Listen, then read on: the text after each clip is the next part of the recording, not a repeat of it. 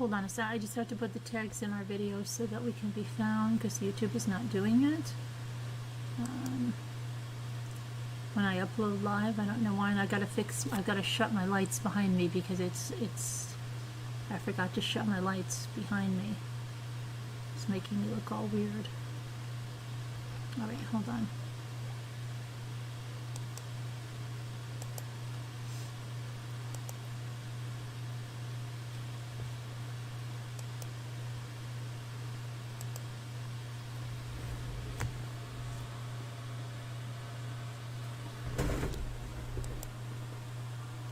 That's weirder now. That's weirder now. Hold on. Let's shut those. I might have to go over there and put those on over there because that's weirder.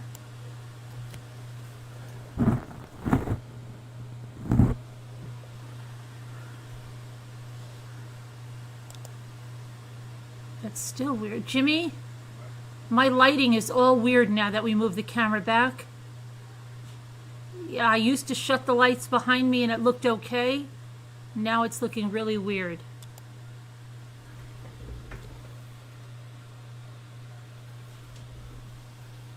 I don't know if you shut something off on the other side because it looks really, really weird.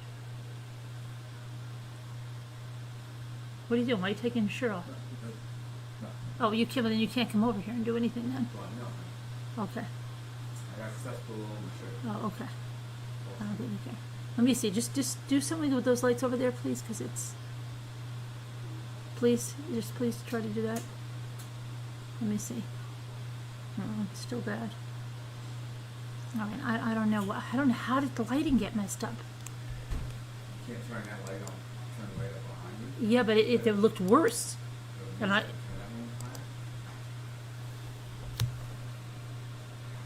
it looked worse when I did that. I never usually keep it up. Okay, that's worse. So I don't know. I have like, I know I look red and shadows, and I have like a white here and shadows. I don't know what's going on. Hold on a minute.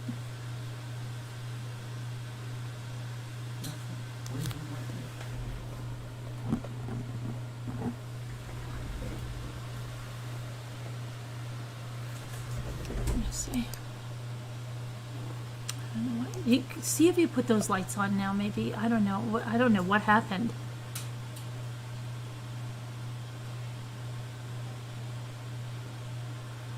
I don't know. This looks. I look so strange.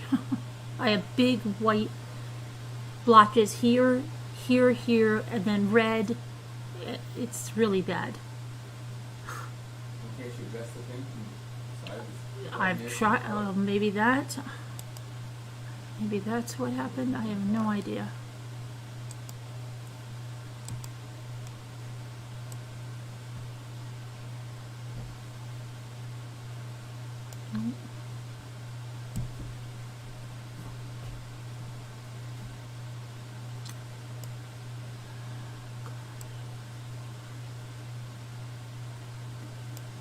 What's going on with my... Everything is so crazy. Okay, that's as good as it's gonna get. And I still have like, it looks like I have black here. I don't know what's going on. Okay, I don't know if that looks normal or it doesn't look normal anymore. I can't even. I still look like I'm too red here and here. Okay, I don't know what's going on.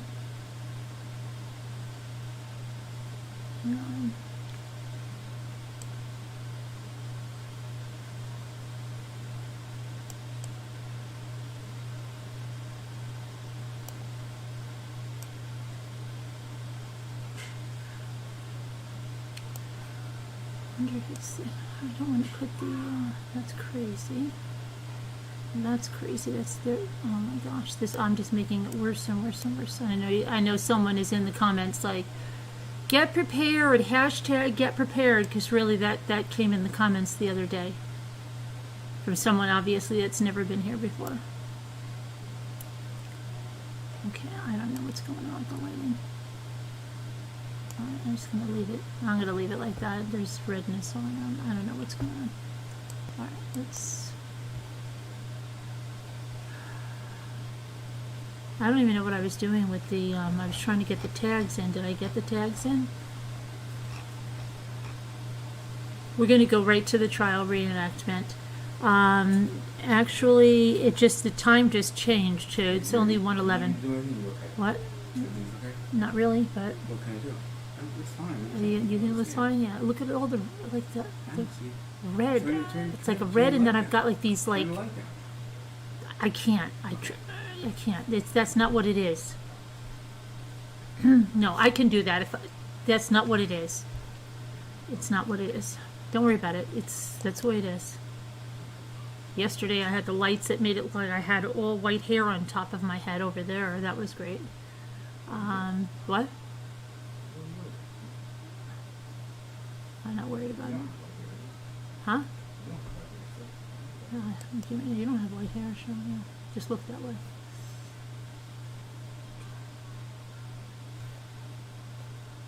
Sorry. Okay. Aurora.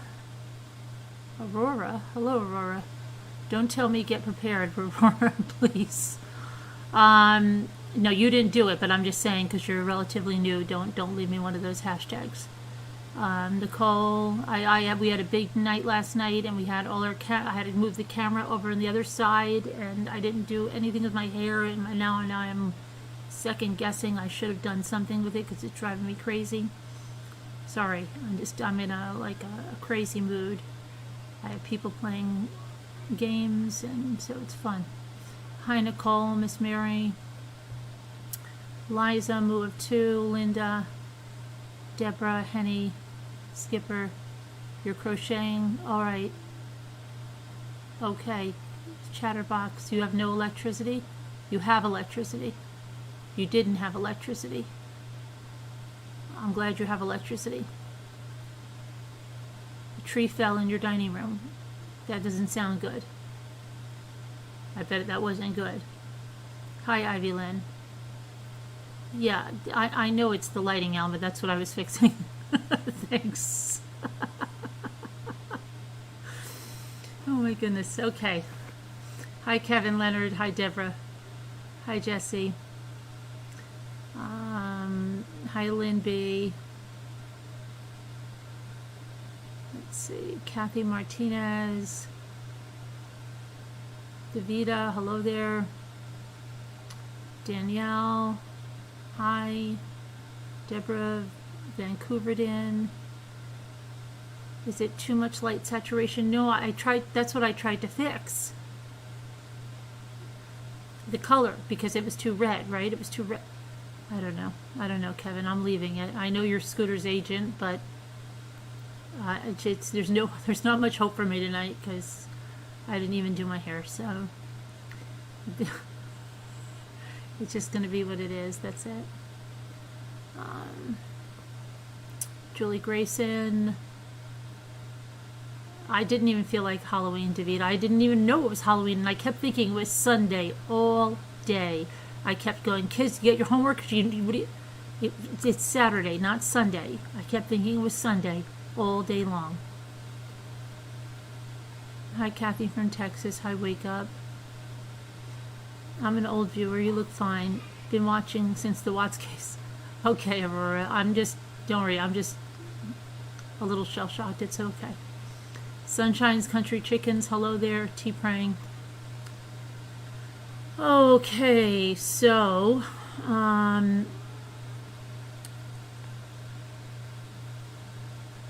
clocks are back, so it's 1 o'clock now even. Let me see if oh, shoot. Hold on a minute.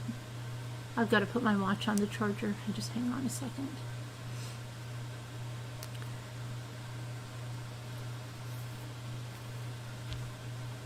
I'm stressed and I'm getting a headache. So I think I wonder if I don't know if I'm actually getting a headache or I just feel stressed.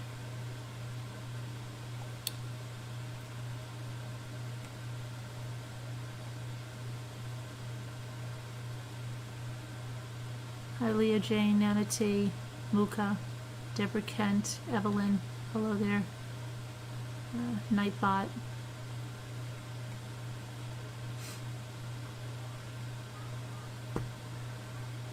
Your clock didn't go back yet? Yeah, mine did. I just, my watch just drives me crazy. High 61. It will say Saturday until we wake up. Ha ha ha ha. Right. Okay, so anyway,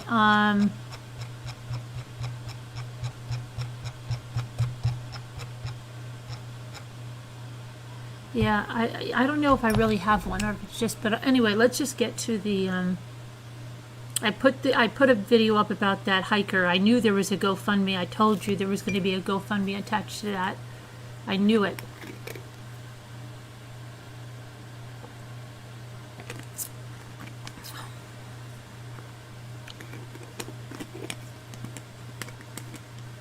They go back when your time zone. Yeah, mine did. My clocks went back. They just did. It says 1:11. And there's Danielle C. Hi, Danielle C. Hi, Uta. Scooter, are you here? Hi, Suki.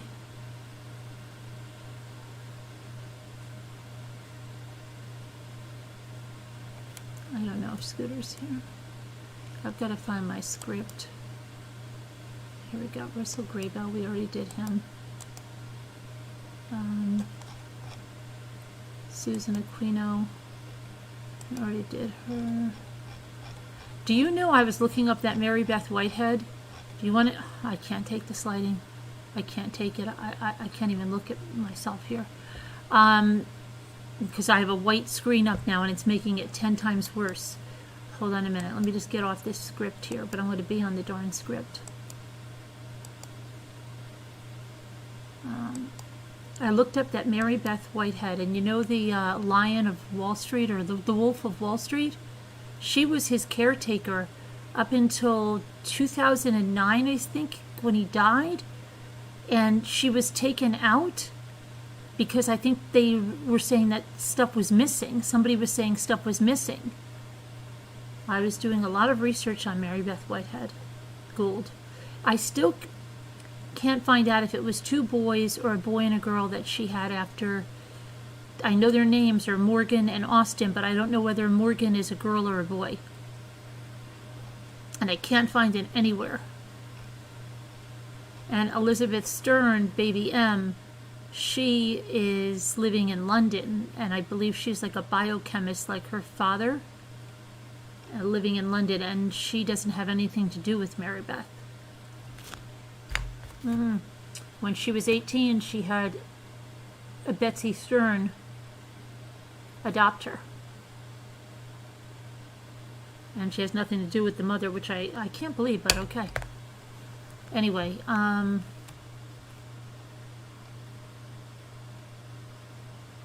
she said something like, I'm just happy to be with the parents that I'm with or something, and that's about all I have to say about that, like Forrest Gump.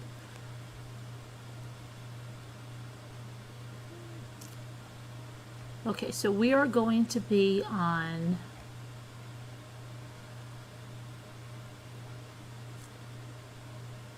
we did Susan Medina.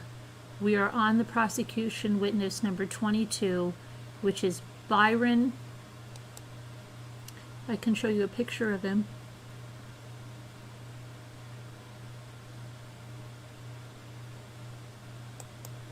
Let me see. Is this him? Is this him? This is our next witness. Okay. And that is Byron Duerfeldt from the Modesto PD. Okay, and that's the first, well, okay. So let me see what we have on. Let me get his testimony. I'm just going to put my watch on the charger real quick. Hang on. We didn't clerk. All right.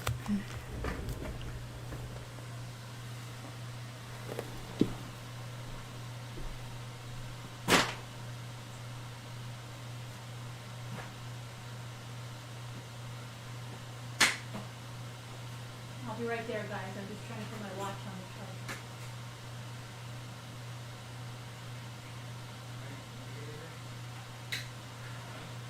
No. Lovely. Maybe I'm going to shut this lighting button.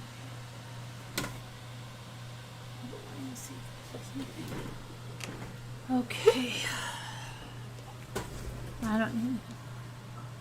No, I had to put my watch on the charger. Okay. All right. Let me get back to the chat. It's a full moon tonight. I know. That's no. It's what's wrong with now. See, now when I go to the black screen, it's like crazy. It's a little better.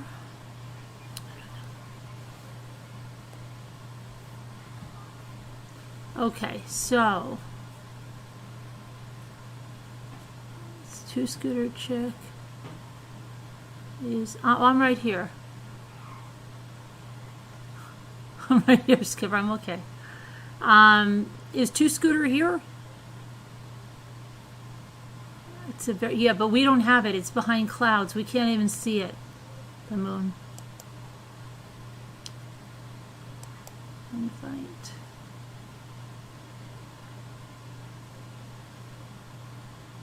Copy. Okay.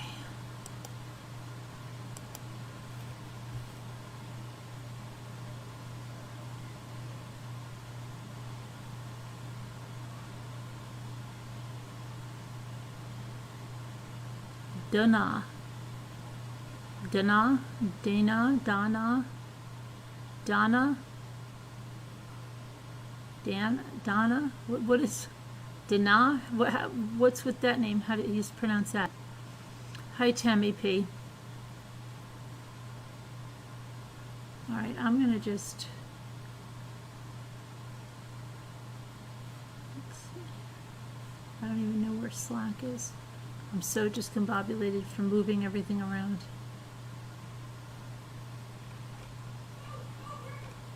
Let's see.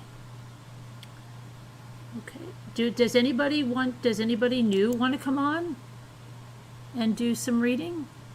Or is everybody just going to just stay? How about Alma? Is Alma here? Alma, you want to come on and do some reading? Alma's here. She told me about the lighting. You want to come do some reading, Alma?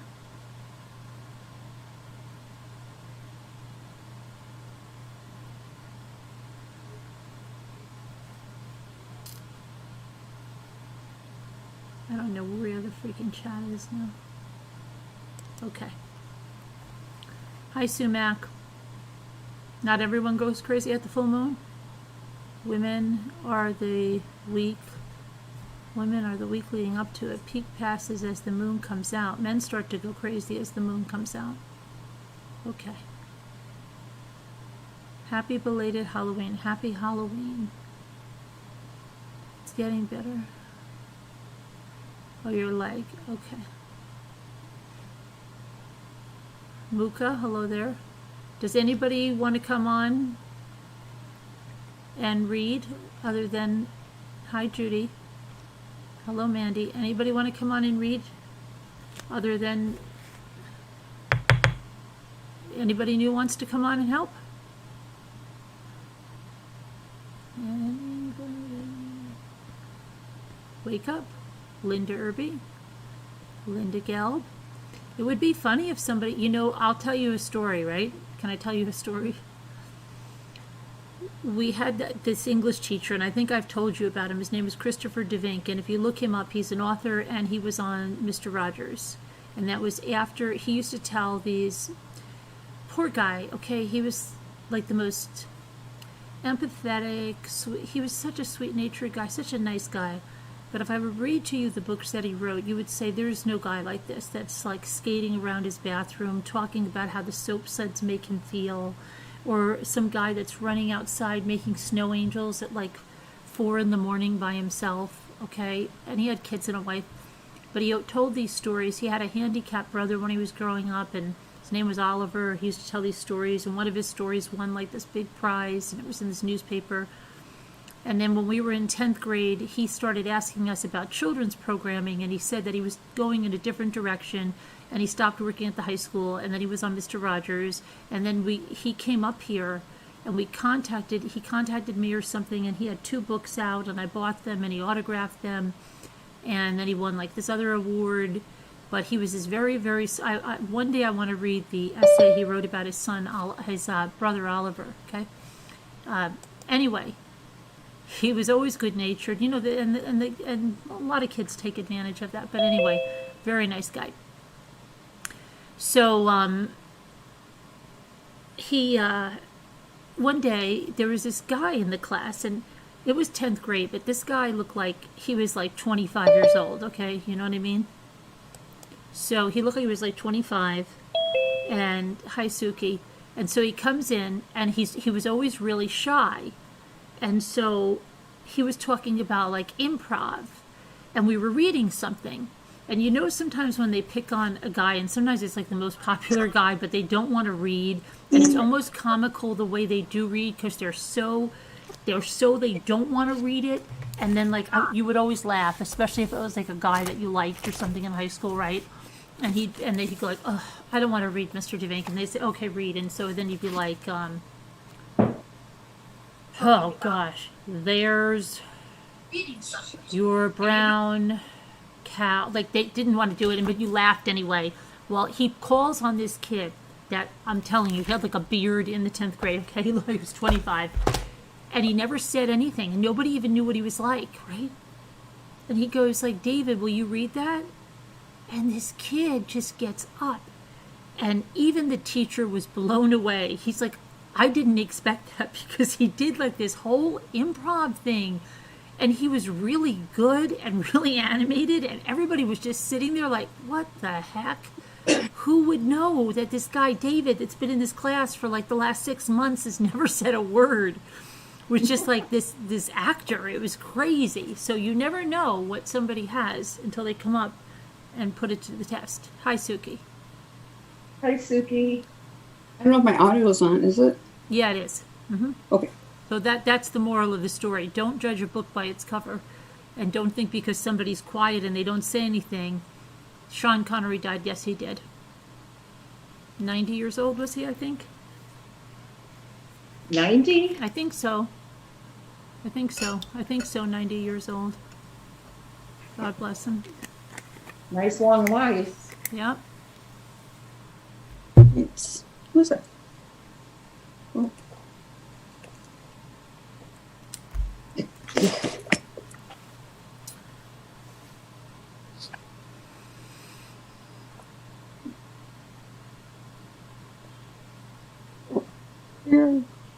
I don't have a script though. So.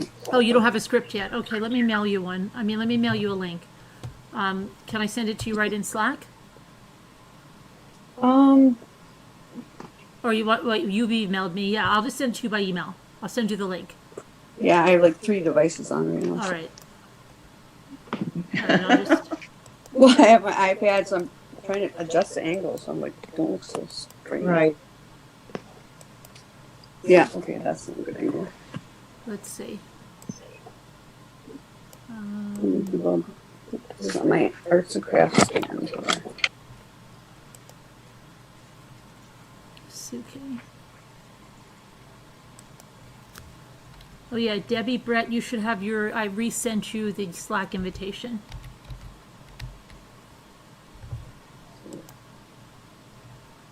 Okay. All right, I think this is you, Suki, right? Yeah, okay.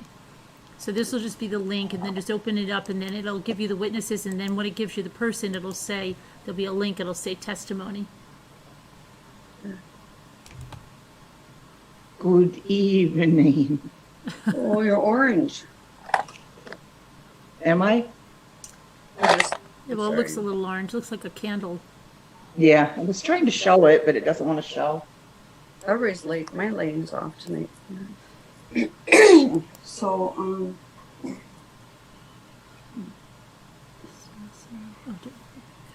I have some of those candles that bleed too, but I left them in Buffalo, I think. Did you just say candles that bleed? Yeah, you know that. The reed.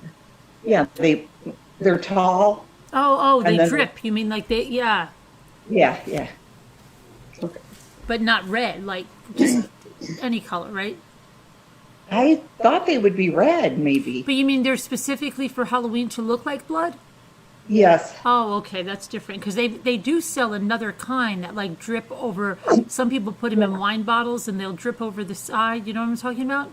Yeah, I But do. but they're not red. Like I don't know. My mother used to have them, but they weren't red. They were like almost like multicolor. Oh, you sent it to Slack? Is that what you did? No, I sent you an email. Did you get it? I just replied to one of your emails. One of them, yeah. Let me know if you get it. Um, I'm so confused because Google changed their little icon on the tab for their Gmail. And it now, when you look at it, it looks like a fire flame coming out of an envelope. oh, And I'm not used to it. And I keep looking for my email tab. Oh, I have to wow. remind- okay, I got it. So You got it? Okay.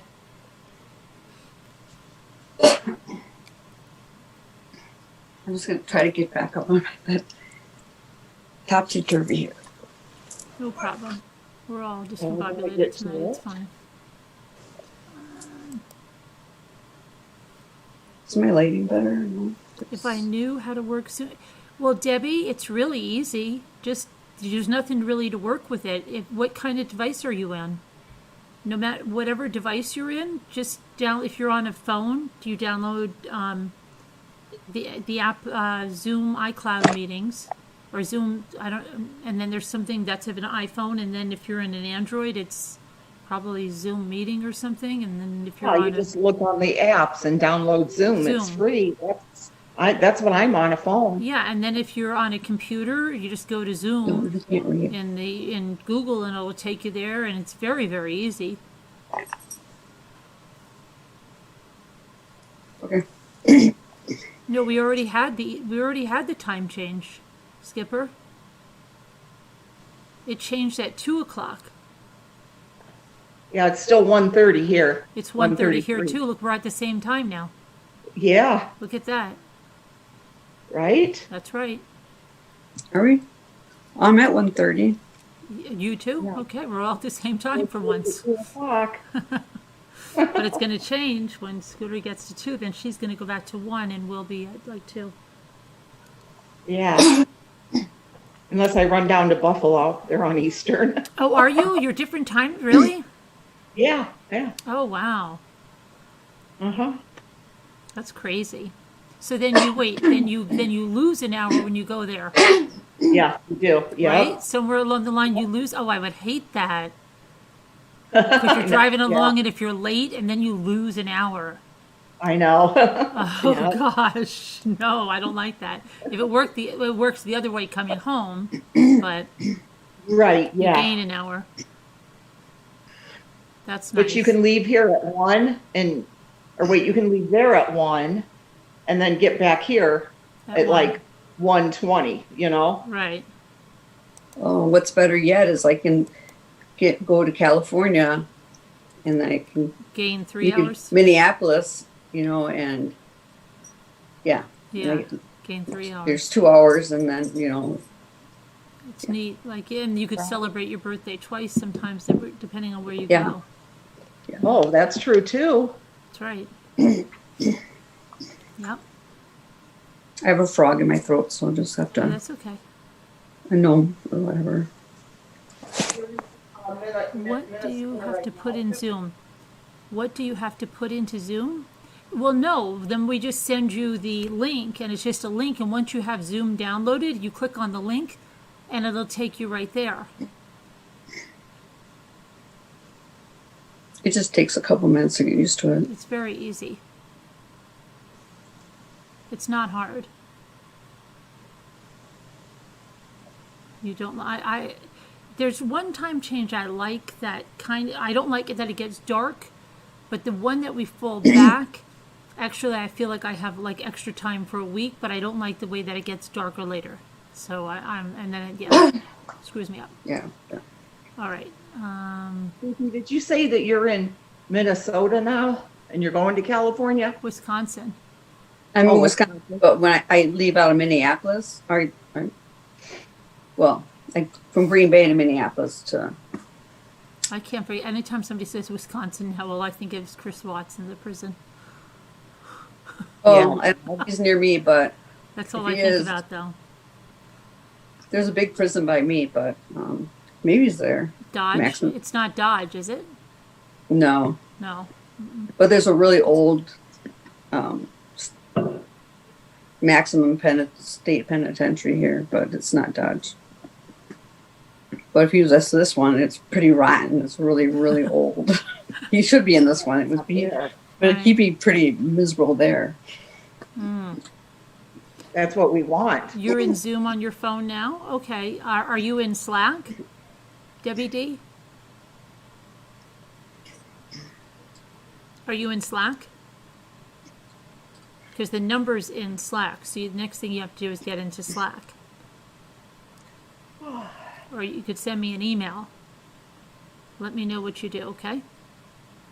All right, so who's going to be the officer? And then we have the, what do we have? Did it come up for you, Suki? Yeah, I just have to make sure I know where I'm at. Prosecution witness go. 22, and then you see where you just click testimony? So I'm at state's case June 1st to October 1st now. Right, and then just go down to Thursday, June 10th. Okay, hold on. Yeah, you go under case facts. Well, I think I first on sent the her, left. I think I sent her it Oh, should have okay. it right The whole on the. thing. So we are at June 10th, you said? Mm-hmm, June 10th. yeah. Okay. What's the person's name? Byron Duerfeldt. Oh, okay.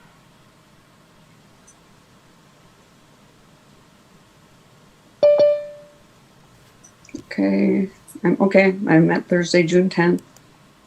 Okay, and then do you see the officer? Here's Debbie. Hi, Scooter. Hi. Do you see that, Carolyn, do Suki? you need me to be the judge or something? Oh, I thought that was Debbie. Hi, Lisha. Oh, it's Lisha. Lisha. You're you have a Lisha. cover. Lenny. Do you have that, I know. Suki? You are. I- I am. Because if you I- when you get to his name, you just click on testimony. Is it Gray Bell? It's you're down further than Gray Bell. It's Byron Duerfeldt, prosecution witness number 22. Okay. No, click on testimony. And I have to click on testimony. Okay. Testimony, and then it'll I'm bring it Byron. up. Well, good thing my voice is hoarse today, so. Yeah, that's who Yeah, good you Byron. are. Okay, and then let's see. I'll be the Whoa. clerk, I guess. Scooter, you should be the judge and put on your wig. Well, I don't have the light on right now. Oh. Let's see now. I'm enjoying the ambiance. All right, so Debbie, you just let me know. Like, hey, if you want to go like for another one, just send me an email and then I'll give you the number later. Okay. All right. So, who's the clerk? I'll be the I'll be- clerk, I Okay. guess. All right. I'll be whatever if you need somebody, or I'll just hang out and wait. You can be the judge, Lisha. Oh, who am I? Okay. Am I Byron?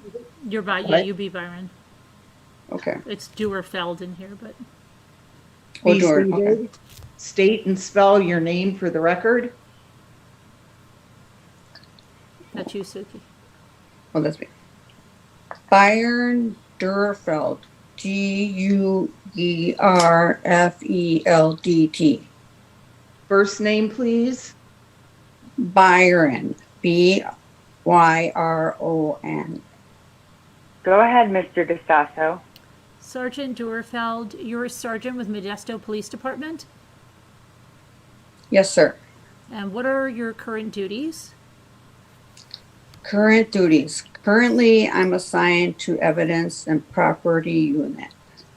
And on December 24th of 2002, were you also a sergeant in the Modesto Police Department? Yes, I was. And at that time, what were your duties? My duties was patrol supervisor. I was working what we call third platoon, which is from 12 noon till 11 o'clock at night. And how long have you been a police officer, a sworn peace officer with the state of California? 25 years. On December 24th of 2002, did you get a call to respond or go to 523 Covina Yes, I did. in the city of Modesto? Yes. Okay. And what time did that call come into you? Do you remember? It was 5:58 p.m. And where were you geographically in the city? How far away from 523 Covina were you? The Covino address is in southeast Modesto. I was way up in the northwest corner of Modesto, which is approximately 8 to 9 miles away. Okay, and after you got the call, what kind of vehicle do you use? A car? Yeah, it is marked black and white police vehicle. Is that your normal police car with the lights and the whole bit? Yes. All right, and did you drive over to 523 Covina? Yeah, initially I responded to East Loma Park. And I put a new aerial on the board. Your Honor, can I have that marked next in order? It's a brand new one, 36. 36. It's just a wider aerial view of the park. Sergeant Duerfeldt, looking at People's 36, do you recognize this as an aerial of Modesto? And can you take a look at it, please? I can just lead you through it. You recognize this. Do you see this here? Here's the tennis courts. Do you recognize this as Dry Creek Park area? Yes, I do. So you went to the park first, is that right? Yes. And what time did you get to the park? Do you remember? What time did I get to the park? I'm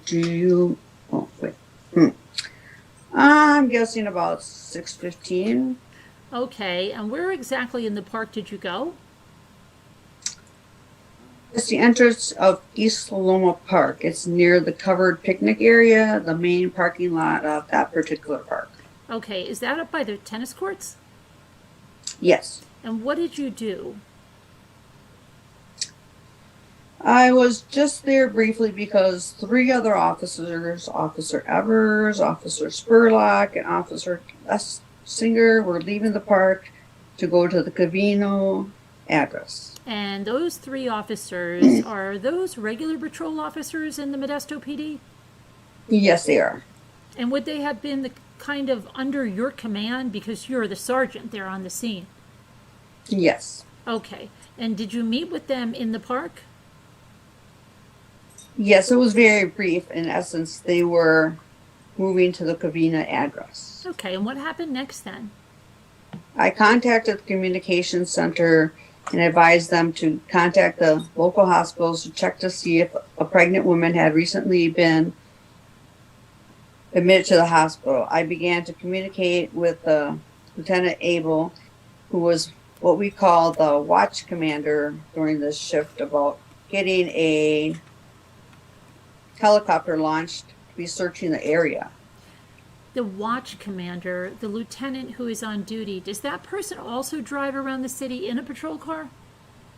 No, he's stationed at the police department. Okay, so he stays at the police department and you kind of call in resources or try to line that stuff up? Yes. Okay, so you spoke to him about the helicopter and what happened next? Then I drove to the Covina address. And when you got to that Covina address, did you park your car somewhere?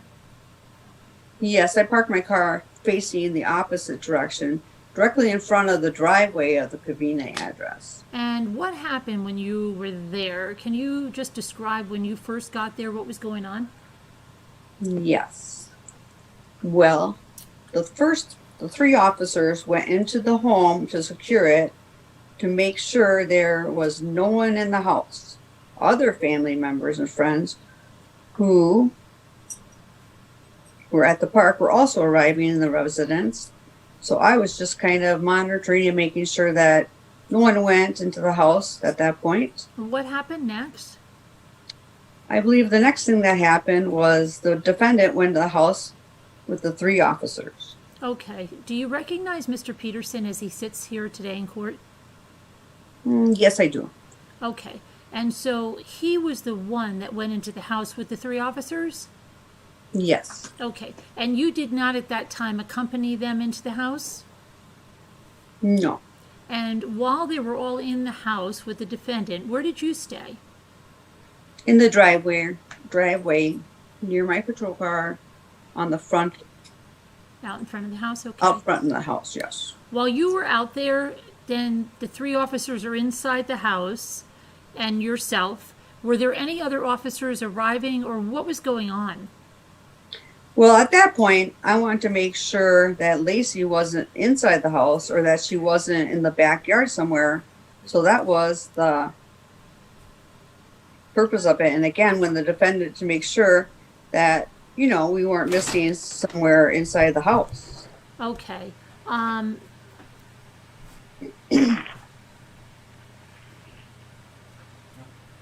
okay. That's you again, Suki, Oh. as far as other things. Well, as far as other things, I was in contact with Lieutenant Abel again, asking about the helicopter, what was the status, and if there's any word about the hospital. I believe that was the only thing at that point that was going on. Okay. Okay, so what's the next thing that happened? Taking you through step by step. No, you missed that one. Did part. I, You wait, missed hold on a the minute. part. As far as things, and then okay, sorry. I had to say that, hold on a minute. Oh, I'm here. Okay, I'm sorry. Jimmy moved my mic for some reason. I don't know why, so he got me all messed up. Okay, so the 3 officers were inside the house. Jimmy. I know, I have to blame him. But it is true, though. We're inside the house with the defendant, and then did they come out of the house at some point?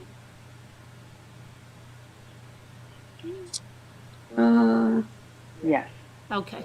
And what's the next thing that happened, taking you through step by step? Well, I'm going blind, so I'm trying to see here.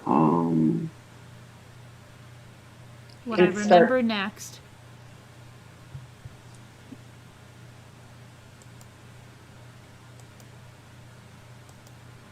What I remember next. Yeah. You see that? Remember next. Okay. Oh, what I remember next was going inside the house with the 3 officers and standing in the front near the entrance of the house. And I asked the officers to give me the rundown of what they had. Okay, hang on. No, hang on. Now, I just had everything I was doing. Yeah, And Officer Evers, who was the investigating officer. Objection, hearsay. Sustained. Yeah, Don't tell me what he told you. You asked him for a rundown. Oh, no. That's me, yeah. That's okay. See, we can all blame it on Jimmy, because, yeah, don't tell me This what he told writing you. is small, so and You- it's all you- like bunched in, so you it's hard to asked read. Yeah, I keep having to push For it a back and forth. rundown. Yeah. Yeah, okay. So I asked him for a rundown and he told me that. Okay, hang on a second. And he told me that. Okay, what's the next thing? I asked if there's anything unusual or suspicious about what they had known at that time. And they gave you some information? Yes. Okay, what happened next? Based on what they told me, I feel it was necessary to have a detective respond to this incident. Now, in a normal missing persons case, let me ask you this way. Does a Bless you. detective always respond to a missing persons case right out of the gate? Or is that kind of your call as the unseen person? How does that work? Bless you to whoever sneezed. I would characterize it as being an unusual for a detective to respond to a missing persons case. And secondly, that would be my call. Okay, and so you decided to call in a detective? Yes. And the circumstances of this particular case, an 8-month pregnant woman missing on Christmas Eve, were the circumstances of that unusual? Yes. Objection. It calls for speculation, no foundation. Overruled. All sustained. Called in a detective. Overruled. Go ahead, you can answer that. Yes. So this whole kind of situation is unusual to you. Yes. And so you decided to call in the detectives. So what happened next? Then I had them search the house that was directly north of the Covina residence because it was a vacant residence. Okay. And why did you do that again? Why did you happen to do that? Again, there's a possibility that Lacey could have been in that house. I want to make sure that that house has been checked. All right, so you had him go into that house. Yes. And just for reference here, do you recognize this is a diagram of the houses on Covina Avenue? Yes. Okay, and this one is labeled the Peterson residence, and this is 523 Covina. Correct. Okay, so the house that you said that you had them search is 529, the vacant house right next door? Yes. Okay, and after they did that, what else did you have happen? What's the next thing that happened? At that point, I was the only ununiformed officer, only police officer at the Covina residence. Okay, Did you skip something?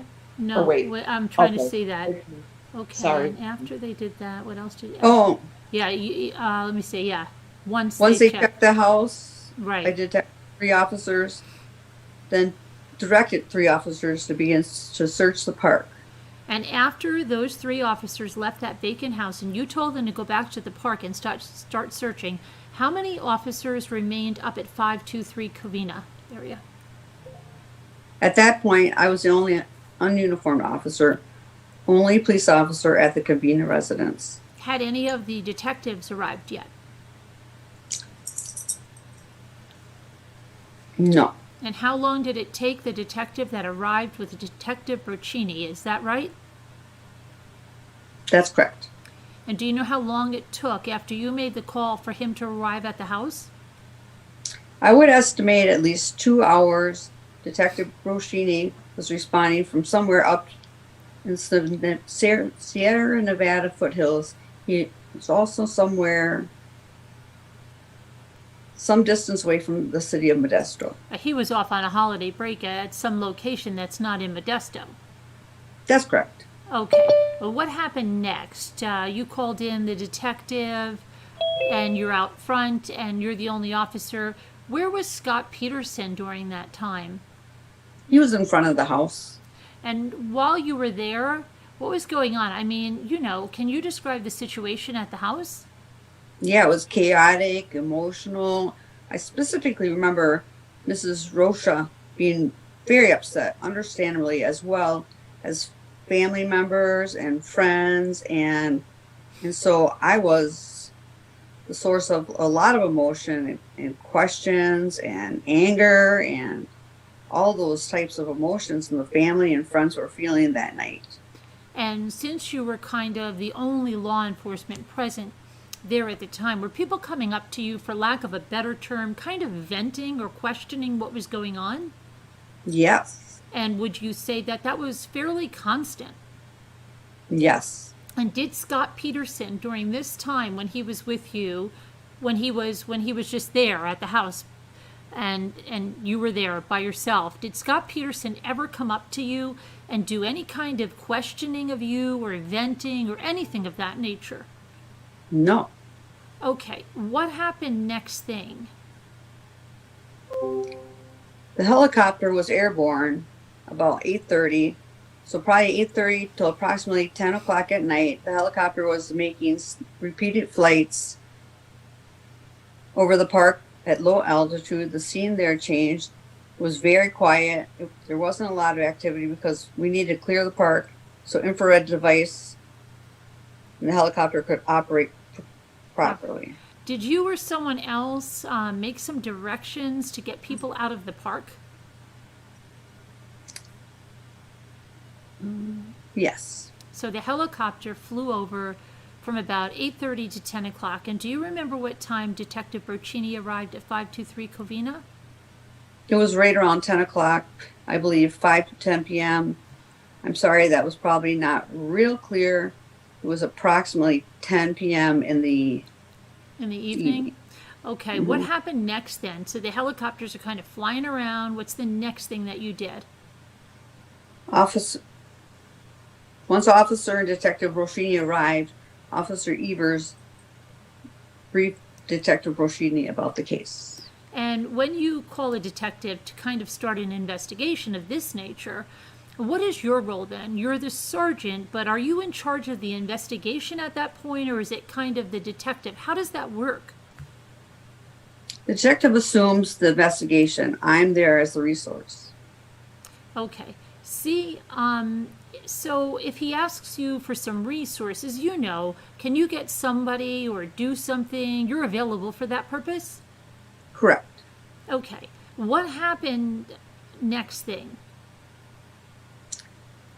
That was about 11 p.m. She's, Oh no, you you're said, up there at that point. yeah.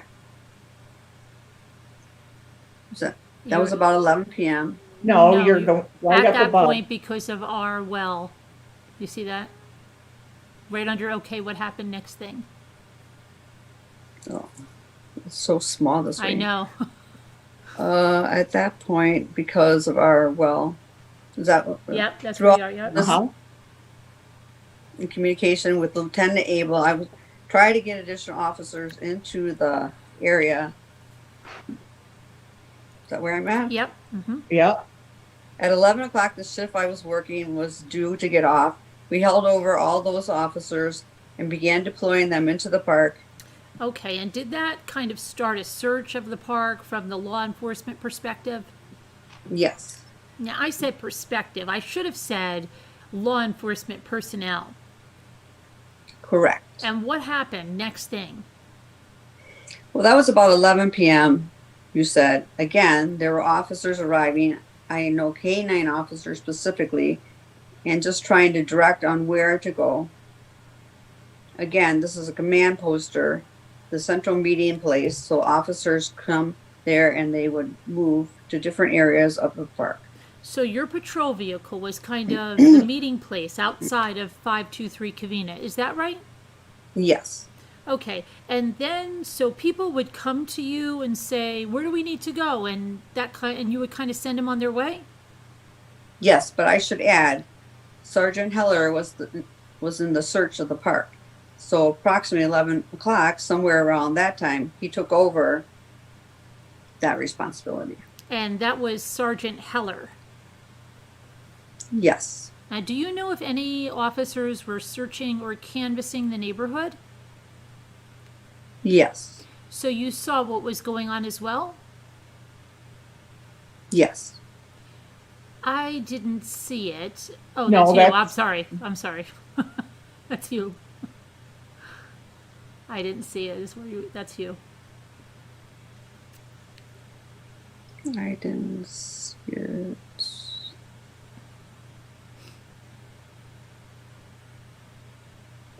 Hi, Pilot Pete.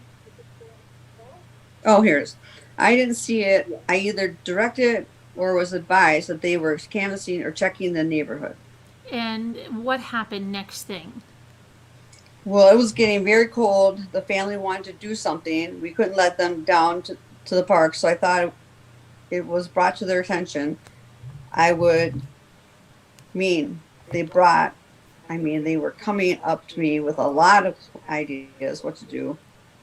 One of the ideas was to start creating posters. So I thought it would be, a perfect thing to do. So several family members left to go to Kinko's copying to make copies for posters. I explained to them that I just didn't think they were going to be, well, this was a good place to meet because it was very cold and they wouldn't be allowed to go into the house at that point. So suggesting maybe they could go gather someplace else. So it's kind of a process where the family and the friends were now leaving. Okay. And what time did you leave the house that night? When I You just have a time? About 12:30 a.m. Okay. And when you left at 12:30, were you the last person to leave the house? No, I believe Detective Broschini, an identification technician, was there. Okay. And after you left 523 Covina, did that kind of end your participation in this particular case or the investigation, or did you do other things like the next day or something? This was my only involvement in this case. All right. Thank you, Your Honor. I don't have any further questions. Judge? Mr. Garagos. Thank you, Your Honor. Good morning. Good morning. You got a call at exactly what time? Well, it's not exactly. It's approximately, I believe, 5:58 p.m. Okay, and you arrive, you go first to 523 Covina. No. Where do you go first? First, I drove to East La Loma Park. Okay.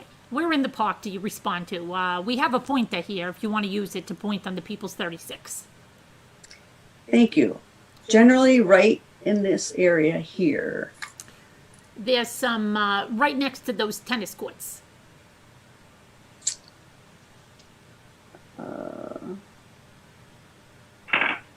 There's a parking lot. There's tennis courts, basketball court. All right, let me show you this. They might have a better view of the angle of the area you responded to. Just for the record, you're showing him what number, Mr. Garagos? I'm putting up on the board People's 22, Your Honor. All right. It's a little bit, it's a little bit more blown up. Did you see it? Did you respond somewhere in here? Yes, right in this area, right here. Okay. Now, who did you see when you got there? And you can return to your seat. Who did you see? Who did you respond to? Or who was there? There was, well, in addition to 3 officers. Well, let's get through. Which ones were there? Which 3? Officer Evers, Officer Spurlunk, and Officer Letzinger. So, Evers, Spurlock, and Letzinger are there. And you said, what were they doing when you drove up? And by that way, are you by yourself? That's correct. Or, yes. You see Evers and Spurlock and then Letzinger, and what are they doing? They're in the cars beginning to drive out to the park. Okay, they had 3 separate cars? Yes. Okay. Now, do you all stop at that point and have a discussion? My recollection is no, just Officer Evers in that car. That was car to car. Okay. We never got out of the car. So someplace here in the parking lot, you're driving in, and then he's driving out, and it's car to car, and you roll down the windows, and it's obviously starting to get cold, so you talk through the car windows with Evers.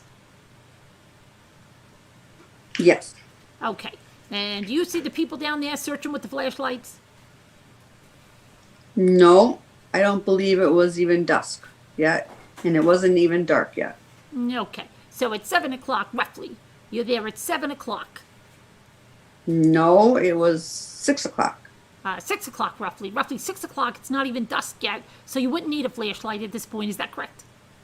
That's my recollection. I don't remember seeing anyone with flashlights. Okay. And do you remember seeing anyone out there, civilians, searching or doing anything or yelling?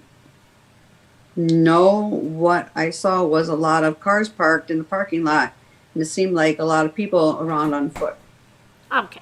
And did you see my client, Scott Peterson, down there? No. Okay. And did you see him anywhere in the park before you talked to Evers, right? After you talked to Evers, do you then move and you go up to the Covina address? Yes. Okay. And did you see him at that point, at any point then when you made that trip out of the parking lot and down to Covina? No. Okay. And when you arrive at Covina, what do you see? What's your first, you park your car where? On the streets? Yes. Okay. And do you see the map? It's behind you and it's marked People's 33. How did you approach the house? From Encina, westbound Encina, and then southbound, or correction, northbound Covina. Okay. as I'm doing right here. Right here. Yeah, right, right, Okay. And then you parked on one of those curbs. right. No, go way down. You parked, directly in front of the residence, right? Right, Okay. And you parked on the wrong side of the street. right. And nobody gave you a ticket. Not that I'm aware of. Okay. When you parked there, what was going on in the lawn? I'm sorry, I didn't hear that. I said, when you parked there, what was going on in the lawn or the grass or in front of the house? I can't remember anything going on the lawn. Okay, so I mean, when you drove up to the house, I'll put the picture up here. You've seen it ad nauseum, okay? But you drove up to that house and there's nothing unusual going on that you see in that front yard? No, not that I can recall. Okay, were you there? Were there people milling around at that point? When I initially arrived, I don't believe so. Like I said, other family members and friends began to arrive once 3 officers and myself arrived, Okay. or soon thereafter. All right. When you, how long would you estimate that you and Evers were down there in the parking lot talking? 2 minutes Okay. Stop it. at the most. Okay, but it takes you a couple of minutes to get up here. It's shortly after 6 o'clock and you're in front of Covina. Well, there was a man who identified himself as a doctor. He had been jogging in the park and he stopped to search and asked me if I could give him a ride home because he had a medical emergency he had to get to. So I drove him home from that point. Then I went to the Covino address. Where was that? Where did you take him? I have no idea where. It was, I believe, Edgebrook Avenue near the entrance of the park. I can't recall a specific location. Okay. Did he approach you after you had talked to Evers? Yes. And as you were leaving the park? Yes. Would he flag you down? Yes. Would he flag you down? Yes. And so you gave him a ride? That takes Maybe, yeah. I saw that twice. I really did. Maybe, yeah. Okay. Very close. Maybe a minute. Okay, so I'm trying to get a picture of it. I assume sometime shortly after 6 o'clock, roughly, you parked your car in front of the Peterson house. Yes. And who was Evers, Spurlock, and Letzinger? They were already there? Yes. And when they were there, were they also parked in the street itself? They were parked They were parked? on the street legally, as opposed to me, who was illegally parked. And as you come up, they're legally parked, and they're out of their cars at that point. My recollection is they're already in the house. Okay, so when you drive up, you see patrol cars, nobody's in those patrol cars, and you park on the other side of the street, you get out. Do you go inside their house? No. What was the first thing you did when you arrived at the location after you parked your car and you got out? I believe I called the watch commander, Lieutenant Abel. Okay, and you told him you were there. Well, again, just strategizing about contacting hospitals, trying to get the helicopter up. Okay, you wanted that helicopter up so the helicopter could kind of, you talked about it, they're in infrared, so they go through the park and they wanted to clear the park so that the helicopter, if it could, with the infrared, it would show up any kind of heat source that's being radiated. It would be picked up by the helicopter. If there's a body down there and it's radiating heat, you'll be better to see it, right? That's my understanding. Okay, that was your understanding. And if you've got a bunch of people down in that park, it's going to be a problem, obviously. It's going to pick up all that heat coming up off those people, right? Who are searching. Correct. Okay, now, did you order this helicopter that at that point, a couple, whatever it was, 5-10 minutes after 6 o'clock? Well, I don't think order is the right order. Oh, okay. Did you request while you were strategizing that a helicopter get out there? Yes. Okay, so you make this request, and did they tell you that they're going to do that? I mean, what believed? No, I didn't know. I didn't even know that they had an infrared device on the helicopter. Oh, okay. So, but did at some point you were aware that somebody issued an order to have the park evacuated? Yes. And at what time was that? I would estimate probably around 8 to 8:30 p.m. Okay. So you arrive, you're in your patrol car, right? You don't see Evers anywhere. You don't see Spurlock. You don't see Letzinger. They're inside the house, you assume. If I got it right, you're on your radio. You're strategizing, right? About getting that helicopter down to that point, correct? Correct. And then at what time do you go on the premises? Yes. At that I w- point, I'm sorry. At that point, you go on the premises?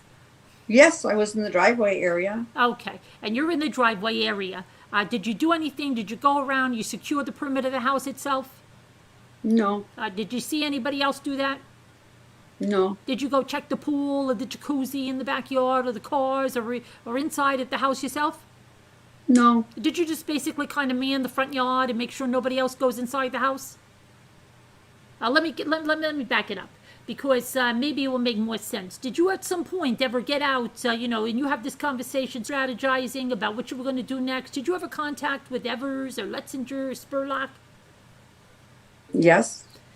And when was that? When was the next thing you decided to do after you made that phone call? Yes. Okay, who did you talk to? Again, it was a group discussion amongst all three of us. Now, when you say again, it is, if I understand correctly, down in the park, it was just Evers and you, correct? Right. I was just referring to my earlier testimony. Okay, so your first discussion with Evers, your second discussion's up at the house with Spurlock, Letzinger, and Evers, and the four of you together. Yes. And when did that take place, that discussion? Where? Inside the house, near the front door. Okay, was this the first thing that you did at the house? Is this even, if I have it, it's the group discussion, if you will. Yes. Did you at any point prior to that group discussion, have you encountered Scott Peterson yet?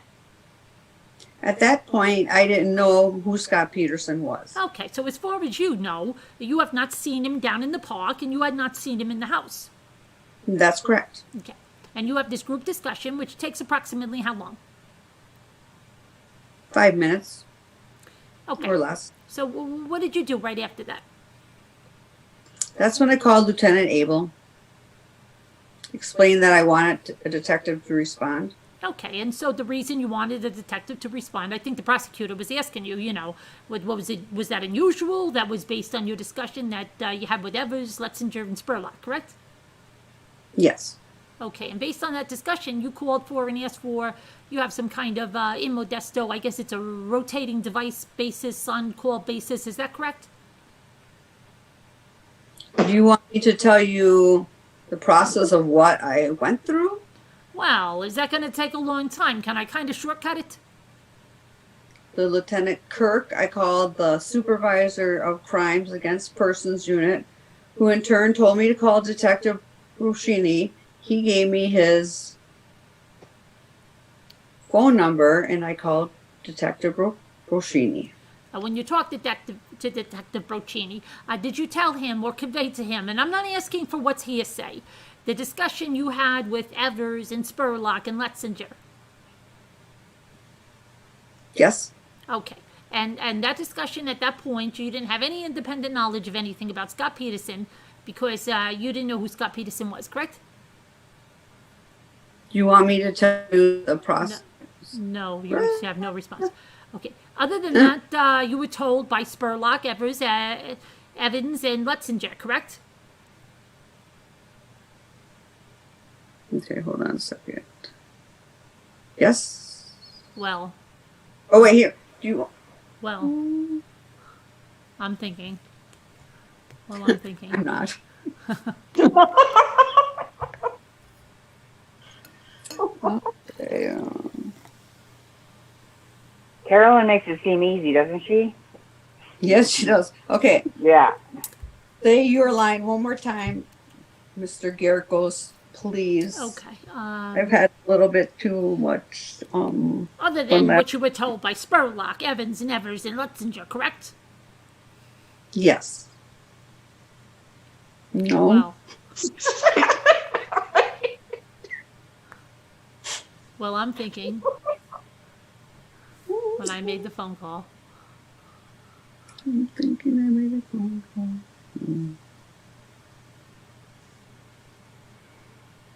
Lieutenant Kirk, I called the. You're down beneath that. You see where it says Okay, no the- response? Got Okay. Oh, no response? Okay. See, you're two down. Yeah, you're down that next one. Well, I'm thinking Mhm. that one. Yep. Mm-hmm. When I made the phone call, oh, thank goodness I'm thinking again. Okay, made the phone.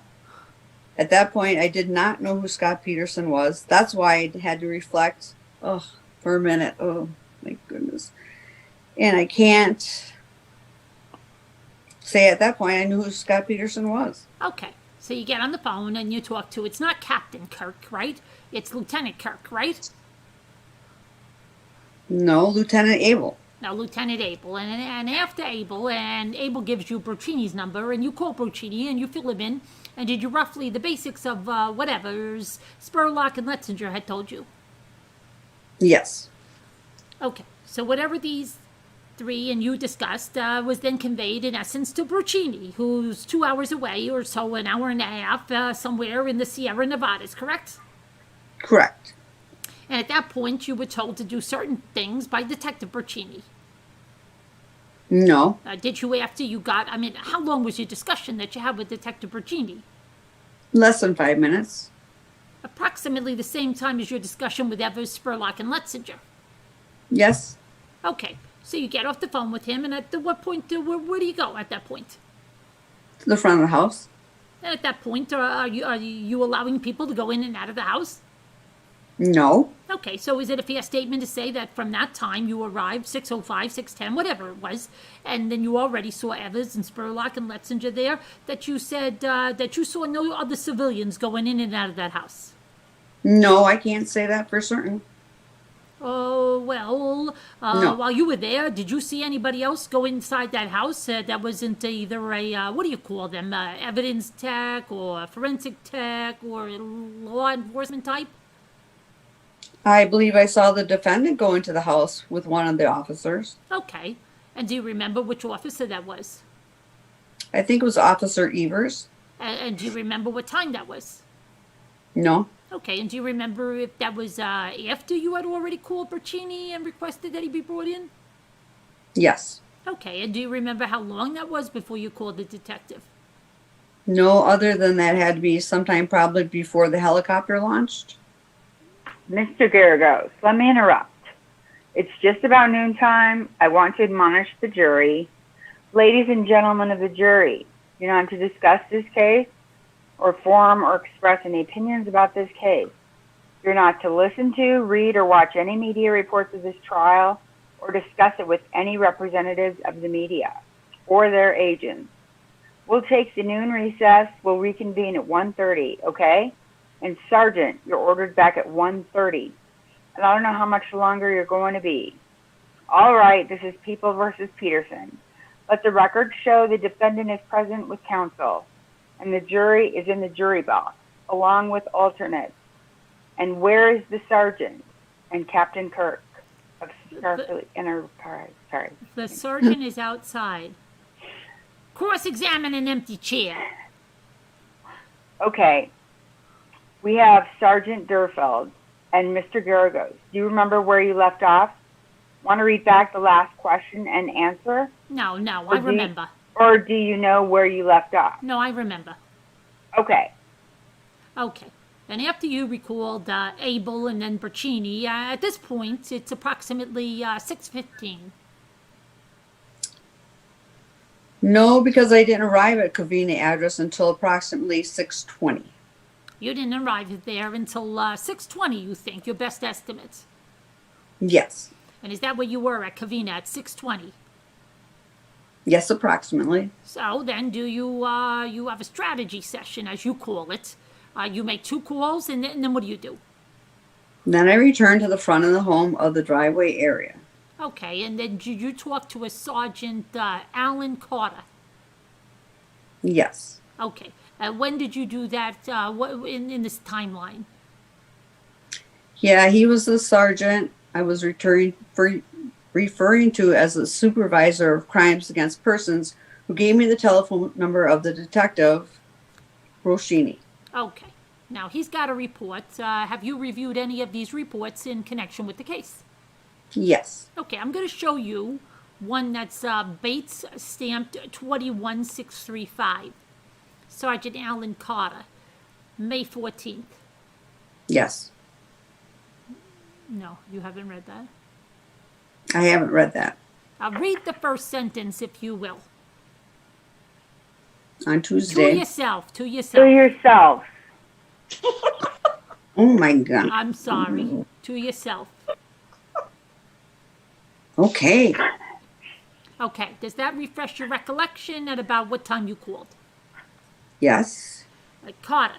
So that would have been closer to 6:30 that you actually called him. Right. I arrived on scene at approximately 6:20 and 10 minutes later made the phone call. All right. Now, when you called him, did you tell him that Scott Peterson, who's currently not at the house at 6:30, but he was out walking in the neighborhood looking for his wife? I can't remember that. Same page. Does that refresh your memory? Your recollection? Again, I can't recall telling Sergeant Carter that. Okay. Did you tell Sergeant Carter that Scott had called numerous family members prior to the police being called, and they were now at the residence? I can't recall specifically telling him that. Okay, and did you tell Carter, did you tell him something that caused you to go get Scott? Did he tell you to go get Scott, or did you? No? I ask you to read this silently to yourself. Now, does that refresh your recollection? Again, my only recollection of my conversation with Sergeant Carter is just to explain that we had a missing person case and I wanted a detective out and we make a call. Okay, now, did you tell Carter what I just showed you was a lot more information than that? You don't remember? You don't remember giving that information to Carter? That's correct, sir. Okay, then I'm going to ask you to read silently to yourself. Now, do you remember any of that information in Carter's report conveying that to him? No, sir. Okay, now, did you end up calling him back, Carter? I don't remember calling him. I just remember the one telephone call. Okay, let me show you another portion of this report where Carter indicates that at 7 o'clock you called him back. Does that refresh your recollection? No. And do you remember you don't have any recollection of this second phone call? Is that correct? No, I'm sorry, I don't. Okay. Now, did you, when you went back outside, you were in the front lawn, and that would have been after you talked to Carter, and after you talked to Burchini, and obviously the other three officers, correct? Yes. Okay. And you leave the other three officers inside the house, and you're out in the front yard. No, I believe they already are outside of the house, too. Okay. So, the four of you were out front. Family members coming up, asking questions, getting angry, hysterical. Is that a fair approximation of what was going on? Yes. Okay. And then you were trying to keep them off out of the house at that point, correct? No, I don't. There was no urgency and no one was wanting to go in the house. Didn't they want to go in the house and get pictures? Weren't they requesting to get pictures? You talked about the poster they wanted to make up a poster. Wasn't there one of those things people were looking for pictures of Lacey so they could distribute those? My recollection of that was much later in the night, closer to after the helicopter had ended its search, more like around 10 o'clock in the evening. Okay. Now, as you came back out, the family members were doing this and that, and then when was the first time you saw Scott? The first time I saw the defendant was outside in the driveway area. At approximately what time? I'm estimating sometime after 6:30 Okay. p.m. And at that point, did you have him stay at the house? I had no conversation with him. at all that evening? That's correct. Okay, now at any point did you see him in the company of any other officers? No. And when he came back in the house, where did you see him? Just in the driveway area? Again, my recollection is I saw him in the driveway at the front of the house. I didn't see him approach. My recollection is I saw him at the front of the house. Okay, in the front of the house. In the front of the house. Did you see him go into the house with Evers or any of the other officers? My recollection is there was something about a telephone.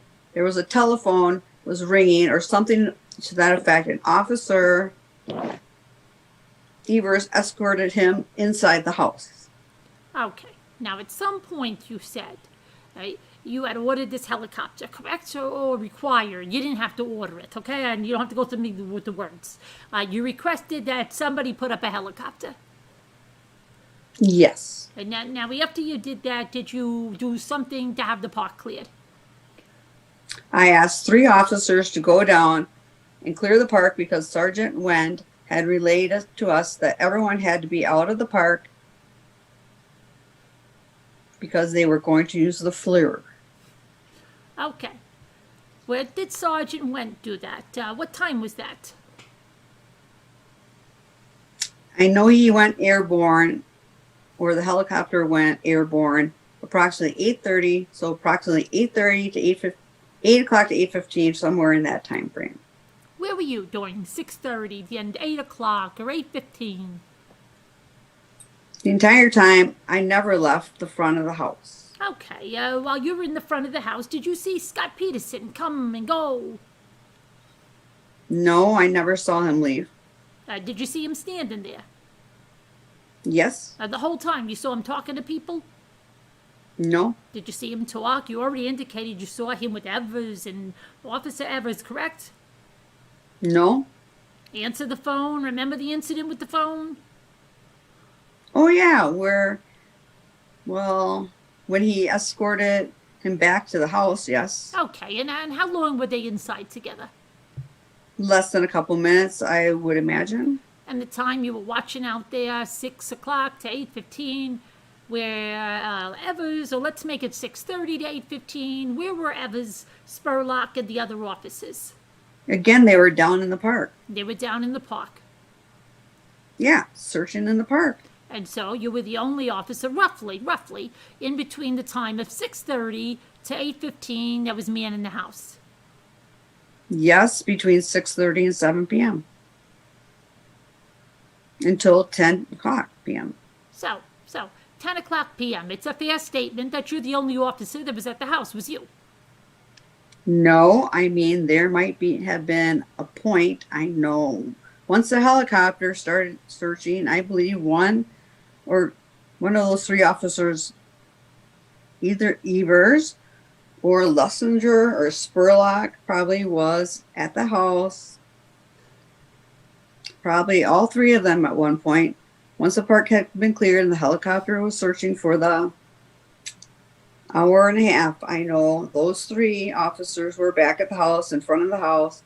Now, I don't know how long they were there. And that would have been somewhere after 8:30. Approximately, it could have been 8 o'clock. I'm not sure. Okay, and the first time that you saw Scott Peterson on the driveway was when you came back out of the house and you had made those phone calls. Sometime after that, yes, sir.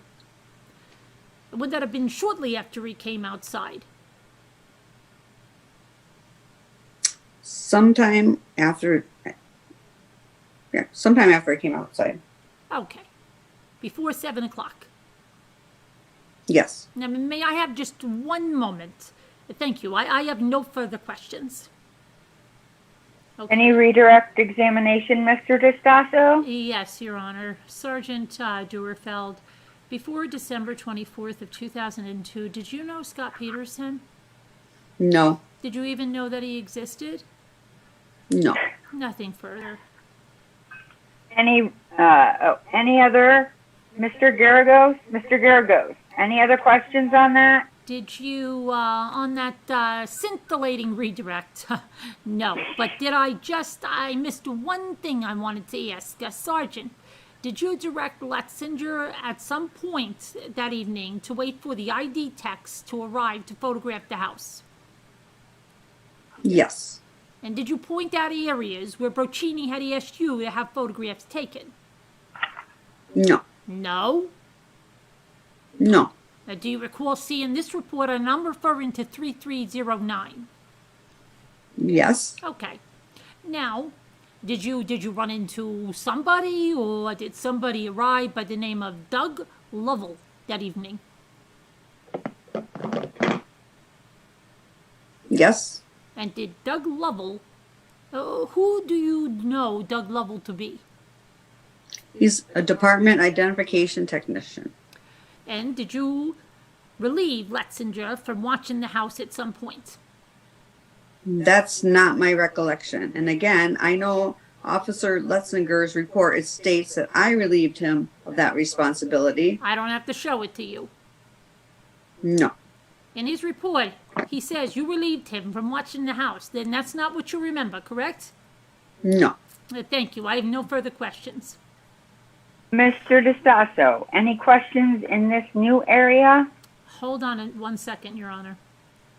Sure. Did Sergeant Duerfeldt, do you have a recollection of who relieved Letzinger from his duties? No. I remember I was there at the house entirely. Oh, am I not in the right spot? You're right. No, that's right. The house entirely until ID technician Doug Lowell and Detective Roshini were at the home. At that point, I remember leaving the home when those two people were at the home. As far as someone in charge of the home, I would defer that to Detective Roshini, now was the scene manager of that home. Nothing further. Mr. Garagos, any questions? Now, just so I understand, your understanding of what happened that evening is that once Broccini showed up, that the house was under his auspices at that point in whatever pecking order you have. Yeah, it's at that point becomes his investigation. Although I'm a supervisor, I'll provide him resources. It's his investigation, his responsibility. And there's His expertise. And you're not at that point doing anything other than supplying, as you say, resources or trying to assist him. And he's the one who's in charge of this investigation at that point when he arrives, as I think you said, was 5 to 10, correct? correct. Thank you. No further questions. May this witness be excused? Yes, sir. And Carolyn, we have Debbie Dale here. Oh, hi, Debbie Dale. Debbie Day. Debbie D? Debbie Dale. Debbie D, I'm sorry, Debbie D. Debbie D. Hold on. You need to unmute, Debbie. Someone else can take a turn if they want. Okay. Let's see what Debbie? we have next. Debbie? Hi, Debbie. We have a lot of Debbies. We have to get rid of some Debbies. Sorry, some Debbies have to go. No. No. No, they We have no, they always don't. have room for more Debbies. We have lots of room for Debbies. I have an Aunt Debbie. Debbie, hit your thing to unmute. Maybe Debbie fell asleep. Oh, shoot. Debbie? Debbie. Oh, wait, that's Kelly. Kelly. This one's not too long. I think it's shorter than one you had, Suki. Okay, the next Yeah, witness will be there she is. prosecution witness number 23, which is Hi. Wendt. Oh, hi, Debbie. Can you hear me? Hi, Yeah. Debbie. Hi. Hey. Or, Good. can How are you you? hear me? Yeah. Mm-hmm. I just Okay. went- Oh, I hear I'm Nana. good. No, Nana's not here. Oh, I guess that was Suki. Sorry. Okay. yeah, I'm just. How are you Debbie, doing, you Debbie? want to? I don't. Sorry. You don't what, Debbie? I don't have the transcript, so if you want me to help tonight and Oh, send it to me, or I can wait I till can send, another night. no, I can send it to you. It's very easy. Okay. You're in Slack? Yes. Okay, and just tell me what your name is in Slack. It's because there's so many Debbies. It's Debbie D. It's the same. D, okay. Mm-hmm. Let me just- Debbie, Where do are you want to from, turn your- Debbie? I love your accent. North Carolina. Nice. I like it too. Do you want to turn your camera on or no? I'm in my pajamas. Oh. Okay, let me see, Debbie. I'm gonna type here, Debbie D. Scooter, you want to be judge? Debbie D, I got it. Okay. No, you're doing good as the judge. I like you as the judge. Are you sure? Yeah. Okay. I don't want to Okay. alert the judge. role. I just sent you the link in Slack. Okay.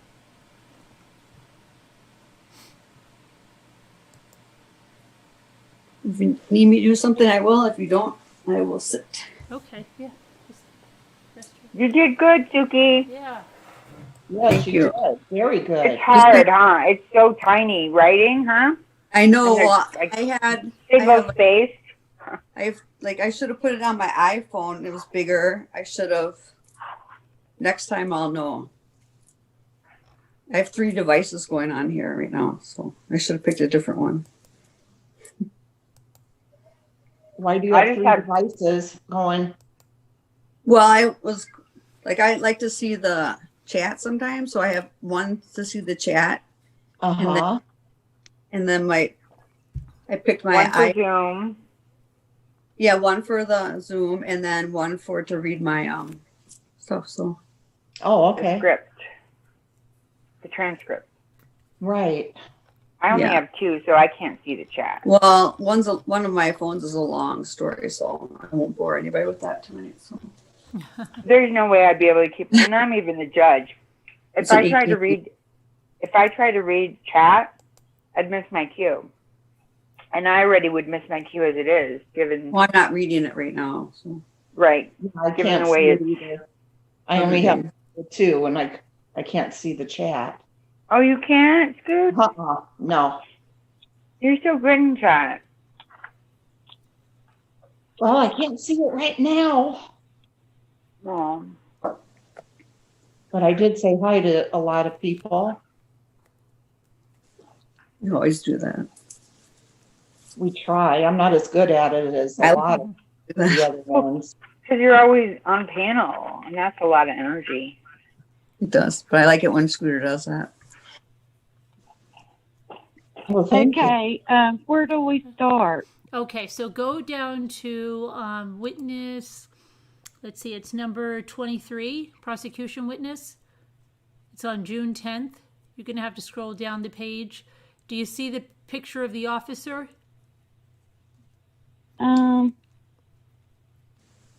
Yes.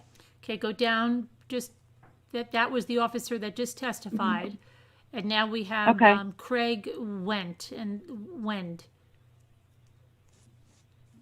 And Debbie could do this one, and then I could do the next one. How about Okay. that? All right. So do you see that, Debbie? Craig Wendt? Yes, I see it. Okay. If you just, MPD. yeah. Just click on where it says testimony and it'll pull the script up.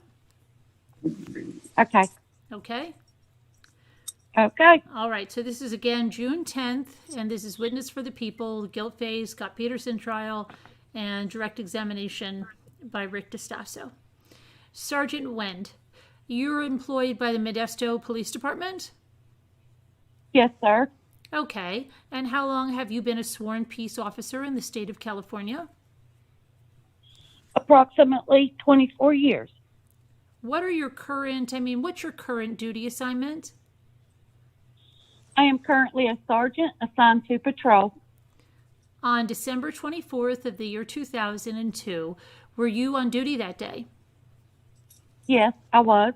And did you get a call to assist Sergeant Duerfeldt in an investigation at 523 Covina? No. Okay. And did you get a call to go out to the airfield, get a helicopter, and fly to the park? Yes. So tell me, let's just go through what happened. You were where when you got the call?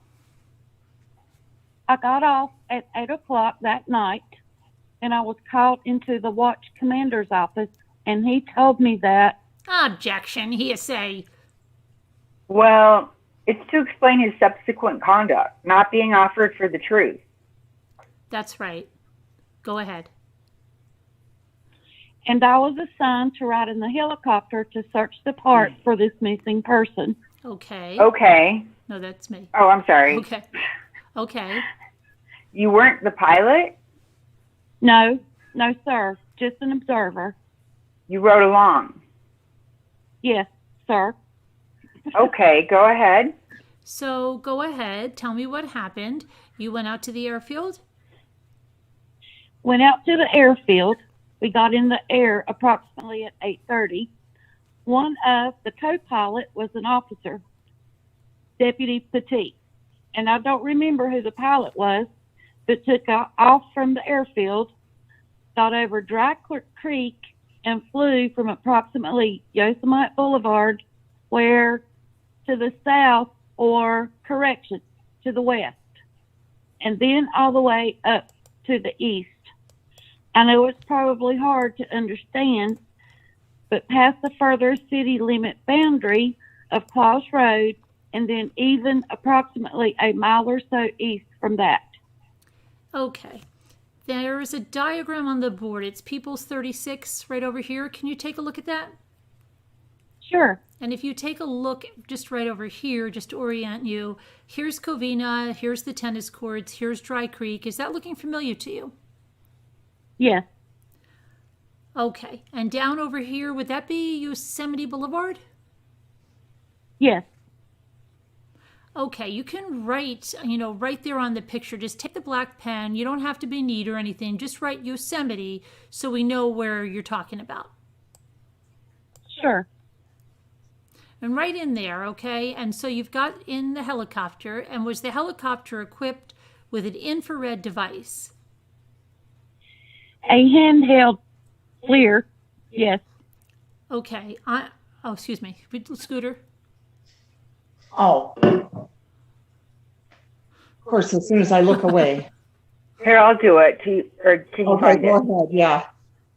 I'm sorry, a handheld what? You want to spell it, Sergeant?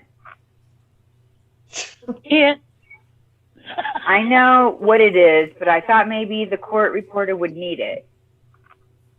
it's an acronym for a long word. Okay, all right. Do you remember what FLEIR? Would that be it? FLIR, forward-looking infrared something. Put sick. Okay. And Sergeant Wendt, what that does is, just in a nutshell, it looks for heat sources, correct? Yes. So you were in the helicopter and you flew as far southwest, I guess, as Yosemite Boulevard. Well, we flew a little farther, but the Dry Creek, it's almost like the end of it.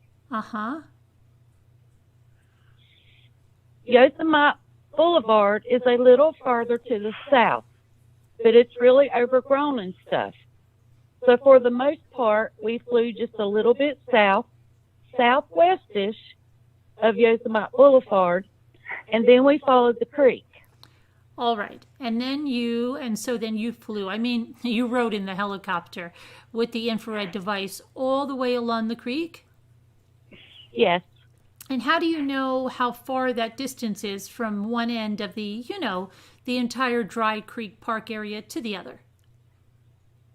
It's several miles, and I know that because of the distances between the major streets. And also, the creek really curves back and forth, and it goes quite a bit farther to the east than this map indicates. Okay. Can you just put a thing on this diagram? Just put a thing that says, just put flew further east or something. Don't step on the juror here. That's okay. Just so you know where you went, okay, how long, you can go ahead, have a seat now. How long do you think that you were in the air? Probably around an hour and 15 minutes or so.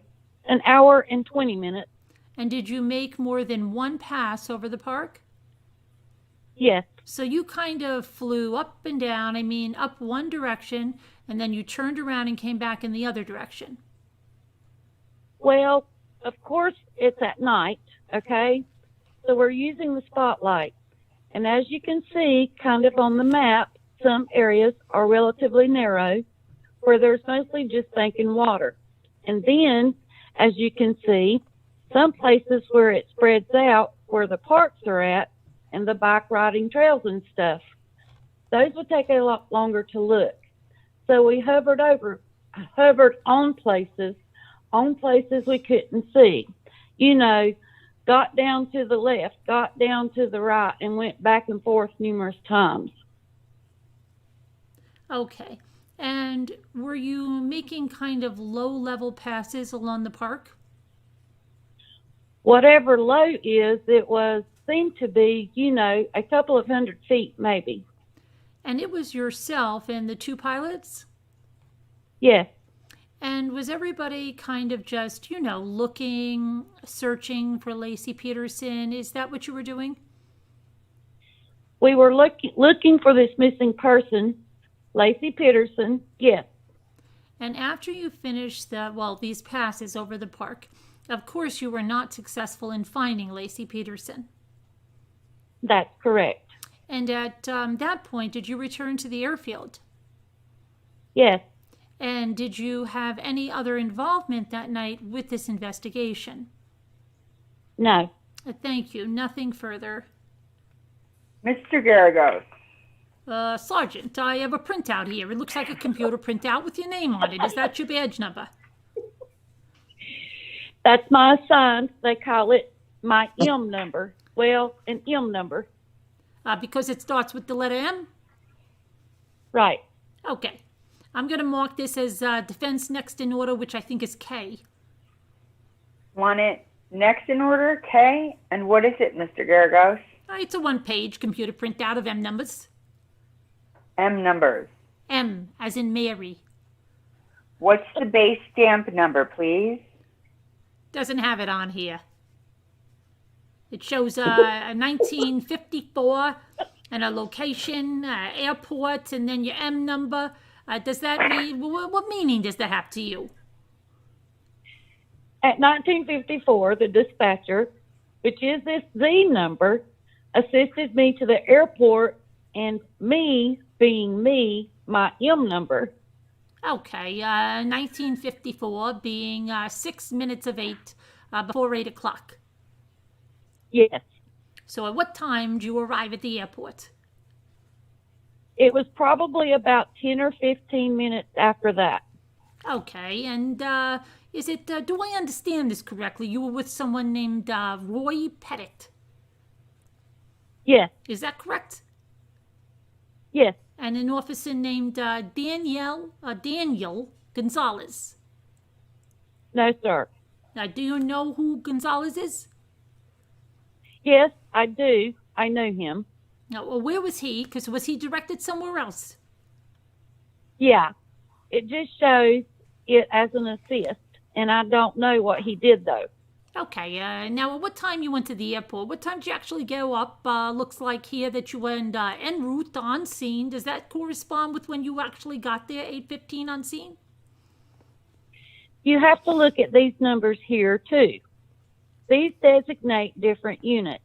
At that time, I was X33. So X33, you'll notice there's no Z number here by this miscellaneous. MX33, that's me, providing information to the dispatcher. I told her that we would be making flyovers to assess the situation. So is it a fair statement that at 8:15 you're in the air? You were in the air? No, sir. No, sir. Okay. Okay, what time were you in the air? Sorry. approximately 8:30, 8:35 or so. Okay, is that reflected anywhere on there? Or so?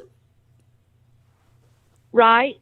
There's the closest that you're going to get to actually when we were getting close, and that's 20 after. 20 after 8 o'clock? Yes, sir.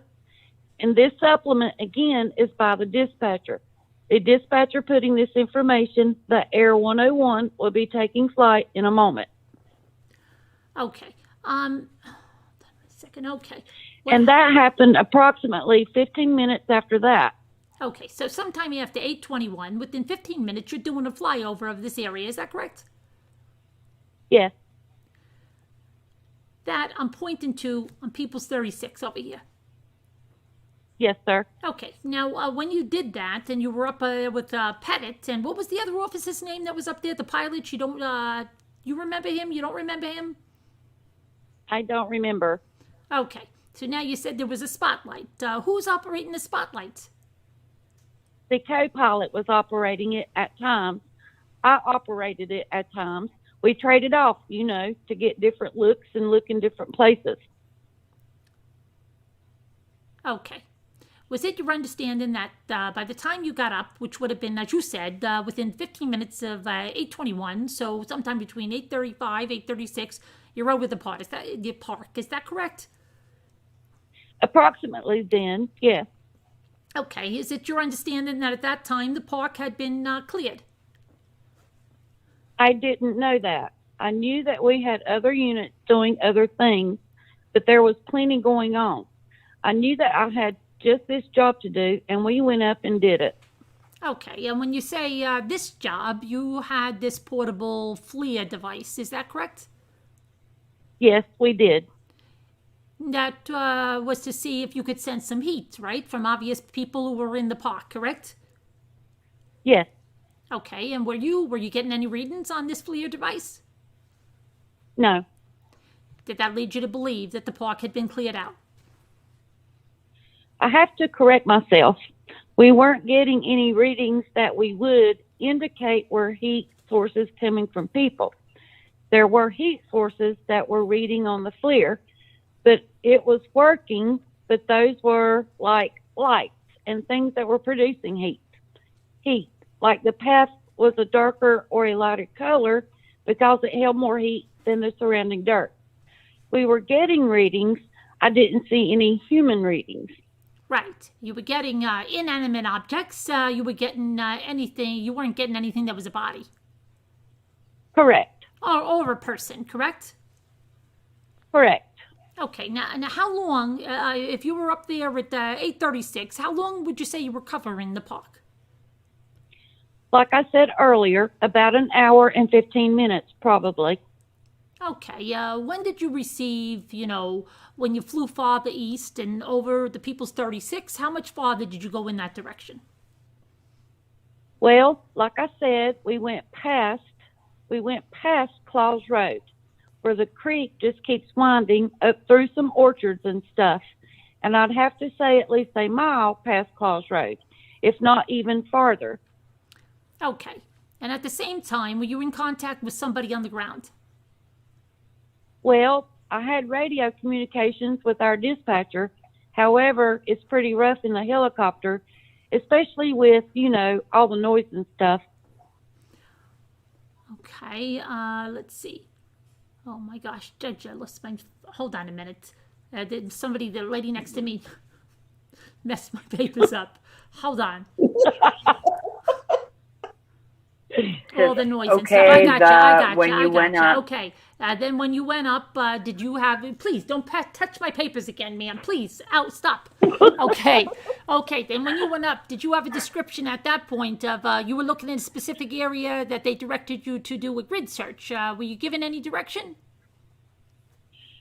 Our instructions was to search the Dry Creek area, and it was pretty obvious that meant the surrounding parks within that Dry Creek area. We weren't directed to search like up into the neighborhoods or anything. Our specific task was to search that Dry Creek. This place is called Dry Creek. Is there water in this creek? Yes, there is. Not a lot. It's a small, But there is water, though. How much water would you say is in there? on that day, I would say that it was maybe anywhere from 2-3 feet deep in some of the probably deeper spots, and 8 or 10, 12 feet wide. Okay. And some places, of course, it varied, but that would be maybe an average. What direction did the creek flow? The creek flows to the west, southwest. Okay, and the total area, you were not directed or indirected, I think, if I understood correctly, to search any of the neighborhoods. Is that correct? Right. On that day? Well, they weren't telling us not to search the neighborhoods. Okay. They told us to search the Dry Creek area and the surrounding parts in there. Okay. That's what we were told. Okay. So ultimately, you did not that evening take the helicopter or have the pilots fly over any of these residential neighborhoods? Not specifically, no. Not specifically. Now, you do that on occasion, isn't that correct? Could you be a little more specific? Do you have let me give you an example. On the 26th, would have been 2 days later, there's a report of a burglary at 516 Covina. You remember that? Yes, I do. Okay. And you responded to conduct an investigation of that burglary. Isn't that correct? That's correct. Now, what time did you get there for that burglary? It was approximately 4:45.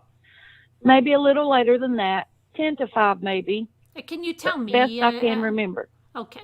Can you tell me, as the best you can remember, 516 Covina, you already heard testimonies directly across the street from the Peterson household, 523. You're aware of that? Yes. Okay. Now, were you in charge of or placed in charge of that investigation of that burglary? I'll have to clear that up a little bit, too. At the time of this incident, I was a patrol officer. I was not a sergeant. At that time, back in December of 2002? Yes. Okay. So in December of 2002, you had a couple less stripes, right, than you're wearing right now? A little bit. Okay. Wait a minute. A lot less. Sorry. A lot less. Okay. So after that, after this 24th incident, you were up in the helicopter, and as you indicated, you're on patrol. You had left patrol. You go up from 8:36 until 10 o'clock roughly, right? A little bit before 10, yes. A little bit before 10. And then you shut down the helicopter, search is shut down.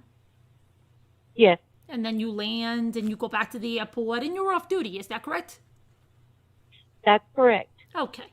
Now moving forward to the 26th, and you get a call, there's a burglary because people had just returned home, having been gone since the morning of the 24th. Is that your understanding? Yes. And that would have been the Medinas. Yes. Okay. And now you arrived there. Who did you speak to? Both Mr. and Mrs. Medina were there. Okay. And who gave you, who kind of took charge of filing the report? Was it Mr. or that Mrs. Medina? I spoke mostly to Mr. Medina. Okay. And now when you took the report, do you know that guy he gets an allowance, okay? But he was filling out the report. Okay, never mind. Okay. So now when you took the Yeah, report. that's what I thought. I was going to say, is Mrs. Medina, where's the pamphlet? And now when you took the report, you found signs of a 4th century, right, at the house, didn't you? Yes, I did. Okay. You found signs of a large safe had been removed. Someone had indicated to you that they claimed that it was there when they left, and it wasn't so. Oh, I'm sorry. Ma'am, please. Sir, please. Somebody had indicated to you that you saw a location where it looked like a safe had been, correct? I had every reason to believe a safe had been removed. There was a dolly out in front. They claimed that it was there when they left, and it wasn't so. They claimed that the safe was there when they left. The safe was no longer in the location. I assume you saw some imprints in the floor where the safe had been, correct? That's correct. Okay, and you see a dolly in the front yard, correct? That's right. Where in the front yard was this little dolly? It was on the front grass. It's kind of hard to miss, right? Yeah. Okay. At what point, when you arrived on the 26th, the street had already been blocked off because of the disappearance of Lacey Peterson? Isn't that correct? And when I'd say that street, I'm just going to point you here, over here, if I could, to People's 33, which is the map of the Covina location. Had it been blocked off here, and here, where I'm pointing to, where Edgebrook is, just south of where it's that Pierre Park. In all honesty, I don't remember the street being blocked off. Do you remember that, if I told you that Mrs. Medina says that when they got home, they had to show officers their identification in order to get into the block? Would that refresh your memory as your recollection as to whether there was or not the police had cordoned off the block? No. Okay, what was the condition of the street on the 26th when you arrived shortly before 5 o'clock? With regard to traffic or vehicles? Traffic. Whether there were satellite trucks, whether there were police cars, whether there were people there.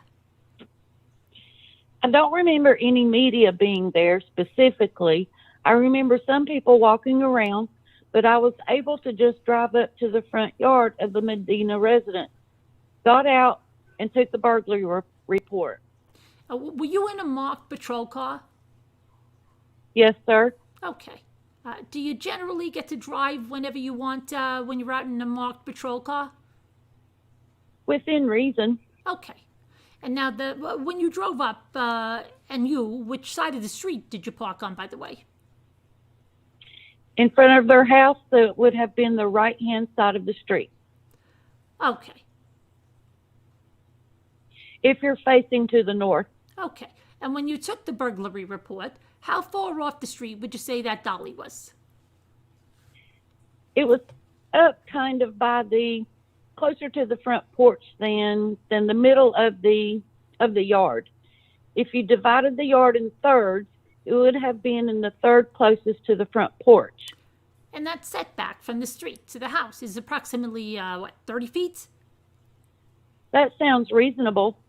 Okay, I mean, if I was to tell you that from where you're sitting to that pole right over there is 40 feet, it's certainly a lot closer than that, isn't it? It's probably about 40 feet then. And so 25 feet at most off the street is this dolly. If you throw out at most part, approximately would be appropriate to use. Approximately 25 feet. Yes. Yes, sir. Okay. Now, did nobody had, as far as you know, during this investigation, nobody had phoned in a burglary report prior to the Medinas getting home, correct? Are you talking about anybody else in the neighborhood or anything? Yeah, right. Was that as far as your investigation revealed the first person to make a complaint about a burglary at the house was the Medinas? Well, actually, Your Honor, I object. Are we talking about at the Medina's house? About the Medina's burglary? Yeah. I think that's in the question. All right. So your question is, are the Medinas the only ones that reported a burglary to me? At their residence. At their residence. At their residence. They actually, if I'm understanding your question right, they actually reported this burglary to two policemen that were there. Right. Nobody else reported this burglary. Nobody else came by and said, hey, I saw a safe in front of that house. I saw a dolly in front of that house prior to the Medinas making that report, correct? Not that I know of.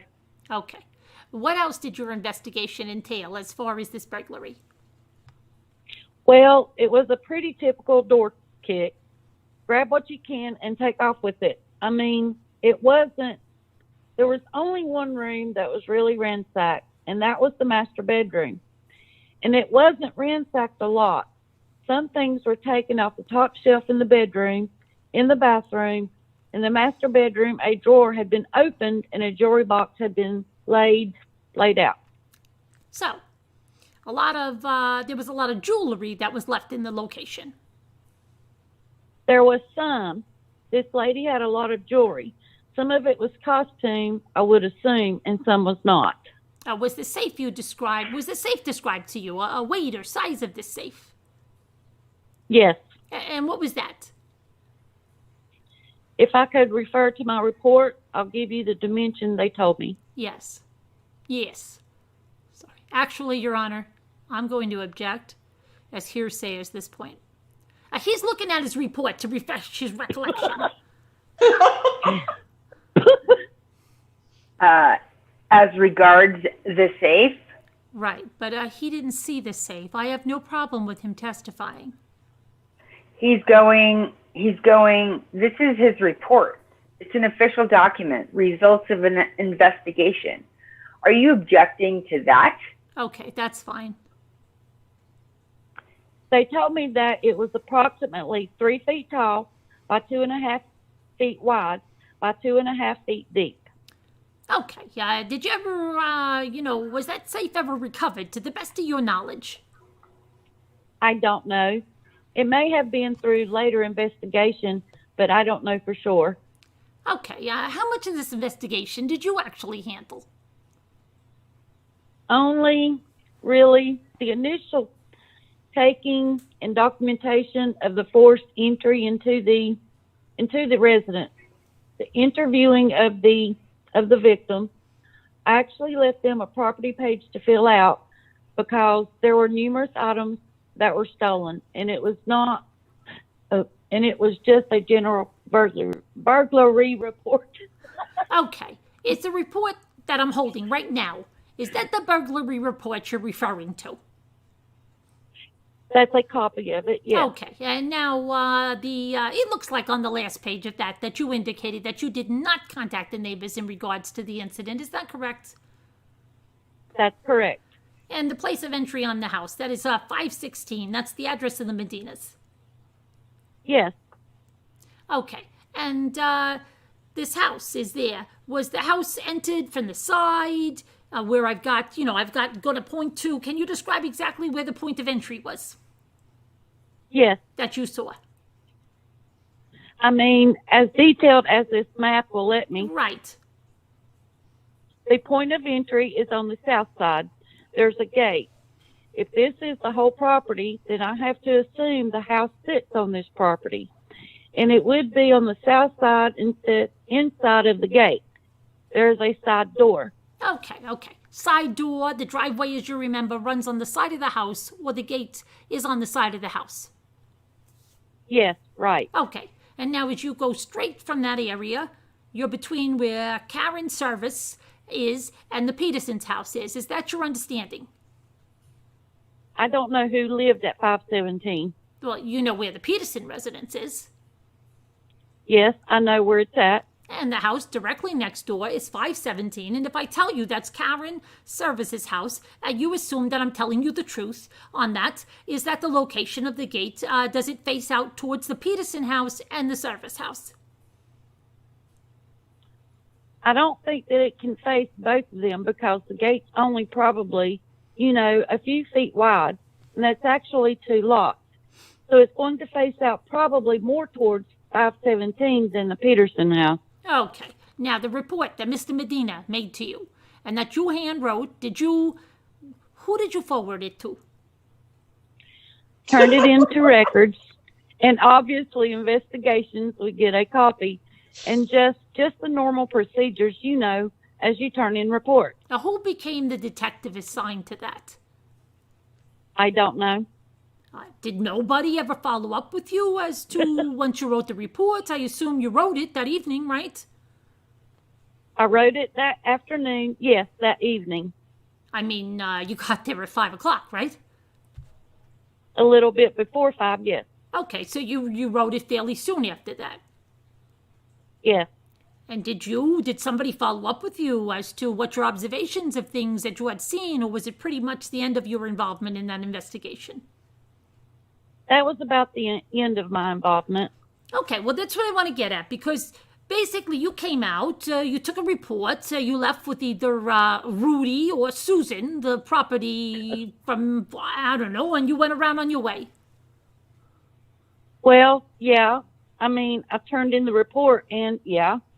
Okay. And now as was described to you, the gate that you're referring to, where it looked out on the point of the entry for the Medina house, that gate was open.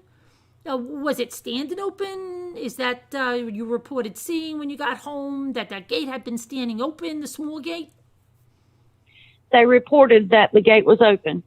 Okay. And now they said that there was a number of tools and things out of place, correct? Right. Okay. And they had gone in. They discovered that by going in the open gate and seeing the backyard, there had been entry that had been made, correct? I mean the Medinas. Right. Okay. And you confirmed that by saying there had been a forced entry of some kind? To the house. To the house. Right. Okay. And now when we say forced entry, what are we talking about? What kind? What kind of door, first of all, if you could describe it? It was a wood door that had some glass in it. Panes of glass inside the door? Best I can remember, yes. Okay. But the clue that it was a forced entry was the boot print by the lock, and the door was standing open. That's a pretty good, I mean, you don't have to be Sherlock Holmes, right? To figure out somebody used their shoe to kick the door open, right? That was the clue. Okay. And now you saw that. You described it in your report as a muddy footprint. Is that correct? I'll show you. I'm looking at my Bates number stamps are different from yours, so... Yeah, I think that's what I said. Yeah. Is that you saw a muddy footprint on that white painted door, correct? Right. Okay. Right. And now the footprint, this muddy footprint, did it look to be fresh, dry dirt? Or what did it look like to you? Don't confuse muddy with like when you step in a mud puddle and put your foot up against and it's dripping down, okay? It looked to be moist dirt that was transferred to the door, and I didn't really like flake any off to see how moist it actually was, but it, you know, like I said, time would have been hard for me to tell if it would have been right then or a day later. It was hard to tell. Or a day earlier. I couldn't tell. Right. Now, there also, it was reported to you that there had been a chair that had been placed against the front door as well, correct? And that had been removed. Yes. Okay. And that presumably the front door was also now, when you checked it, unlocked, correct? That's right. Okay.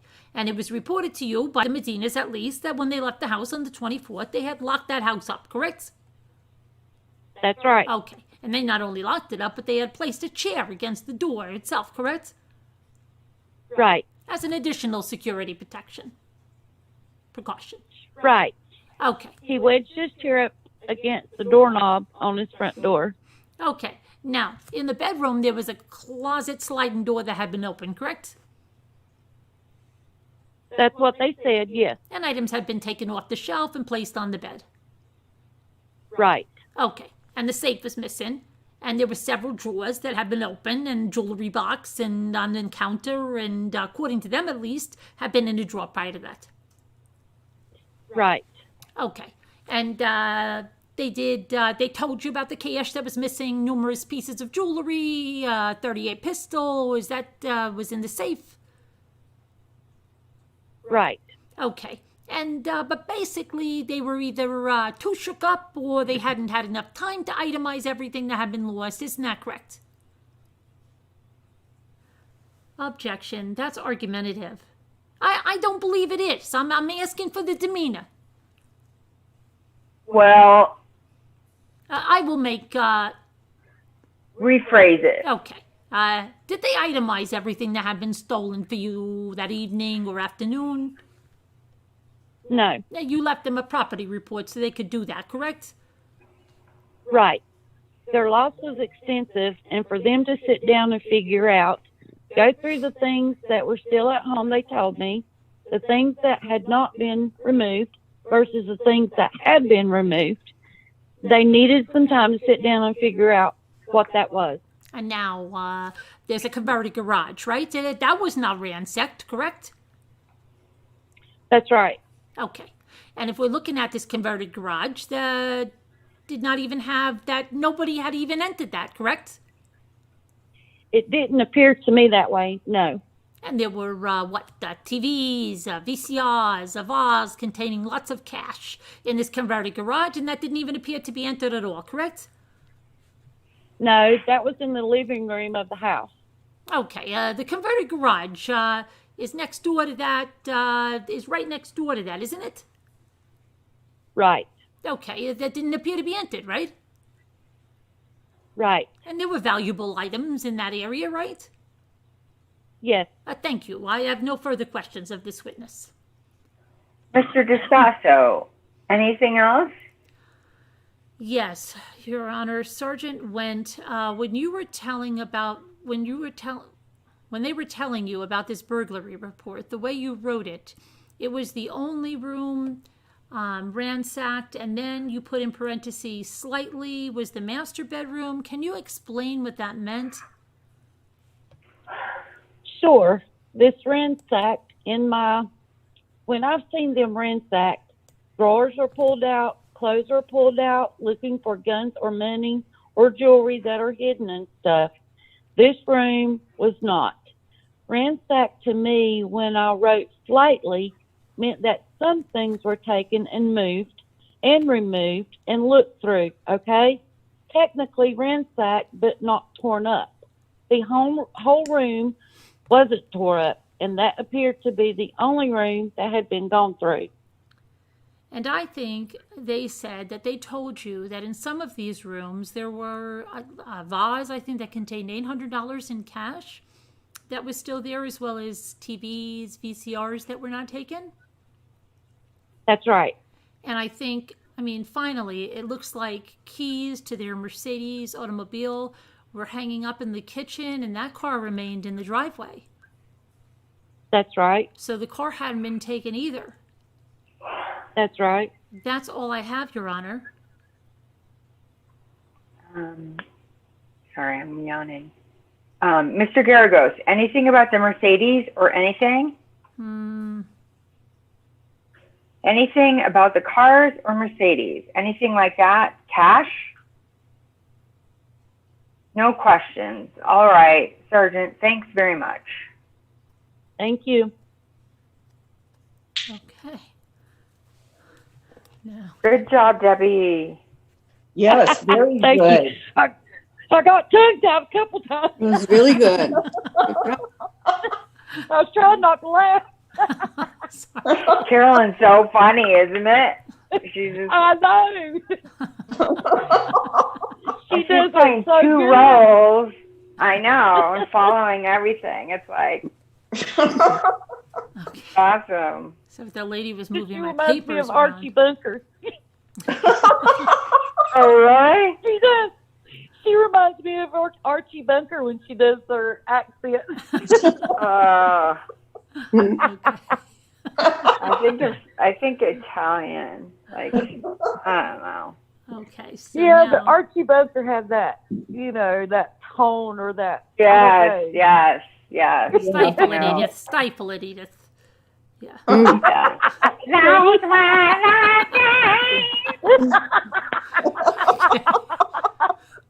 Read it. All right. Okay. Oh my gosh. days. Ruth, are you singing? Kidding. John Hodson is next from the Modesto Police Department, and this is going to be Scooter.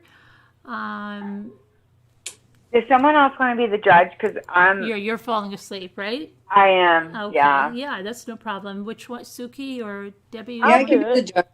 Okay, and I think we have a clerk too, so if one of you wants to do that too, you have a clerk. I just have to figure out where the judge is. Okay, Okay. so why doesn't Debbie do the judge and you can do the clerk, Suki? Yeah, Okay. clear. Oh, I'm what- sorry. I didn't realize Licky was still on. I can't see anybody. Oh, she's on. Yep. Mm-hmm. So you're the. Okay. Okay, I'm going to go back and Okay, chat. Michelle. Bye, ladies. Bye. Yeah. Bye, Good night. Lisa. Bye, Garagos. I lost my place now. Oh, you lost. It's okay. We're on the guilt phase. John Hodson. The guilt phase? Yeah, John Hodson would be. He's 2 down from the person you did. Yeah, I went on to my bigger iPhone so I could Oh, see better. okay. So, yeah, so just it's still June 10th. Okay, to go down a little bit. So my eyes were really hurting from last time. I was like, what? Oh, okay. Okay. So we went out of Byron. So Yeah, now we're John Hodson. 2 down. Because we did Wendt. Now it's John oh, Hodson. wow.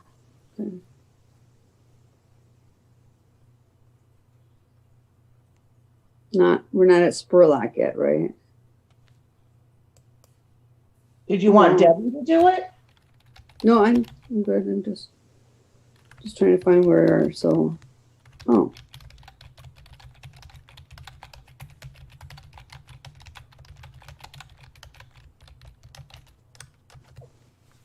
you did Craig Wendt, right? You just got done doing Yeah, him, right? so we're John Hodson, which is the next one.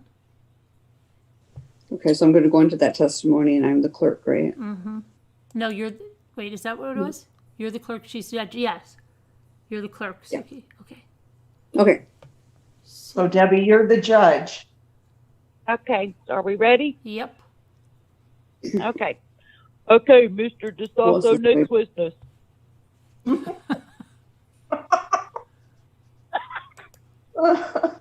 Okay, Officer Hodson. Officer who? Hodson. Hodson. Hudson. Okay. Raise your right hand. Do you solemnly state that the evidence you shall give in this matter shall be the truth, the whole truth, and nothing but the truth? So help you God. I do. Okay, I just have Be to. seated. I'm just sending Julie. I'm going to be 1 second. I just have to send my paralegal something.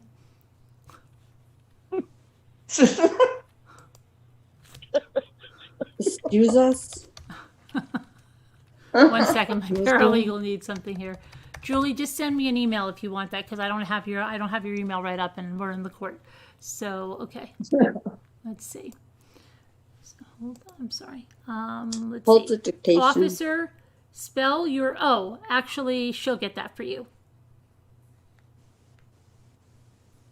Isn't that my line? Yeah, but your officer, oh, okay, yeah, okay. Right, it should be the clerk now. So Suki, that's you. Be seated. No, spell your name. Oh, spell your name for the record. John Hodson, last name Hodson. Thank you. Go ahead. Officer on, well, let's just start at the beginning. You're an officer with the Modesto Police Department. Yes, sir. How long have you been a sworn peace officer in the state of California? 7 years. And you worked for the Modesto Police Department the whole time? Yes. On December 24th of 2002, were you on duty that day? I was in the afternoon, yes. Okay. And what are your basic duties? I'm a patrol officer, and that usually entails anything from domestic violence calls to dogs barking to theft, traffic collisions, anything you would expect a police officer to take care of. Okay. And just so the jury, I mean, you have an English accent. Oh, no. I'm not doing You didn't get that in Modesto, I take it. No, I didn't. Okay. Can you tell us, okay, you came on duty, and what time did you come on duty that day? Ma'am, that would be about 1:04 p.m. Okay. And at some point, were you asked to assist in the investigation of the Lacey Peterson, you found out was missing at some point. You were asked to assist in that investigation. Yes, that was in the early hours of the following morning. Okay. And can you just tell the jury, when were you first asked to help out in this, and what were you asked to do? The shift that I worked finished at 3:30 in the morning. That would be the 20th. And as I was coming off duty, we were told that we needed another search conducted of La Loma Park to look for the missing lady, and they asked if I would be prepared with others to work overtime and go search the park, which I did. I got dispatched to the park about 3:45 that morning. Okay, so let me put up another diagram. It's a little bit more detailed than the one that's up there. Actually, let me ask you to come right up here, and you can hold that and you can pin it to any old place. Do you recognize that as an aerial of La Loma Park area? Yes. Okay, you can go back, have a seat again. When you went to search the park, who was with you? CSO Hodson, and that's community service officer, and another officer, David Mullins. And also in the park, we met up with Lieutenant Bruce Abel and Sergeant Scott Heller. Okay, and when you went down there, can you just take the jury through? I mean, and if you need to use the diagram, go right on up, feel free. But you can just take them through and show them what parts of the park you searched and what exactly you did down there. Where did you start? Let's start there. Okay, this is not a good representation. Officer, there is a pointer there. You might want to avail yourself to that. Thanks. This is not really a good representation to show where we actually came into the park, because the park is split into 3 different parks. And Let me orient you. this is scenic, right? Right, this is scenic. Right, Covina and Encina. right. And did you come in to the west or to the east of that area? We came into the west. There is, in fact, a pump house along here, which is not shown. And there's a pathway that leads from one of these side roads. Actually, it's just like an alley that goes down into the park. And we went down into the park at the pump house, and we started searching from the pump house initially west along the path, and I took the riverside. And the other officer took this side, which is a group of trees and like a ditch. And the community service officer drove the police car, had all the lights on, illuminated, so we could see both sides where we were going, as well as carrying the flashlights that we had. As we searched along here, the 3 of us, we met up with the sergeant and lieutenant who was working their way towards us. When they came back towards us, Okay. You're still going, aren't you? and we're keeping the same positions, went eastward from the mentioned pump house until we got to the end of La Loma Park, where there is a public restroom. And the last thing I did was I was told to search the restroom after we completed the search. And that's what I did. Checked the restroom. Nobody in it. And then we were allowed to resume. Okay. The La Loma Park area, when you got there at the end of La Loma Park, is that where the tennis courts are? Yes. And so if you look here on the diagram, you search the area all the way? All the way from here. All the way down to where the tennis courts are. Yes. And I think the restrooms are right in here someplace? Yes. Okay. You can go ahead. Go ahead and go have a seat, please. Thank you. Okay. And while you were down there searching, did you see any officers or anybody searching from above the La Loma area coming back towards you? Actually, outside of the park, I didn't see anybody. Inside the park, yes, because as I said, the sergeant and the lieutenant, after we were going westbound, they were going eastbound on the west side of the pump house, the pump station, and we met. And then we searched the pump station, and then we moved down to the far end of La Loma, and then started working back westward. As we started working eastward from the pump station, and we did meet again about halfway along the path. And how long do you think you were down there in the searching in the park? Couple of hours. And you obviously didn't find Lacey Peterson? No. All right. And did you speak to any people down there in the park? Yes, I did. And can you tell us about that? You know, where did you run into people in the park? Along the riverbank, there were several, call them shelters. Homeless people build tents or lean-tos or whatever, and they live out by the side of the river. So as I was going down the side of the river, I was coming across these encampments, announcing myself, and these people were coming out to greet me, and I was searching through their encampments on their property. And did these people say anything? Like, had they been searched before? Objection. And this calls for hearsay. Hearsay. Okay, actually, Your Honor, I'm asking it not for the truth, but to show why the officer was doing what he was doing. Well, we know he was searching for Lacey Peterson's body, he said. Okay, so did you come across folks down there? Yes, I did. You told them, hey, I'm searching here. I'm coming in through here. Yes. And they let you come in? Yes. And you searched through their stuff? Yes. Okay. Some of them were upset because they told me this was the third time that they had been turned over or that people had been through. Objection. Looking.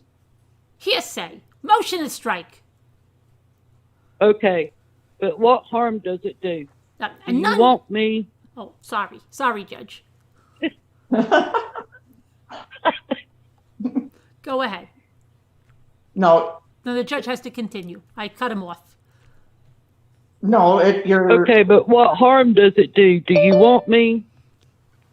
Okay. It does none in actuality. I was just trying to hold up to the evidence code. I like to do things by the books.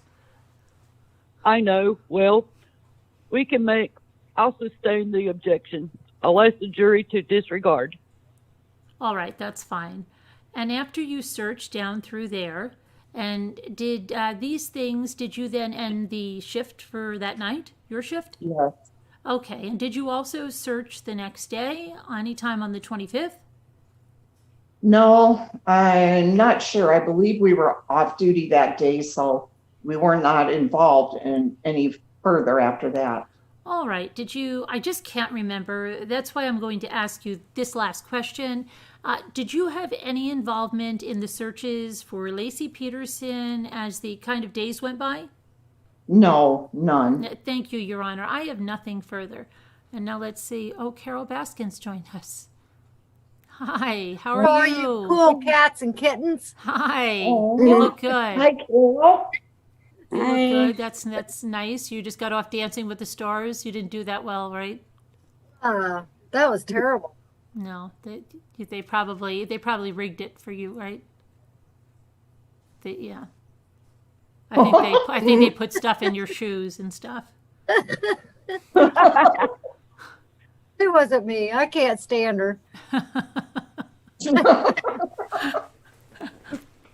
Oh gosh. So what you've got your little. It makes for a good Halloween costume. It does. So what have you got on? Just a shirt like her and. Leopard print shirt. And then you've got your little tiger. The tigers and a little cage. The cage is too little for the tigers. But that's good because she puts them in little cages. Yes. Yeah. And then I have baby tigers. Oh, how adorable. Just a head. Okay. Love it. You should have a little meat grinder for your husband. No, but I have a food processor. Oh, okay. Chops everything up. Cute. But I think my brother did it. Yeah. Now, did you glue those babies on there or something? Or No, it came like this. Wow, they're kind of like bobbly heads. Yeah. Wow. The little ones are. Oh, I love that. That's so cute. It really is. Easiest costume to make. Yeah. All I had to do was put on a leopard shirt and the flowers. Well, and you have the hair too, the blonde hair. Super You cute. kind of do look like her. You know, the shape of your face, you know, and then your hair. But see, I always wore a lot of leopard print, and now, after finding out about her, I'm afraid to wear my leopard print clothes Yeah. out in public. Yeah. I don't want to be associated. You should just go like that on not on Halloween. Just wear it different days to the supermarket and stuff. See what they say. Yeah. Wow. Yeah, that is so cute. Good costume. Super cute. Yeah, it is. Oh, So I think you're going to win the trial. contest. yeah, definitely. But I didn't want to be put on trial. order of the court. All right, Ms. Baskin, you can stay there. Mr. Garagos has a few questions for Officer Mr. Hodson, who doesn't have an Hodson. English accent, who's supposed to. That English. Kevin I wish I Leonard. would have What a known. preteen. I could have practiced. Okay, Kevin well, Leonard. Judge? Debbie? Mr. Mr. Garagos? Oh, thank you. Officer Hodson, the Yes. search is down by the creek, Yes. approximately, so I've got it correct. You took these actually on Christmas Day? They took place Yeah.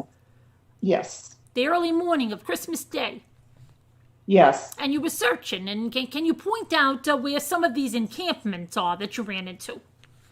The best I can tell you from this, as I say, because it's an overview, the best I can tell you is that they were down by the side of the river in this general area. Okay, now you're pointing to, if you were to go to the Cavina house right over there, there's a little trail at the end of the cul-de-sac, correct? Yes. And that takes you right down to the park, right? Yes, in that area, yes. Okay, and if you turn to the left as we're facing it, and that's heading in what direction? That's west. The west. Approximately how far is that till the end of the cul-de-sac? To the encampment? Yeah, the encampment. Okay, I would put that within a quarter to a third of a mile. Within a quarter to a third of a mile. And we'll note that the Officer Hodson is nodding, and nobody's telling him he has to answer in words. I don't know why this court doesn't follow rules, but okay. And this evening, you call it evening, but it's really early morning hours. And how many different encampments or people did you see down there? I personally went through about 3, And total number of people? 7 or 8. Okay. And now the area that you're pointing to, where the other encampments were, besides that, what do you say, quarter to half a mile or so away? I didn't see any, and I didn't see any as I came that way. Okay, now I think the prosecutor, I forgot his name, Mr. DeStasso, yeah, right. Okay, pointed to the scenic as being up over here. This is scenic. Okay, this street, this large thoroughfare. Yes. Is there a hospital here as well? Yes. Where is the hospital? As far as I can tell from this is the hospital. And is that right above where those encampments are that you saw, or is it fairly close? It's close. The encampments were more to the east in this direction. Okay, I'm not going to hold you to it, all right? Within 400 or 500 yards? I would say roughly, yes. Okay. Now, if you were to walk in, if they're, an already established, I guess there's a trail right off there. You've been to the Covina house. Yes. Okay. I've been, well, not actually in it. I've been by it. By it, okay. From the Covina house to that trail is approximately how far?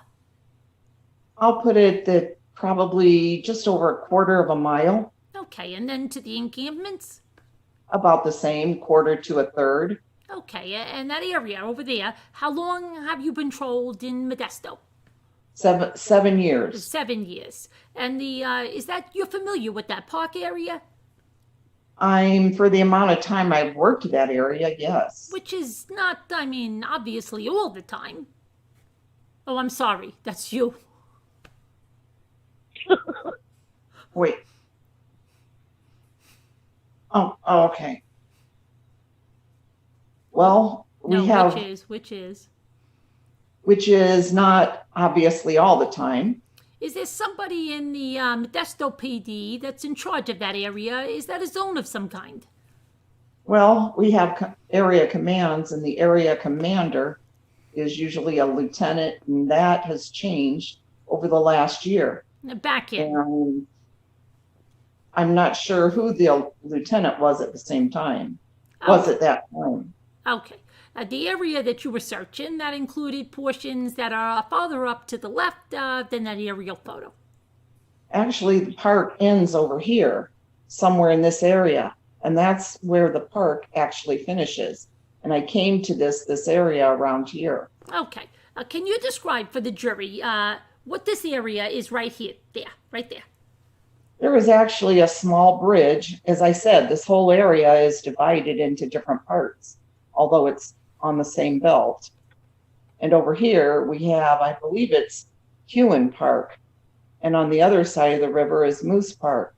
And La Loma Park comes all the way down to like a dead end where there's a small footbridge that actually goes over into Hewen. Okay. If I, hold on, now I gotta get my bearings here, okay? If somebody goes down that trail, you can walk. I'll use this. I'll make it a little easier. You walk down that trail, you walk down here. There's a footbridge that goes over. Is a creek over there? It goes over? Yes. And that's, as you're walking along, up to your right is the hospital, correct?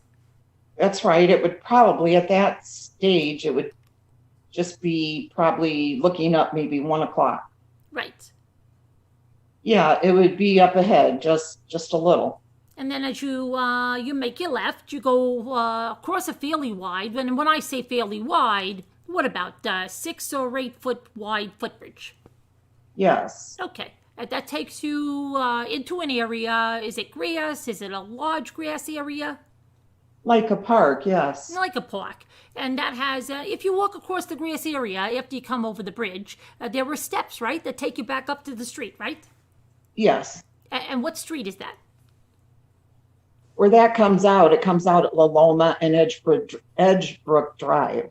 Right. And that basically, what happens is this is the end of Covina, and now I'm pointing you to People's 33. If you travel down Covina into the park, and then you go around that footbridge, you come up and there's stairs right over there. Yeah, right. Okay. And you come back up on Edgebrook. Right. And it takes you right back down smack dab into Covina, doesn't it? Yes. And now did you say you met up with Lieutenant Abel at this point? Yes. Okay. Now where was that? He was working his way from the place you just described as where the bridge is. He was working eastward as we were working westward, and we met approximately in the middle. We both covered an equal distance and met along the path. There is there's some restrooms down there, right? They're at the end of the park, and as well, you would take and you would go across the footbridge. That would be to Hewen Park. Could you spell that? I think it's Kewin. I couldn't. My English pronunciation doesn't always translate. Right. Okay. The Hewen Park area that we call there's what, a large grass expanses? Yes. Okay, and there's some restrooms there, and they're just over from where the encampment is. These 3 encampments where you saw them that evening. Right. And in addition to that, farther up there's a grass expanse. There's another. The creek goes under a larger road. What's that road there? It goes under the bridge, then that would be Morton Boulevard. Okay, and that's approximately how far away from that Covina house? That's probably coming up on a mile. That would be the when you say coming up on the mile, that area where the creek goes underneath the larger thoroughfare, right? Right. Right. You said right. Okay. Thank you. I have no further questions. Any other questions? No, Your Honor. All right. Thank you, officer. Thank you. Okay. Oh my goodness. This is fun. Scooter, your English was so good. Your accent. Oh, there's a very short one. There's a quarter.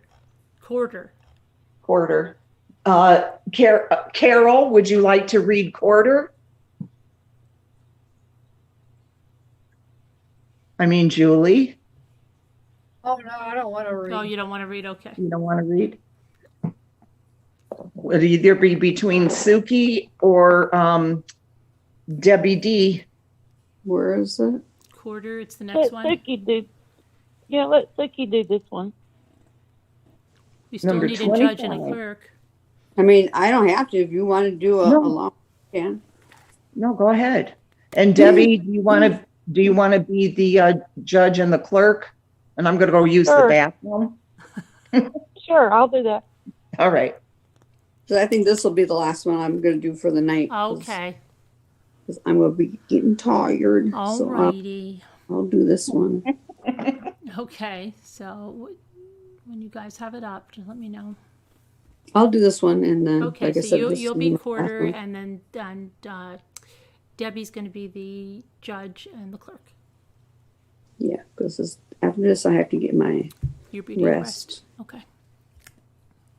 Everybody ready? Yep. Do you want to call your next witness, Yes, I'll call Officer Quarter. officer? Quarter. Corder.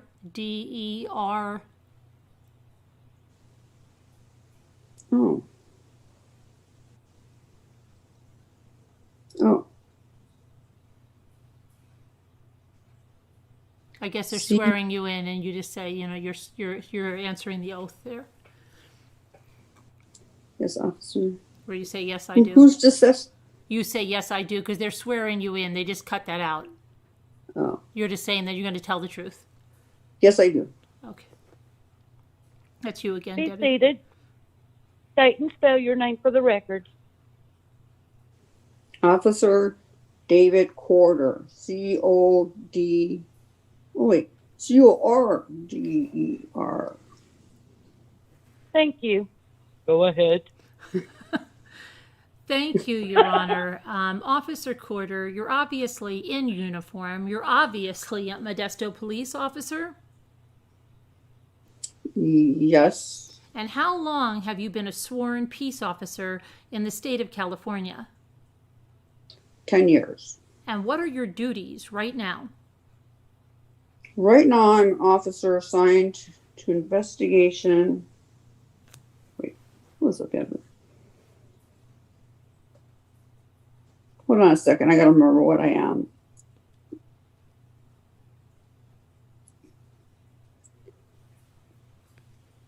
I am assigned into investigative services investigating property crimes. At one point, were you also on the canine unit? Yes, I was for 8 years. Okay, and that's the dog unit, correct? On December 24th of 2000. No, that's the dog unit, correct? Yes. It Okay, was. on December 24th of 2002, were you assigned at that time to the canine unit? Yes. Okay, and as part of your duties in that unit, were you asked to assist in the search of the Dry Creek Park area with your canine unit? Actually, I was on duty on the 25th. And yes to that, and then I ask you another question. Yes. Can you tell the jury, and let's just start at the beginning, you were on duty on the 24th? No, actually, it was on the 25th. Okay, that's you. Working on the day shift, which was 6 in the morning until 5 at night. And as soon as we got out of the briefing, which is 6:46 in the morning, I was dispatched to Dry Creek area, Loma Park, to assist in the search. Okay, and the jury has seen these pictures a million times, but this is just to orient you. This is an aerial over here of Dry Creek Park area, correct? Correct. And just to put so what we're looking at over here is the tennis courts. Here's Covina. Does this look familiar to you? Yes. Okay, let's just start at the beginning. You got out of briefing and you were asked to go down to the park. I actually went to the No, 500 block. you're up. You're down too far. You're at yes. Oh, yes. Okay, where did you go? I actually went to the 500 block of Covina, actually where Covina meets Edgebrook, and I met with your officers there. Okay, and if you look at this little diagram here, People's 33, you said you went to Edgebrook and Covina, so this area right over here, right? Yeah. Okay, and what happened? I met up with your officers. They told me that they had been searching the park during the night, and I wanted to know if I would use my canine also to help search the area, the park, and help surrounding areas. Okay, and do you remember what the weather was like? It was cold and damp. I don't remember anything else besides that. Okay, and was the sun up at the time you got there? Yeah, it was daylight. The sun wasn't shining though because it was the dew and the fog was in the area. Okay, and what happened next? You met up with them and they asked you to search. What happened? They asked me to search. I talked to the officer Gonzalez, who had been out in the park all night with his canine. He told me they had been back and forth. Objection. Hearsay. Hearsay sustained. Actually, Your Honor, it's not for the truth. I want to offer it why he went. Why does he just say, where did you go next? Well, those areas were searched, and he's aware of it. Right. I'll tell you what. I'll let you explain the subsequent conduct, not for the truth. What did Gonzalez tell you? He told me what areas he had searched. That way I could determine what areas I wanted to search and concentrate on it with my dog. Go ahead. Okay. Where did you go? We decided that since they had already been through the park the night prior to that, myself and Officer Fisher, who was a trainee at the same time, would search with some of the streets and alleyways around the 500 block of Covina. Okay, and did you do that? Yes, we did. And does People's 33 show any of those areas where you searched? If you look at it, do you see Covina listed here on there in Edgebrook? Yes. Can you, and I mean, you don't need to write on it, but can you just show the neighborhood area that you searched? We started here in the intersection of Covina and Edgebrook, and I walked in front of the yards all the way down Highland, and then came back and went through this alley, which runs behind Highland, and came back Santa Barbara, down Encina, and then went one block north on every one of these streets here, and then Santa Barbara, Santa Cruz, rolling, and then Covina Avenue, and went down one block, and I believe Roble, and then that area. Okay. And did you find anything that, you felt was evidentiary and value to the case? No. And what happened next? We went back to where Covina meets the park, and I used my canine to search the areas that were hard for people to get into. Okay. And so when you say where Covina meets the park, here, this is where the Dry Creek area place, that would be there? Yes. And we've heard testimony that in these areas are kind of, well, they're called different names, but I guess this one is Thousands Oak Park? Yes, that would be correct. But this whole area, is this whole area right here, Dry Creek portion that we're seeing right here? Yes. And then there's a little trail that leads down to the end of the park near Covina. Yes. And so what you did was you took your dog down there? Yes. I took my dog down there, right along the southern edge of the park there, and that's backwards, back to the edge of the park, and that's where a lot of shrubbery and bushes and stuff overgrown, which makes it hard for people to look back there. and search. And then I used my dog in the area to search up and through the bushes that weren't visible to the people. Okay, and your dogs are trained to kind of search out human scent, I guess, down there. Yes. And you sent the dog into the bushes and whatnot, and did the dog find anything of evidentiary value? No. The area down in there, can you drive a car down into the park right there? I mean, can the public take a car down in there? No. Are you aware of any, like, homeless encampments down there along the creek bed? Yes, I am. And do the homeless folks drive their cars up there in the creek bed and park them there, and that's where they keep everything? No. Okay, so you can't get a car down there is what I'm trying to get at. Well, you can, but it's usually reserved for police cars, emergency vehicles, and park workers. So there's access points for official people to get there, but the public can't take a car down into that area? No. All right. What happened next then? I searched eastbound along the southern edge all the way to where El Vista courses over the park. Okay, and let's see. Let me see if that's on the diagram here. Okay, yeah. So if you can come up here right now, and actually I can have you go and do me a favor. You see this is Scenic Road? Yes. Can you just label it? Can you write it or something? Just put like Scenic on there so we know what you're talking about. Okay. And El Vista. Do you see that right there is El Vista? Yes. El Vista is the first major street, the only street that crosses over the river east of the tennis courts. Okay, and El Vista and the Oakdale on the other side, right? Correct. As soon as it meets Scenic, which is right there, is El Vista this way and Oakdale. All right, just go ahead and write. You can write El Vista right where it says, where it's kind of in the neighborhood. Okay. Okay, thanks. And you can go ahead and have a seat again. So you took your dog and you searched the rest of the park all the way to where the El Vista Bridge is. Yes. Okay. And did you do the same thing, or run the dog down along that creek bed? Yeah, all along the edge where the dirt actually drops off towards the water. It's really steep in some areas and not very safe for people or dogs to work along there. So I worked whatever brush was safe to work along the water's edge. And you did that all the way down to the El Vista Bridge? Yeah, I went east and south of all the park area up to El Vista, and then I turned around and worked south end of the riverbank going westbound.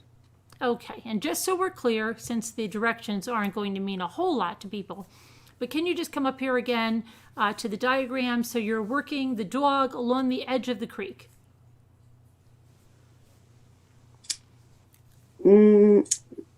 First, I started where Cavina drops into the park. Mm-hmm. Just so it would be what, right here? Yeah, which would be right here exactly. Okay. And then I worked along where you see this residence here. And then I worked the fence line, which has a lot of bushes along it. And then way down, we get to El Vista, and I stopped at the Vista and then came back and started working along the edge of the water. And then the bank and all the brush along till we get to Kerwin Park. Okay. And at Kerwin Park, I think it's Kewen Park. I don't know. We've heard some testimony is on that diagram. Would it be to the left-hand side of the furthest westernmost portion of the park?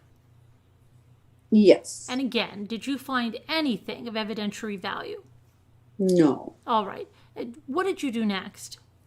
Well, I was working along the edge of the creek, and I noticed that there was quite a bit of water in there in some of the deep spots. So I requested through Sergeant Beffa that we had the fire department come out with their raft or Zodiac and use them to search the waterway.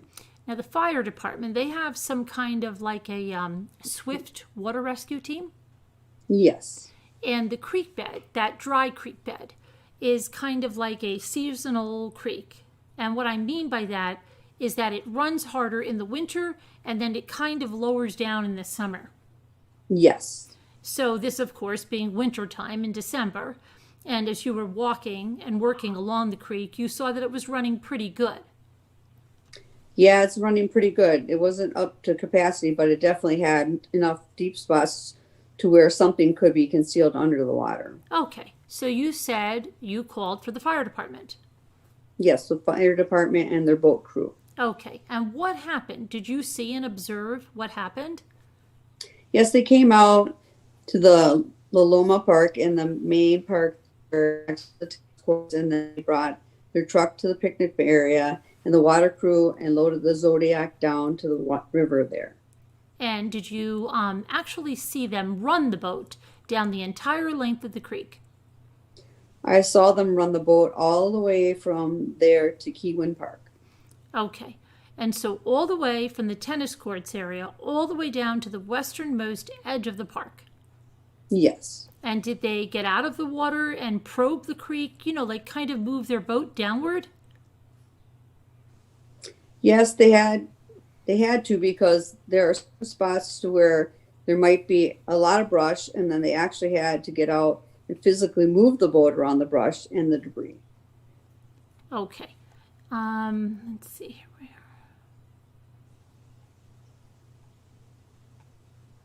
Yeah, and after you saw that, how many hours had I gone by? Oh, I see it. Okay, so I was down to my thing. After you saw that, how many hours had gone by? Probably 5 or 6 hours. Okay, what happened next then? Once they got down to Keywind Park, I quit following along with them and went ahead and worked the southern edge of the park back to where the footpaths came down. Okay, did the boat crew continue on down? I mean, did you see them continuing, but you just turned back? I don't know if they were stopped to move around something and then I continued back. I don't recall. Okay. Let's see. You left them at Kewin Park, and when you say that you worked the southern edge, you're coming back from Kewin and again working the right side of the creek bed. Is that right? The right-hand side? Yes. Mm-hmm. Okay. What happened next? Well, I not only worked the creek bed and way down. I worked the brush near the backyards and back up to the park and the way back up to the footpath. Okay. And did you use your dog during that search again? Yes. And when you got back to the foot of the trail at the edge of Covina, did you find anything of evidentiary value? No. What happened next? I believe it was around 2:00 or so in the afternoon. I took the trainee that I was riding with me, Mr. Fisher, back to the police department where he completed his report. And when the trainee when trainees are with you, it's kind of their training and duty to write the report of the incident? Yes. And what happened next, if anything, on that particular day regarding this incident?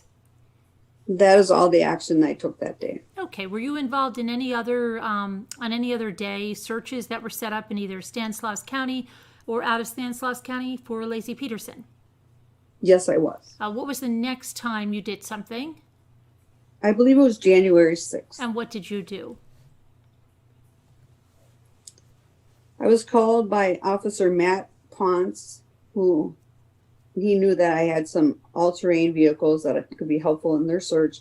And I was asked if I was willing to come with my 2 all-terrain vehicles to go to LaGrange, California.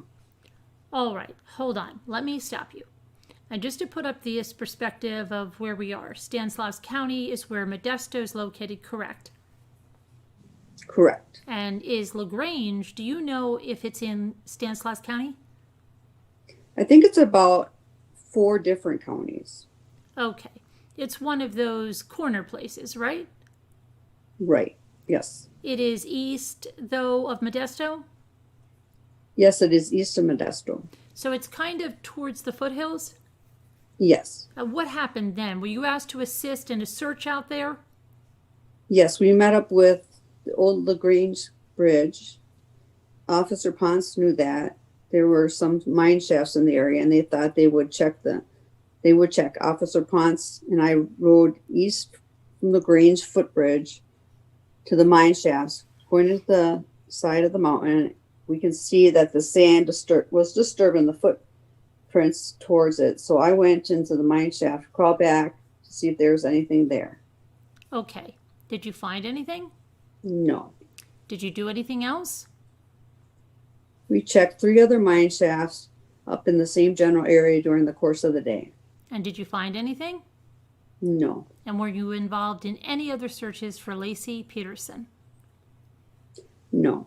Okay, does that pretty much conclude a summary of the activities you took in this particular investigation?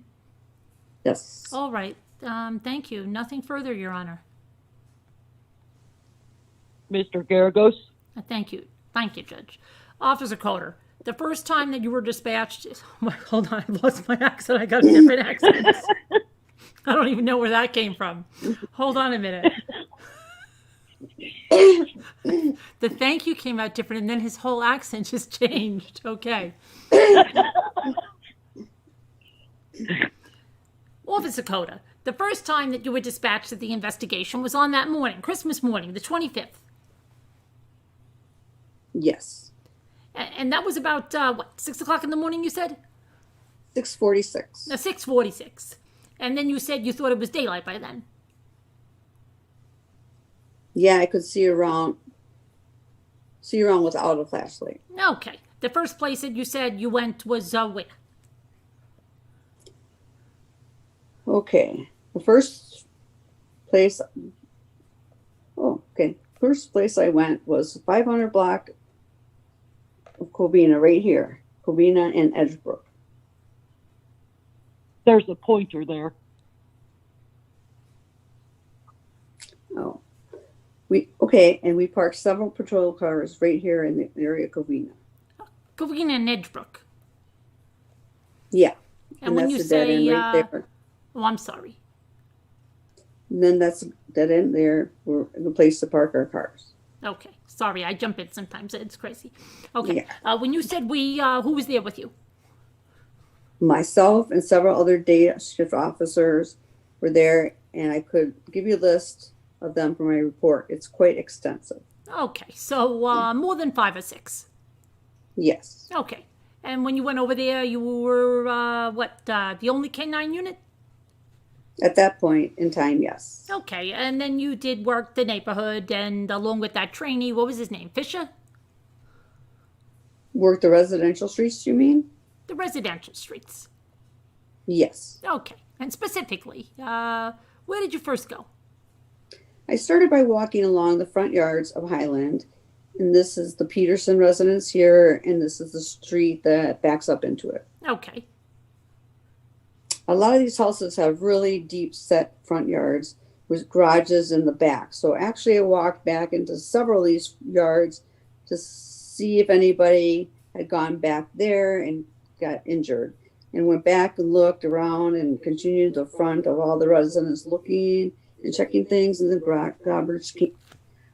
garbage cans, and there was a lot of prunings in the streets. Okay, and as you're going along, you would say your typical search of a house, you would go into the backyards, or were you basically just trying to go around through the front yards and just see if there was anything around? Just check the front yards, something that would be easy for a person if they were injured or something that they might stumble into. So I understand correctly. So the jury understands you're not going inside the houses, right? No, not inside the houses or the backyards. Or the backyards. Okay. So what you're doing then is you're looking to see in the front yards or the side yards where you can see, I take it, whether or not somebody's either stumbled or fell or something like that. Correct. And then as you do Oh, yes. Yeah, okay. And then as you do that, you're assigned to what? A specific area? You guys take quadrants or areas? You divide that? Let me ask you it better. Hold on a minute. When you parked easterly, there was a number of officers. It looks as many as 10 to 15, right? Correct. Okay. And did you divide up the territory when you go to look? I don't remember what exactly we divided the area. I know we had a method to it. I know that Fisher and I would take a couple blocks either way. Okay. And now, as you're coming along here, you're just looking in the front yards to the best of your knowledge is standard practice for one of these types of searches, right? So that the others would be doing roughly the same, just going through a yard to front yard. On a missing person type of search. Yeah. Yes. Yes. Okay. So I understand correctly. Nothing that you know of was ordered or you weren't instructed to go search houses, I take it, inside the residences. No. And as you went down Highland, you went through the front yards. How far down did you go? Highland comes down. It intersects with Santa Barbara here, and then a small alley runs behind there. Directly comes around to Highland and about here and there over the map. Okay. And then once they came through the front yards and the street looking here and went back over the alley and came back around, they checked around Covina and then all around the surrounding streets. Okay. Now, what was the, do you have a clear memory of Covina that morning, Christmas morning? I assume you were there at, 6:46, all the way through 2 in the afternoon. Did I understand that correct? Correct. Okay. And during that time, the street become active or filled up with people? Covina is what I'm referring to. I don't recall being packed or anything, just a normal police activity going on with people searching different areas. Okay. Now, at the time you finished doing these yard searches, for lack of a better term, did you then, you kind of did a full sweep of the, I guess, of the alley. Is that fair? Yes. And that's you, Fisher, the intern, and your dog. I didn't have my dog at the time. Okay. Where'd you put the dog? I hope you put him in a safe place. He was in the car parked at the Covina in Edgebrook. Did you then go back and get the dog? Not until I was finished searching the yards and the alleyways. Okay. How long did that take? The report indicates that we finished the yards about 8 o'clock, I believe. Okay. And when you went back, what did you do after finish searching these yards? I went back and got my canine partner. Okay. And what's the canine partner's name? Nike. Oh, okay. And you and Nike went where? We went down the footpath. Okay. And now, as you said, that would be the end of Covina, correct? Yes. Okay. The Peterson house is here, right over here. And 200 yards down to the footpath there. Yes. Okay. So then you walk down that footpath. That's a fairly well-traveled path, is it not? Yes. Okay. And that leads into the park itself. Yes. Now, what's the various officers testified of various names of the park, but do you yourself have one familiar with this park area that you use? Yes. Okay. What as you first entered this park, you go down this trail off here of Covina, and by the way, right here, right over here, there's a kind of a dead end or a cul-de-sac, isn't it? Well, the roadway ends in this area here, and it stops actually here. So actually it seems like it right back over here in the actual paved surface, but then it's there's Okay. And then there's a path right here that goes into the park, correct? yes. And now when you enter into this, what is the name of that park as you go in? It depends who you ask. Yeah, that's true. And what map you're looking at. It's got 1,000 Oaks Park, East La Loma Park. I usually call it La Loma Park. La Loma Park, okay. Yes. Now, when you went down that path, you had your canine, you had Nike with you, correct? Right? Yes. Okay. And what was the first area that you went? Did you go right or did you go left? I went right. Okay. And as you went to the right, is this area right in here? There's a lot of vegetation around here, is there not? Along the edges most of the way, there's quite a bit of vegetation. Okay. And were you searching and looking in that vegetation in there? Yes, the dog was. Okay, but you didn't go in it. I would search it as easy if it was easy to get in there without being over in my head in the brush, I would. Okay. And then did you find any items, you know, whether mittens, the gloves, anything of that nature? No. Okay. And did you, as the dog was searching, you know, would you work the brush areas, correct? Yes. And then you turned to the right and headed in, I guess, probably easier to look on 36, isn't it? If you get your bearings here as to where you are. Here's right where the path comes down.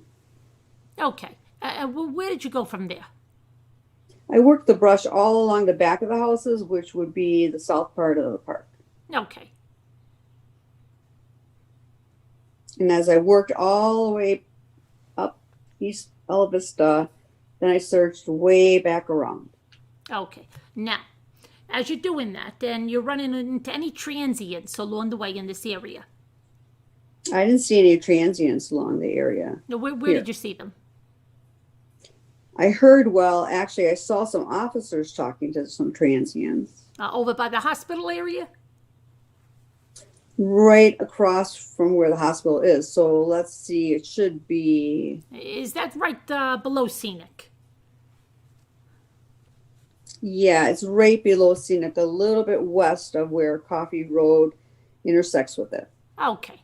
And now as you and the dog work in this area and the brush, approximately how long does it take you to do that, to get down to the El Vista? I really have no idea. Okay. Is it a fair statement to say that whatever time you got back from doing your yard searches, it was 8:30, whatever that might have been there, and then you went down to the park and you spent your rest of your time in the park? Yes. Okay. And the rest of the time that you went down in the park, you were there with that Nike? Yes. Okay. Approximately what time did the fire department show up? I don't recall, and it's not indicated in the report. Okay. Had you been in the park a while before they showed up? Whatever time it took me to get down to El Vista and start working the actual river edge back is when I thought there was some kind of hazard looking spots and deep spots and out to call for fire. I made a request through Lieutenant Beffa and Lieutenant Abel, whoever was there. So whatever time it took to organize their team to come out. Now, when, say there's some hazardous spots or some deep spots as you're working along this area, along the backyards, is there a trail that one could walk on? You walked on that trail that comes off of Covina. Is there also a walking trail that could take you along the El Vista? There is. There's a paved area that runs right down the middle of the park. It's a bike and walking path.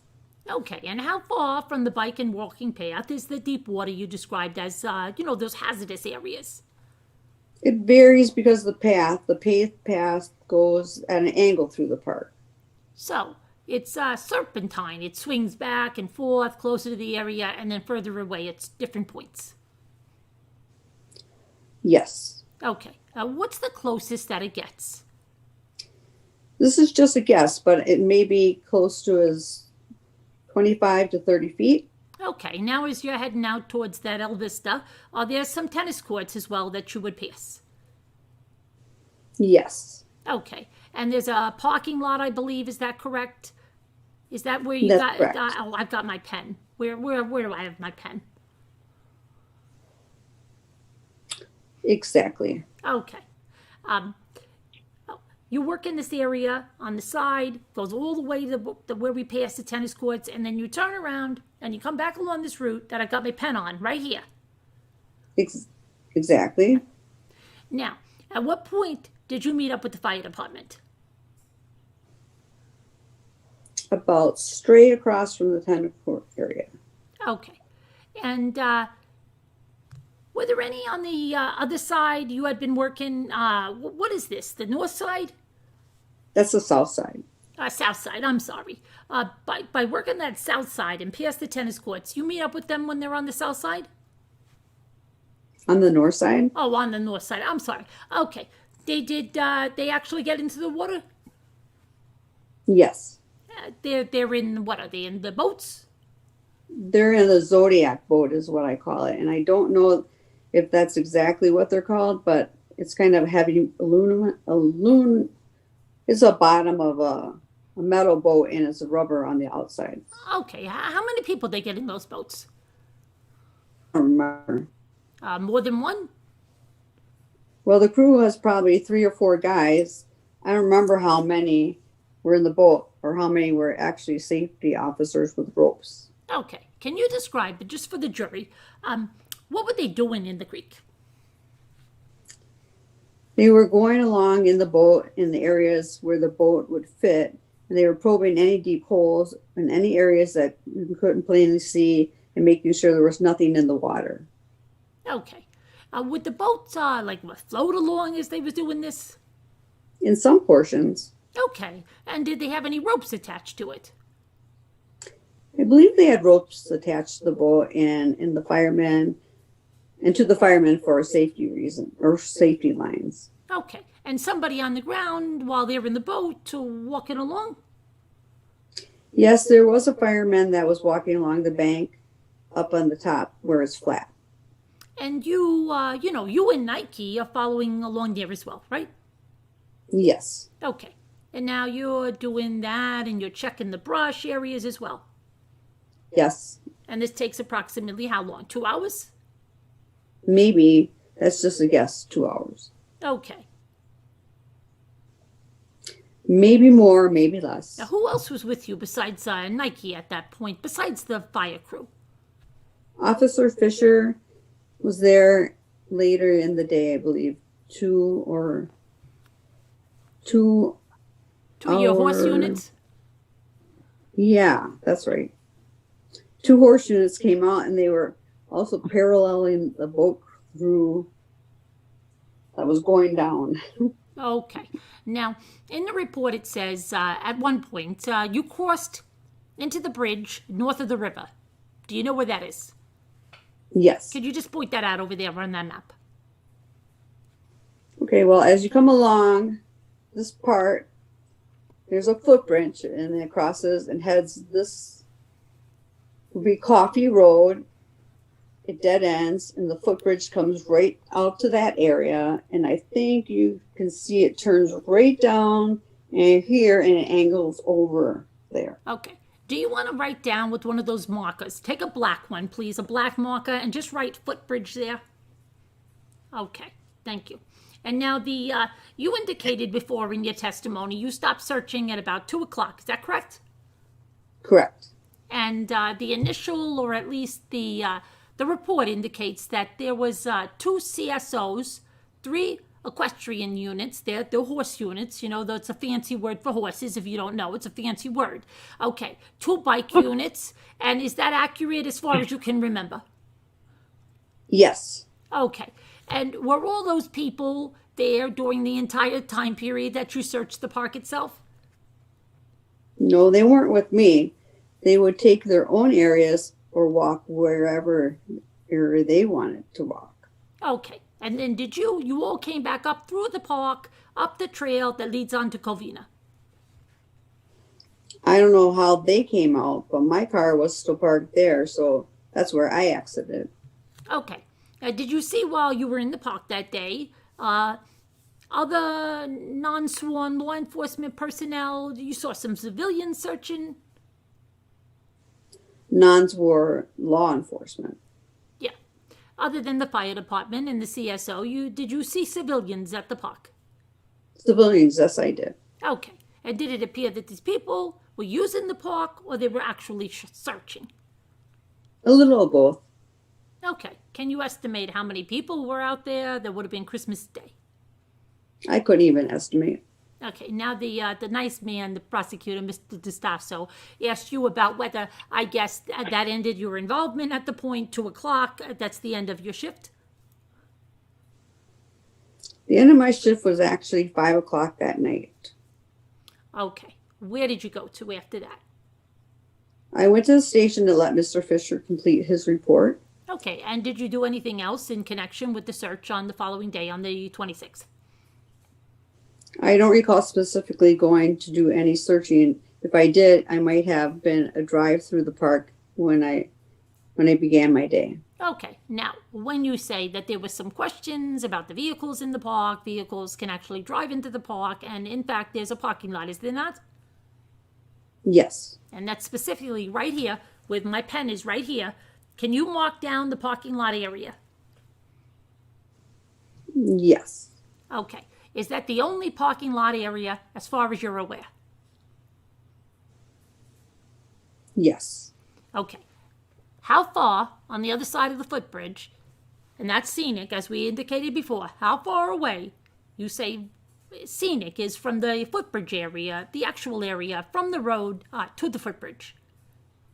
Well, the footbridge, there's actually a path that leads from the footbridge all the way up to scenic and down to the base of the hill. Now, it would be strictly a guess to say 50 to 75 yards, the actual bridge to the scenic road.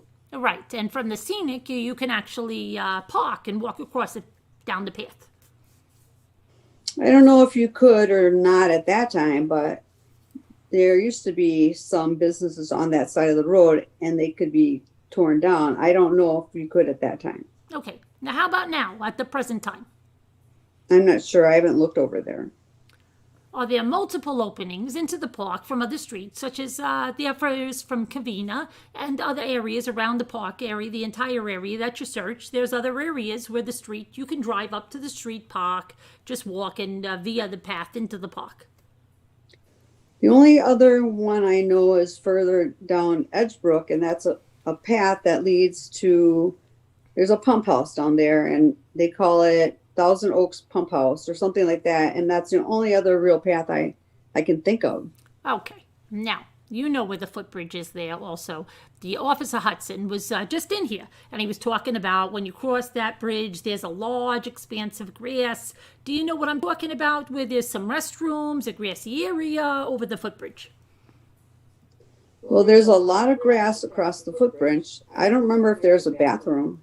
Okay, if you use those bathrooms, believe me, you remember them. But let's forget that now, okay? Do you remember where you can pull up on the street? There's literally some cement steps that go right into the grass area where you can just park and walk 5 or 6 steps into the park area. I really don't know. I don't work that side of town that often. Okay, fair enough. The 26, you said you may have done a drive-through. Is that correct? Drive-through the park? Correct. 27th? 27th, I was dispatched to a suspicious person call. In regards to this case? Yes.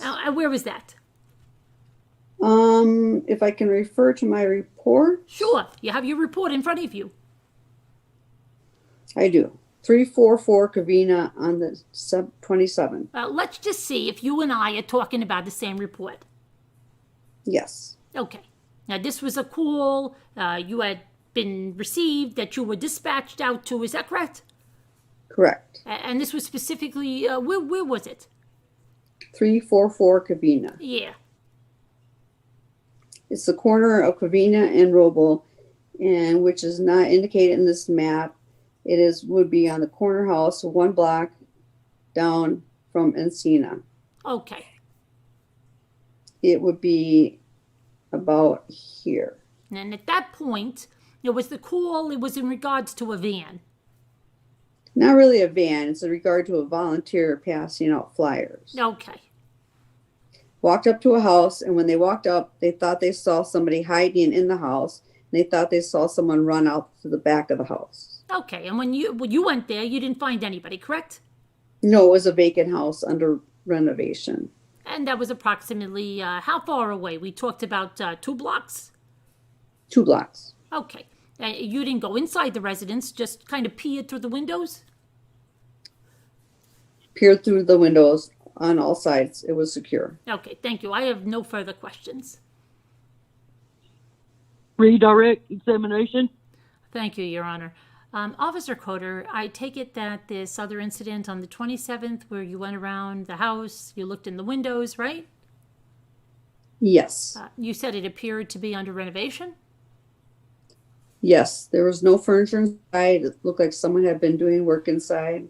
Okay, and there was a van outside that looked like it hadn't been driven in some time. Yes. Did you go back and check that again, or did you see that again at some point?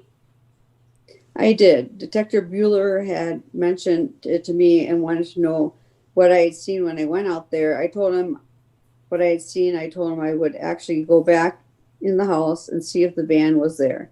And I did, and the house was still not finished. So pretty much in the same condition as you saw it before? Yes. And at the time span between the 27th, when you first went out there, and the second time? I can't really recall exactly. I'm just going off the date of the Detective Bueller's report. It was February 27th of 2003, so almost 2 months. So almost 2 months later, okay. And then regarding the people in your report that were helping you, or were at least out there on your search on the 25th, it looks like that was yourself, Officer Nikolai, Lieutenant Abel, Sergeant Beffa, Officer McDonald, Officer Wallace, Officer, I think it's Bloed, Officer Lee, Officer Nickerson, Officer Baldwin, Officer Rhea, Sergeant Melton, Officer McGill, Officer Ponce, Officer Parson, Officer Gonzalez, Officer Barba, Detective Banks, Detective Broccini, CSO Klein, CSO Nikolai, and CSO means Community Service Officer, right? Yeah, I think that's it. Okay. Those aren't like patrol officers. Those are investigative techs and that kind of thing? Yeah, they respond to non-injury traffic accidents, cold burglaries that have already happened, and there's no chance of a suspect being there. Okay, and 3 equestrian units, 2 bike units, 2 canine units, and that was yourself and Officer Gonzalez, right? Actually, Officer Parsons is a canine unit also. The fire department, you told us about 1 detective. I think that covers it, and that's it, Your Honor. I don't have anything else. Mr. Garagos? There's an area called Moose Park there also. Yes. Now, is there a parking lot in that there as well? Yes, Moose Park has his own parking lot. Can you see that on the aerial view that's up on the board 37? Yes. Can you mark that? No, actually, it's kind of hard to see. Did you want to just circle it? Yes. Thank you. I have no further questions. May this witness be excused? Yeah. Yes. Hallelujah. Oh my goodness. I thought that was short and it seemed long. Yeah, that did Right? long. It looked much shorter than it was. That's because it's like 4:33 in real time, or old time. It's 5:33. Yeah. Well, for you, yeah. For me, it's 5:33. Yours too. Yeah. So my Wow. headband's giving squishing my little brains. My one little brain. Excuse me. Oh, bless you. Bless you. And my Thank dog's you. been wanting to get in. My dog's been wanting to get on the witness chat. stand for a long time now. So Oh yeah. I've been pushing her down. Oh, off She's the been witness stand. right here. Hello, She's been- doggy. She's been wanting to be Hello, on the doggy. stand. I'm like, Cute. no, you're not on the witness Name stand. or her name? Her name Hi, is Pitbull. Minky Bug. Ladybug? Minky, like a mink stole. Minky. Oh, okay. How cute. Unique. Welcome. How'd you know? Yes, Minky Bug. Tracy, Adorable. dreaming. Well, we're gonna say goodnight, Okay, everybody. good night. It was fun to have you on, Maggie Smith. It was fun helping out. Yeah, I'm it's happy fun to to have do new it. people. Yeah, you did a good job. Good job. Thank you. It was fun. Fun having Nice to meet you. Nice to meet you too. It was fun. You did a great job. No, thank you. So did you. This was Yes. fun. We got to see who's on the gallery here. Oh, wow, the We're all leopard. getting the acting bug. Yeah. All right. Well, good night, All Debbie. right. Good night. Scooter. Good night. Good night. Good night. Good night, Julie. That's Julie. Julie Gray Carol. Yeah. with the leopard. Julie, Mhm. Julie, yes. Thank you, Bug. Say good night. Good night, Night, Lady Buzz. night. All right, good night, All right, guys. good night. Good night. See you tomorrow. Bye. Good night. See you tomorrow. Night. Night, guys. Night. You're reading A Warrant to Kill by Catherine Casey. Linda says, I don't know what that's about. So, Scooter's in the dark all night. Yeah, I'm sitting here in the dark. Start switching on a light like Glenn Close. On and off. I will not be ignored, Dave.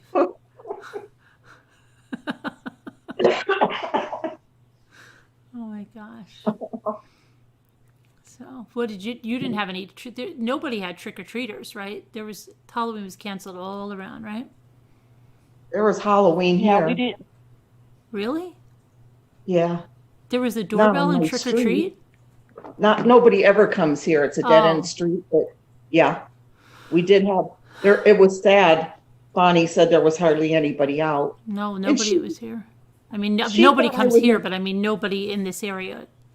Right. And I always go with her, Yeah. That's our tradition. We all go together. She thought I was down in Buffalo. And she tells me tonight when she gets back, boy, I really missed having you there. Aw. And you and Cheryl Lynn, that's a friend of hers. Right.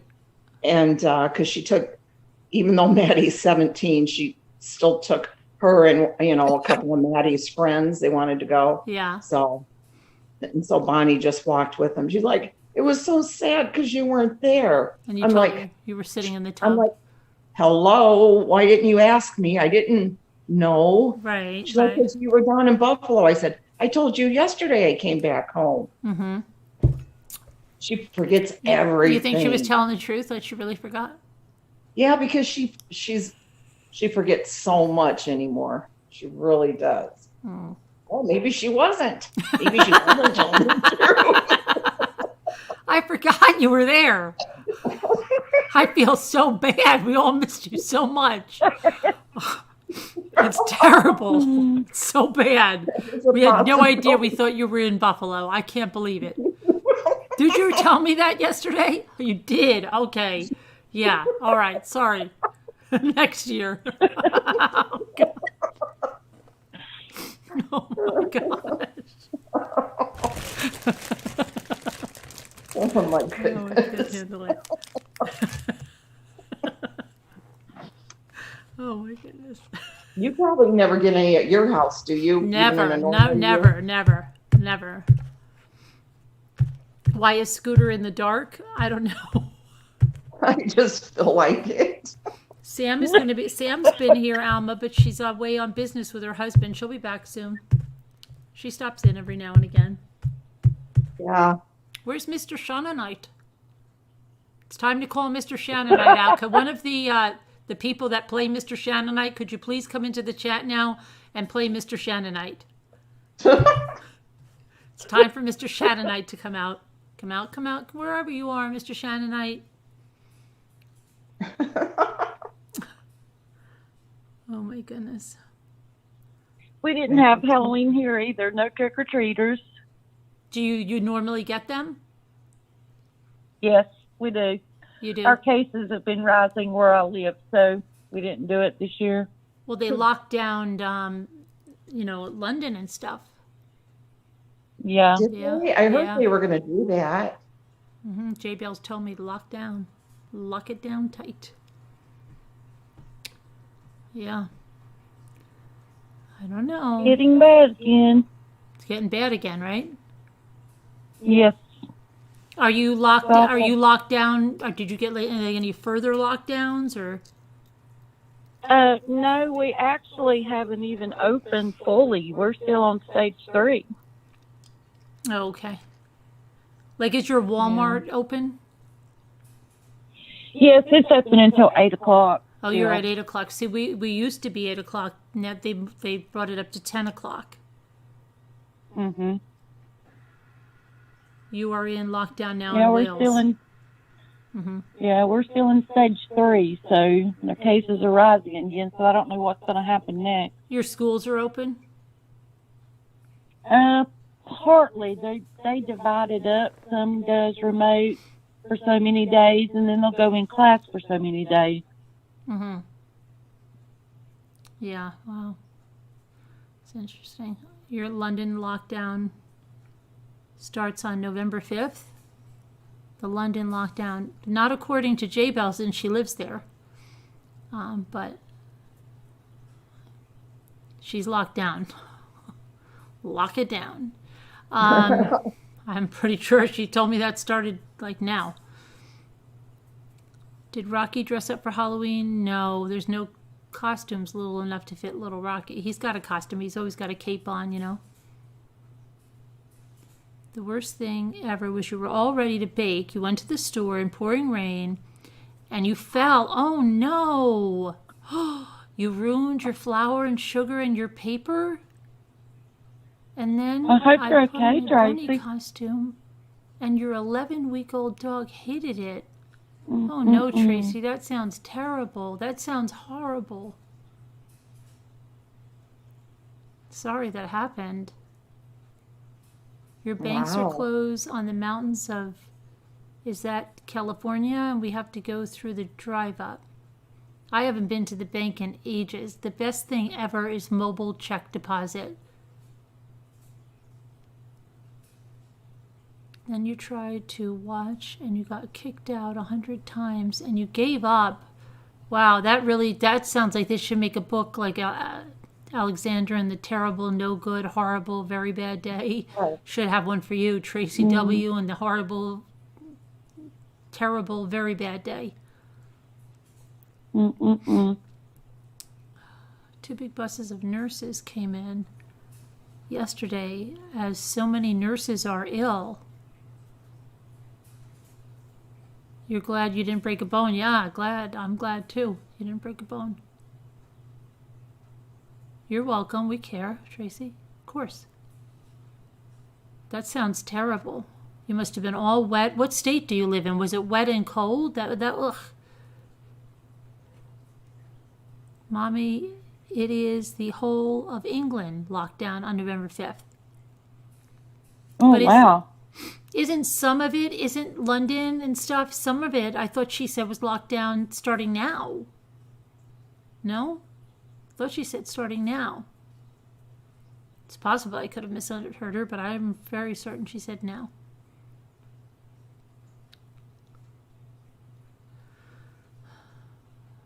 Gosh, that's so crazy.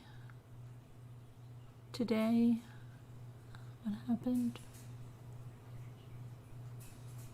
You live in West Virginia, so it wasn't that cold, right? Or was it? I wonder what it was like in West Virginia. It probably was cold. It was cold here in North Carolina today.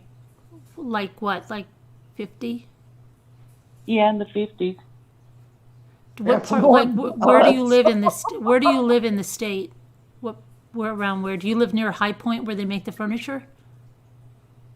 No, I live up western part up in the mountains. Oh, okay. So it's colder up there, right? Yes. In the mountains. God bless you. Who's that? Scooter sneezing? No, I was just clearing my throat. Oh, okay. Let's see. Dreaming. When did you go on lockdown, if you don't mind me asking? Deborah Ferris said. It's cold and pouring rain. Oh, Tracy, that doesn't sound good. And you fell and you got all wet. And did you like try to jump up because you were embarrassed and you didn't want anybody to see you? That's what I would do.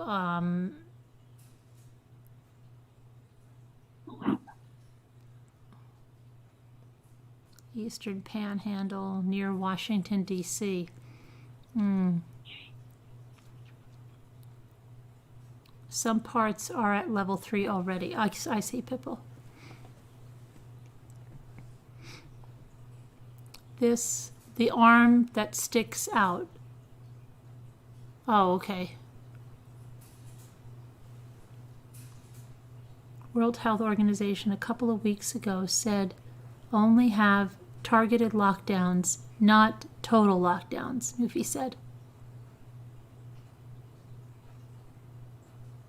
England is going into lockdown for 4 weeks, starting next Thursday, Kathy said. We had a very big hailstorm, Deborah says. Hail as large as a grapefruit. Oh my goodness. Wow. That's a grapefruit. That could kill someone. That's nuts. That really could kill someone. That would definitely total your car and all kinds of stuff. Yeah. A grapefruit? Mm. That's crazy.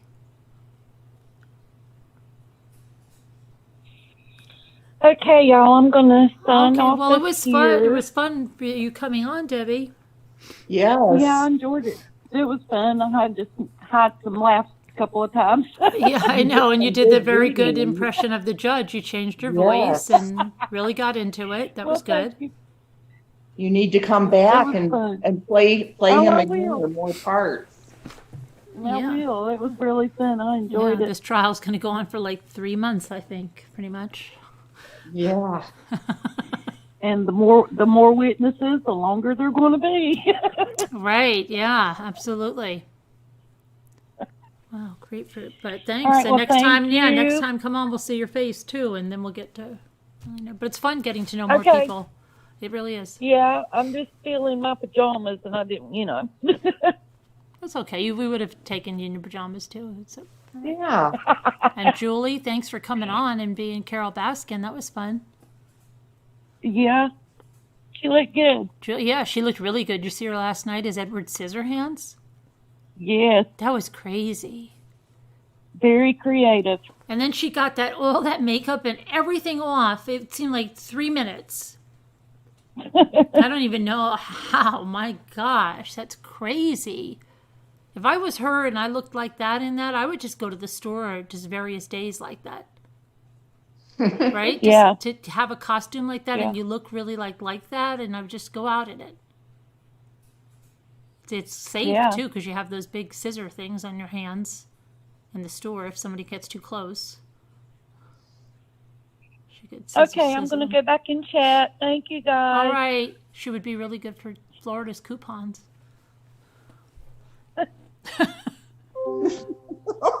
Right? She'd be clipping the coupons. Yeah. I'll just get those. Let me just clip them right up. This is crazy. Mommy, you got any scary stories? Pitbull, let me see if I have any scary stories. Yes. He was wanting one. Let's see. Scary stories. Well, Julie had to leave to take her contacts out and tired. I have a scary. Okay, listen to this story. And I didn't get this story when I was like, okay, where I lived in New Jersey, my neighbors, we had like this quintessential husband and wife. It was really the wife. Her name was Mrs. Clark. She's still alive today, okay, 'cause she's a Facebook friend of mine. And she reminds me a lot of Rosemary D'Alessandro. Think Rosemary Really? D'Alessandro, yes. But think like the mother on the block that had all the parties, that was like just the greatest mother. She would live next door. If you were out of mayonnaise, you went there. Mrs. Clark, you got the mayonnaise, you brought it back. Always just nice, like a kind of a June Cleaver, kind of. Now, this is somebody that you lived by or lived by you? My I mean? next door neighbor, yeah, in New Okay. Jersey. And every year she had a Halloween party, and she would have it in their basement, which was finished, and she had bobbing for apples, and she had everything. So my sister was like 7 years older than me, and so there were kids in the neighborhood that were like her age, and then so everybody went to this party, and I must have been like 4 or 5 years old. They're doing the bobbing for apples and everything, and she said, okay, everybody sit down. I'm going to tell you a story. And her husband was a doctor, but he worked for a pharmaceutical company. So when she says Dr. Clark, that's who it is. Okay. She said, well, children, the other day I was home and it was getting dark and everybody was out and I was the only one home.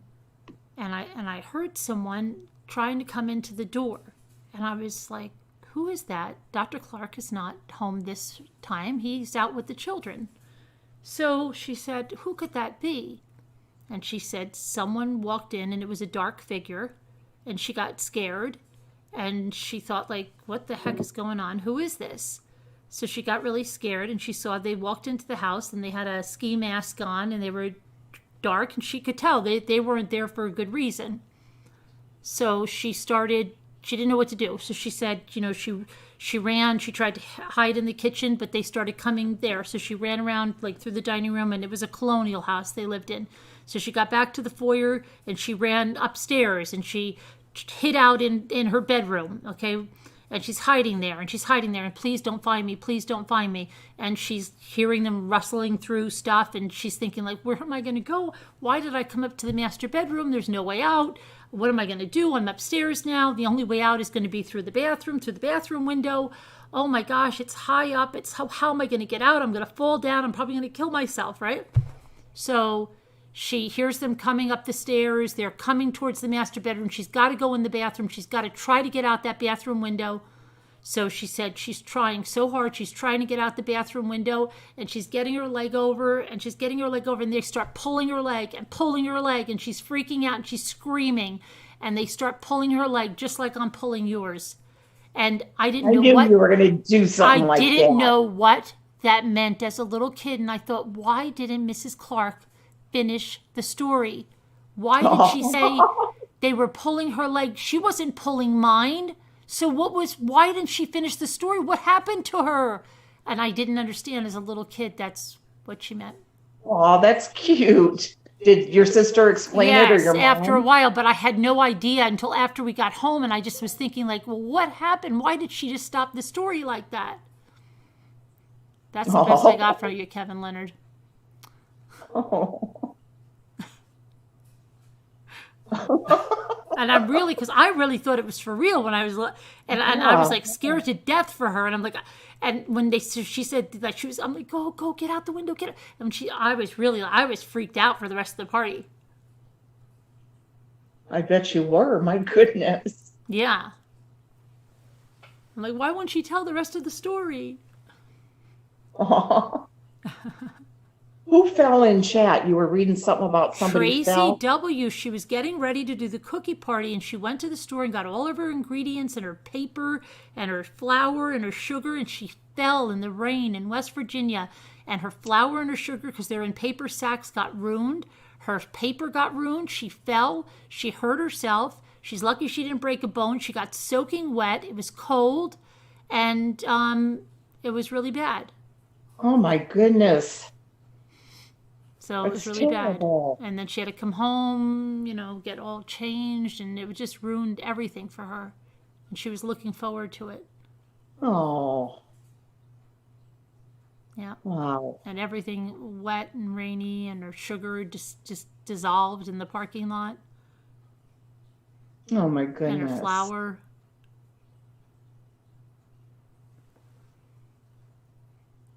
Wow. You don't know how to see any chat when you're on? Oh, you've got to have like your phone or something, like another device, your phone or a tablet.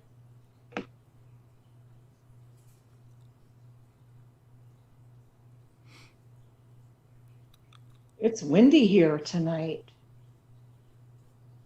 What Tov Pass? I don't know what that is.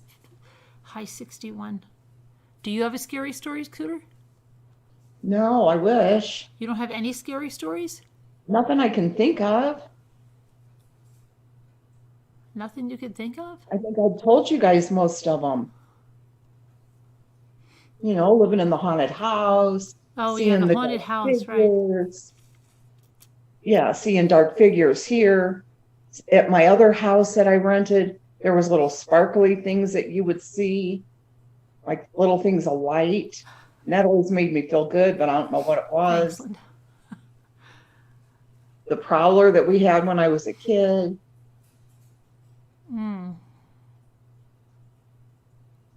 I can't think of anything else.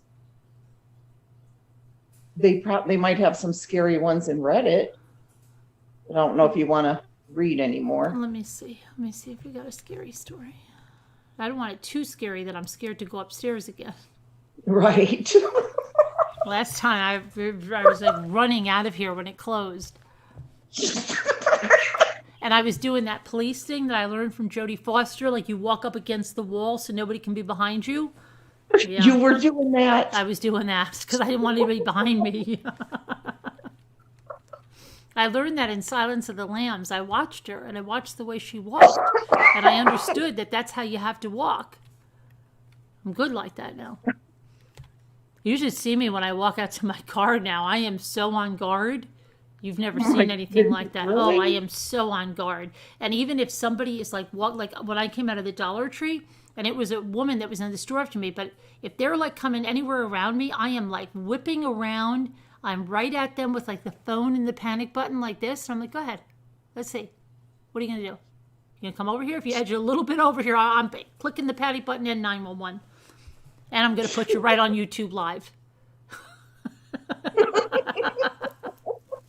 I'm like so freaked out now. I am. It's really bad. Because there's like nobody out anymore. Do you see when I go to the stores? It's like there's nobody there. Yeah. That's how it is. Yeah. There's nobody out there. So when I leave a parking lot, it's like really dark. And if someone's coming anywhere near me, I'm like on high alert. Oh, yeah. I don't blame you. Yeah. But yeah, Pitbull Sleuth, that prowler that we had for a year when I was growing up, I still think of that. That's really imprinted on me for my whole life. Trust me. Even my brother and sister. The three of us were always terrified. It'll still get us today. We still talk about it. You know those stupid ghost stories they used to always tell that it was either somebody they heard like scratching on the car. Yes. Or they heard scratching on the door and they kept thinking it was the bad person, but it was really someone that like their little sister was trying to get in and she wore her hands down trying to get in because they cut out her tongue or something. And then on the roof of the car, it was something else. Yeah. Of the boyfriend that went to go get gas or something. Yeah. And she wouldn't let him in. Yeah. Yeah. Yeah. Yeah. I think we've all heard those. Yes.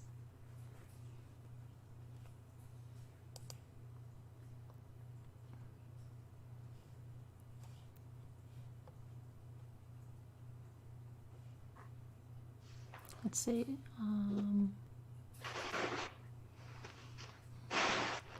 How? Okay, let's try this one. When you want to buy this place. Why is this one? They have ads on Reddit now? Okay. Let's see here.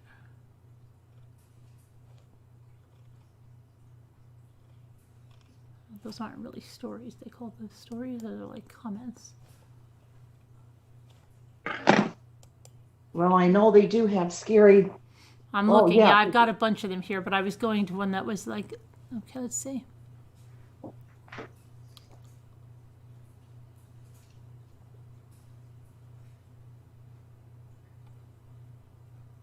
How come I can never find the camera? Oh, here we go. What's this strong? It's too dark.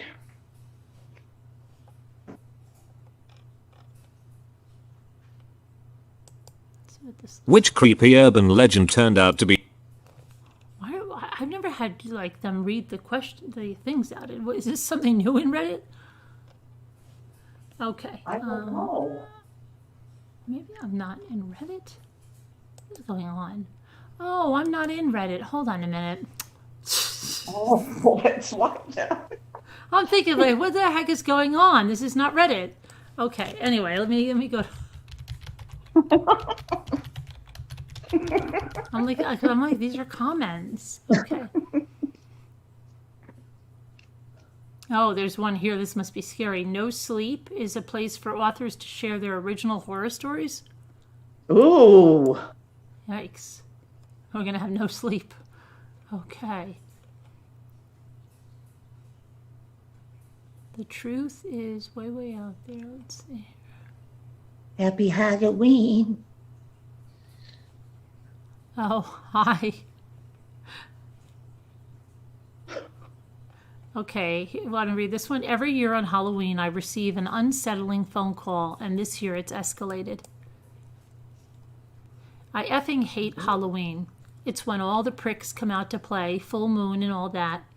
I feel a special kind of abhorrence towards All Hallows Eve that has nothing to do with the actual holiday itself. You see, each year on October 31st, I receive a disturbingly unsettling phone call. I don't know who it's from, nor do I have any indication as to why they are doing this to me. I've tried everything I could to find out. I've gone to the police. I've gone to my phone network company. Hell, I've even tried to hire a hacker. Nothing would work. I change my number yearly, just before October, but alas, when October 31st rolls around, I get the phone call. It all started about 3 years ago, back when I used to actually celebrate Halloween. I was in a pub with a few mates from work when my phone rang, and I fumbled for it in my pocket to see who it was. It was an unknown number, so I hung up on the call, thinking it was a crank call. It was Halloween after all. But it wouldn't stop. I could feel my phone vibrating incessantly in my pocket. Eventually, I excused myself and went outside to answer it, about to tell whoever it was to F off. Hello? Is this Matthew? The voice was soft, mellow, and velvety effing smooth, but it sent a shiver down my spine. I couldn't figure out whether it was a man or a woman. As weird as this sounded, sounded like both. They spoke so slowly, like they were choosing each and every syllable with extreme care. I felt the hairs on the back of my neck stand up. Yes, it's Matthew. Who am I speaking to? Someone who has been watching you for a long while, Matthew. Who the F is this? Who we are bears no meaning. It's what we can do that should be important to you, Matthew. I hung up the phone. I didn't realize then what a mistake that was going to be. When I got home that night, I found my cat, Biggie's, dead on my front porch.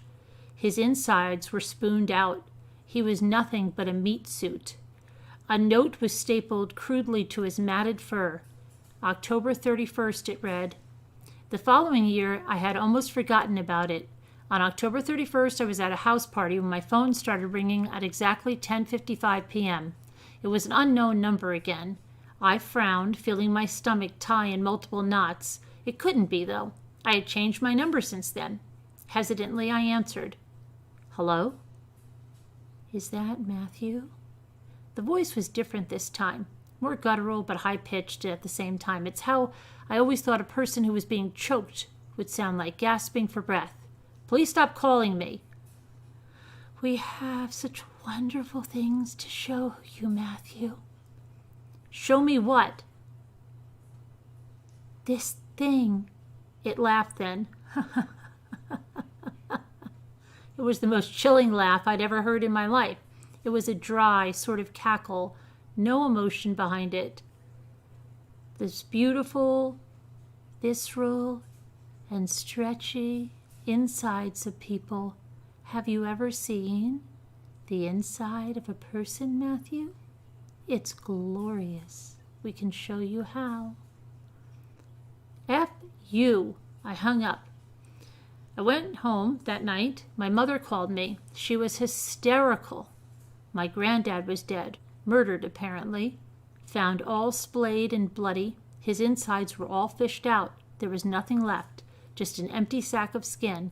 My heart sank when she told me what was pinned to his chest. It was a note that read October 31st. The following year, they took my mom. She was found strung up in her bathroom. Looked like a suicide, except that she didn't have any insides. All of her organs and flesh were gone. She was split open from the throat to the navel and hung out to dry. There wasn't even any blood left by the time she was found. I started to think that they just wanted to torture me, kill my family, murder my friends. Sometimes evil MFers didn't need a reason to be evil MFers. I tried to off myself after my mom died.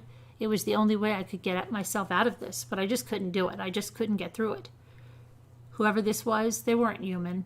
I knew that much. I felt hopeless, lost, scared. And I was scared shitless. It's October 31st today, and my phone's already ringing. I feel the familiar fear creep up on me like a slithering serpent that's about to strike and fill me with poison. Only, what was waiting for me on the other end of that phone was something so much more deadly, much more terrifying. I stare at my phone for a long time before I finally answer. Hello? Is that Matthew? F you. You effing know it's Matthew. Will you let us see what's inside you, Matthew? We need your meat suit. You've already taken everyone I care about. You can go F yourself now. Not everyone, Matthew. Did you know you have a baby? My heart sank. F. Natalie, we broke up a year ago, but I didn't know she was pregnant. Yes, Matthew, you have a scrumptious baby, so young, so ripe, flesh is so smooth. Now I'm crying, sobbing, really. Give us your flesh, and she will not have to suffer. They never asked me this before. I knew I had no choice. I couldn't let the same thing happen to a small, innocent baby. Okay. The line went dead. Someone just slipped a note under my door, along with a blood-stained, mauve-colored blade. You have to do it yourself. Ooh. Ooh. Ooh. Okay. Trying to find the chat. I thought somebody came in too. I thought I saw somebody pass by me. You're scaring yourself already. Right when they said that, and the line went dead, and they slipped the note under the door, I thought I saw someone. Wow. Okay. That was scary, Mama Lamblin. It was. Oh my goodness. Did that scare people? Was that scary enough, Pitbull? Who asked for the scary story? Pitbull? Pitbull, and I think a few of them, they were excited then about it. They're like, yes. Was that scary enough, Pitbull?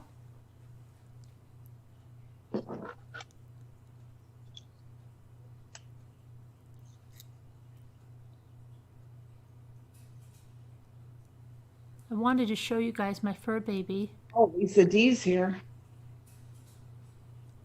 I put the bunny suit on, trying to watch the party, but she hated the bunny suit. I got kicked out 30 times. I'm sorry, Tracy. Do you want to come on now and show us your fur baby? You can come on now if you want to show us your fur baby. I forgot, that was the other part of the story. She put on her bunny costume, and her dog got scared of it, so she had to take it off, and then she got kicked out of the live chat 30 times last night. Oh my goodness. So look at all that stuff that happened to her. It's ridiculous. Yeah, she is having a no good, awful, terrible, very, very bad few days. We have a new chatter called Calm Unique, and they said between the story and Scooter's baby, they were on the edge of their seat. Ooh. Calm Unique, you're brand new to the chat. How did you find out about us?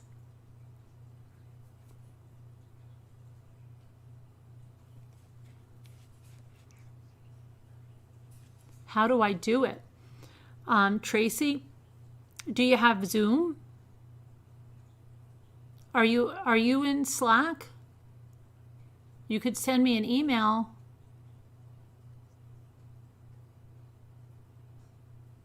You woke up to Carolyn saying Mr. Somebody over and over. Mr. Shannonite? Probably. Yeah. Go back in the dark. Mr. Shannonite? What is that thing that looks like a big eye? Are those eyes over your... What is that? Oh, yeah. Just, a couple of eyes. Are they supposed to be spooky? Yeah. Oh, okay. Oh, and there's a little ghost. Look at that. It has a rat coming out of it, too. Oh, okay. And a ghost. Yeah. I like the ghost. He looks like Cousin It a little bit. Yeah.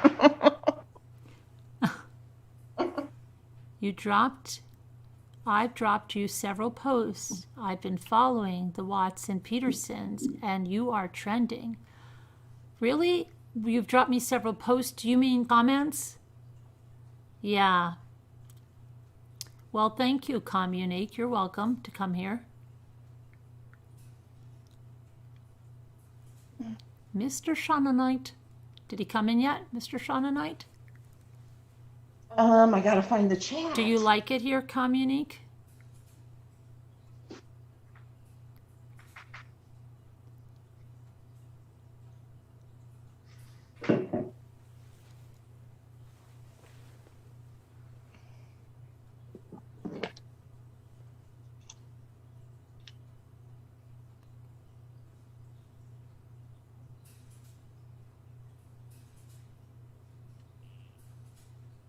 Am I trending? I actually have something that's trending. Do you really? Well, that's what Communique said.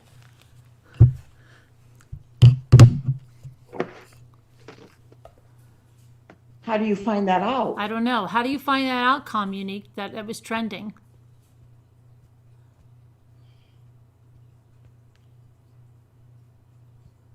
Yes, first at Facebook and then a couple here in the comment section. It's a pleasure to meet you. Yes, I like the channel very much, though it's been interfering in my sleep schedule. Haha.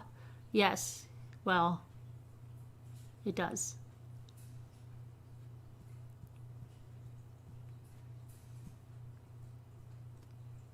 Yes. Hey, Kevin Leonard. Hello, Lisa D. Lisa D, Lisa D. Lisa D. Lisa D made her cookies. What kind did you make, Lisa D? Come on and tell us. Oatmeal. Oatmeal. Oatmeal? Oatmeal. And she's not lying because I saw them.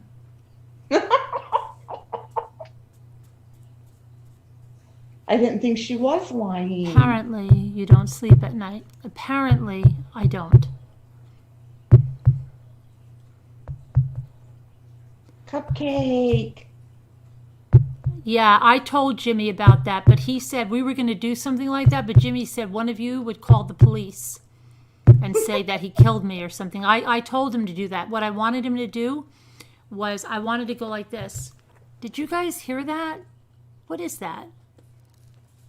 Oh, and then you'd be like, what? No, I don't know. I heard something. All right, never mind. And then I was going to do that a couple more times. And then I was going to have Luke in charge of the lights. And I was going to have Jimmy slink in with his all his black ninja suit. And then just have a Jason mask or something. And have that fake knife.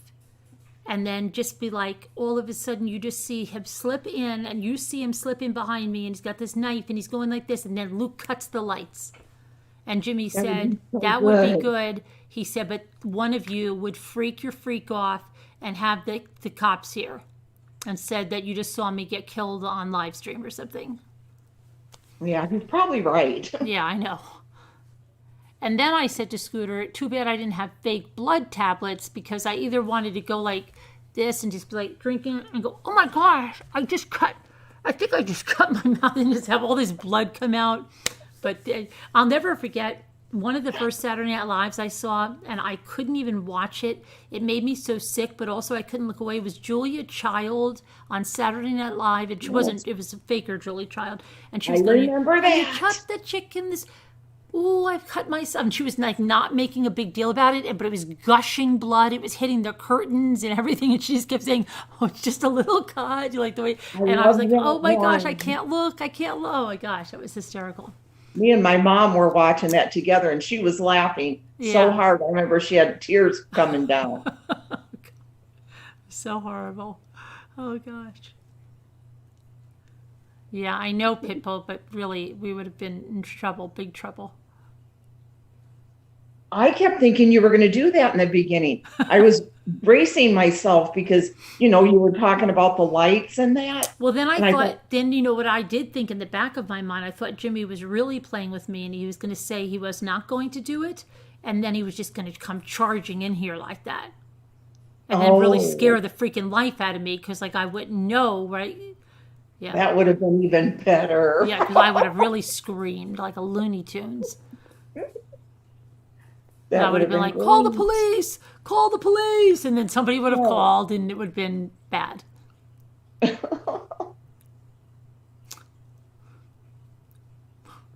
You gonna call in, Lisa D? Tell us about your cookies, how you made them and everything. Thank you. I'd like to tell you folks, I'm a writer, but truthfully, I've only managed to finish hundreds of titles. That's a start. It's the old college try there. Communique.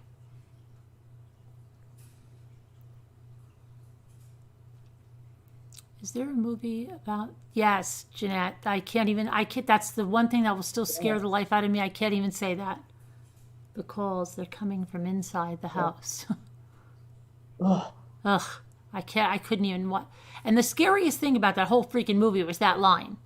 The rest of the movie actually stunk. Miss Mary, Julia Child, love that? Really? What? That is so neat. She loved that She skit? said, yeah. I would think she was, because she was funny. Like, she had that freezer on the bottom. She was very tall, and every time she would get something out, she'd go, look at this pygmy freezer. Who would have a freezer like she would scream at it? She couldn't. She hated it. I didn't know that much about her, but watching that skit, I me used and to my mom. always watch that show. Even as a kid, I just loved to watch her cook. I did. And I used to get such a kick because she would get so mad about things. And she'd be like, a little wine, a little for me. Yeah, she'd be like just dumping the wine in there. Little Kevin Leonard said. To Scooter, Carolyn was setting that up. Shoot, Jimmy, instead of pushing him in the lake, she's setting the scene.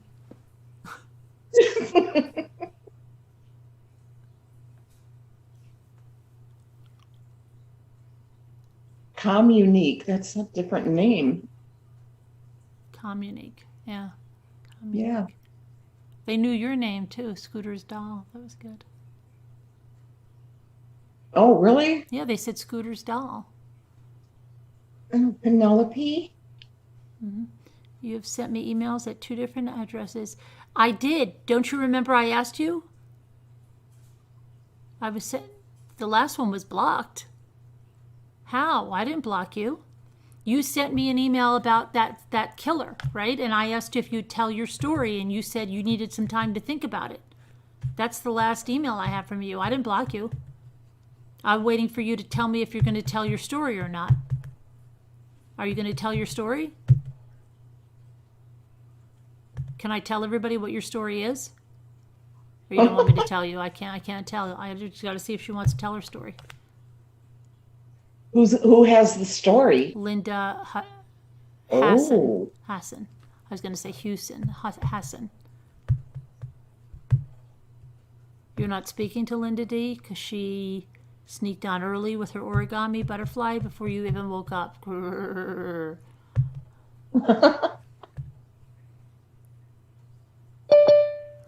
Oh.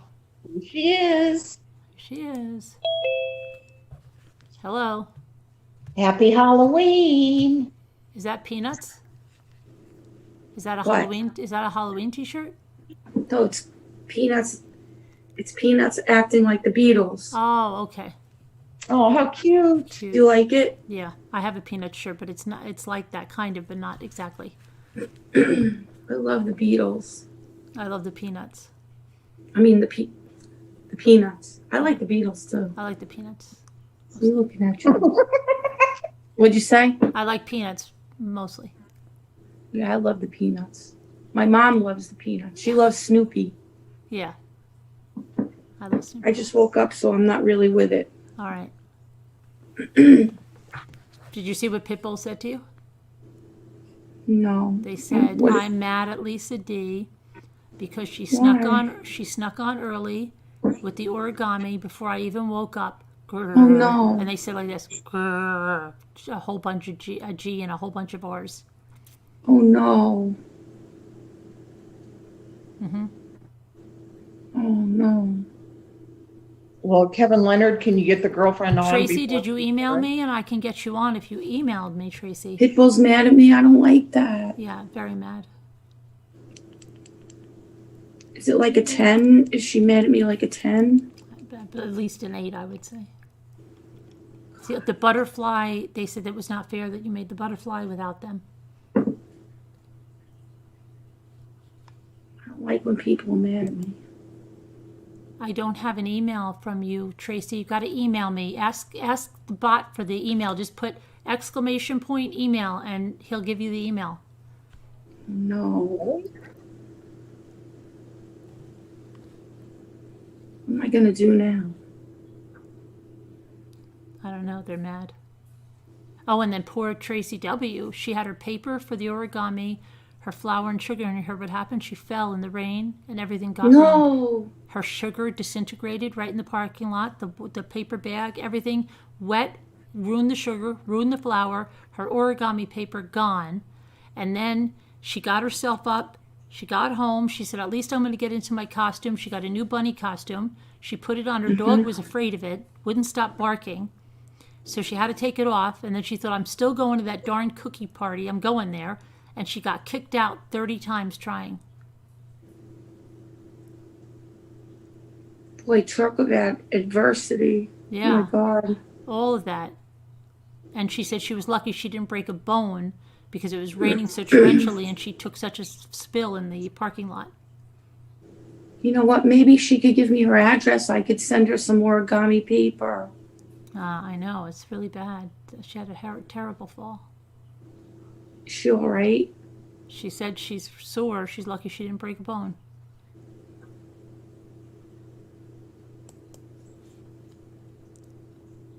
So, Kevin, you might still be able to get Carolyn an interview with her? Oh, look at Pitbull said.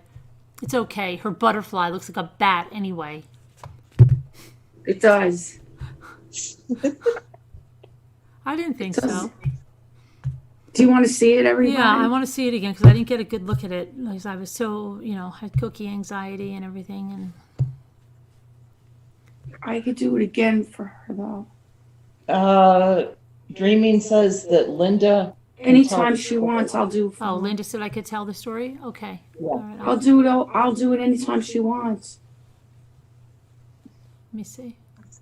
And what about Tracy? I could mail Tracy paper. Let me see. Let me get your story.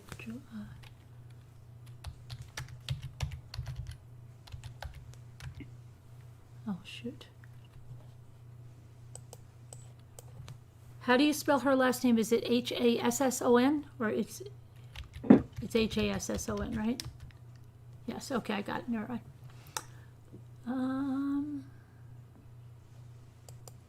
Did you ever have a bad day like that where everything goes wrong like that? Yes. Like everything happens. Right. You're just like, oh, this is ridiculous. Right. Yeah.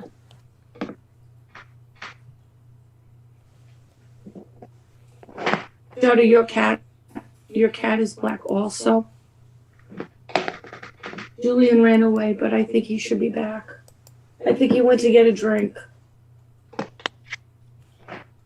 I'll just go get my butterfly right now. But I don't want to. I don't want to make Linda, why am I people not feel following worse. your? I'm not finding your. Hold on a minute. Let me see if I look at. Okay, I found how to find it under. Oh, wait a second. I have the wrong. Wait, which Linda said that to me? Oh, Linda, I've got Said you what? mixed up with the I'm other not Linda. sure. Is Linda Holub in the chat? I don't know. I just put it down. Linda. I can't see you. Okay, Where'd Linda Scooter gave go? me. Okay, I've got the Linda. See, now they said we have too many Debbies. We're getting to have too many Lindas. Listen, Linda, you got to go buy something else. Okay. If Linda Holub, if you're here, let me know. But let me go back to Linda Hasson. So, I'm sorry, Linda. I had you mixed up with someone else, but you're not blocked. I didn't have you blocked. Anyway, you sent me an email. The last email you sent me, October 25th, has nothing in it. There's nothing in it. Just your address to me with no body to it at all. No, Linda, you lied. And then the other one you had is your idea for a topic. and that was on the 25th. Okay, and that's a really horrific story about a little boy that was like stabbed multiple times, really like over 100, like over almost 150. That's really bad. Oh. Yeah. And then you, the next one was, yeah, that same story. And sentence, Austin Sig, you said. And that's all I have for you. I had you mixed up with Linda Holub, who has another type of story, which she's going to get back to me. If she, I thought that was you, because that's a really incredible story. Incredible personal story about somebody like a serial killer that we all know. Ooh. But I can't say it unless Linda says I can say it, so I can't. And I was all excited because I thought you were that Linda, and I'm like, oh my gosh, she's going to let me say it. I think she was in here earlier tonight. I think she was. She's not here now? Lisa, do you see her?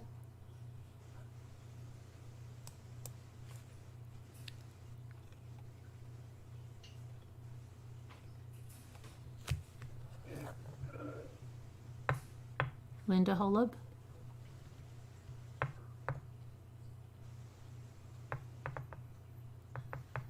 It's about a little boy. It was Markey. Yes, that's the one story, Linda. Yes. It's kind of really, it sounds really horrific.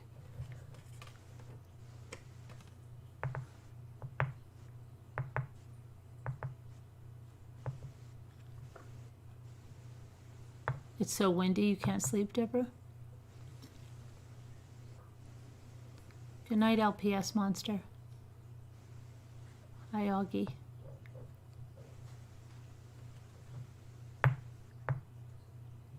Why is everybody so quiet?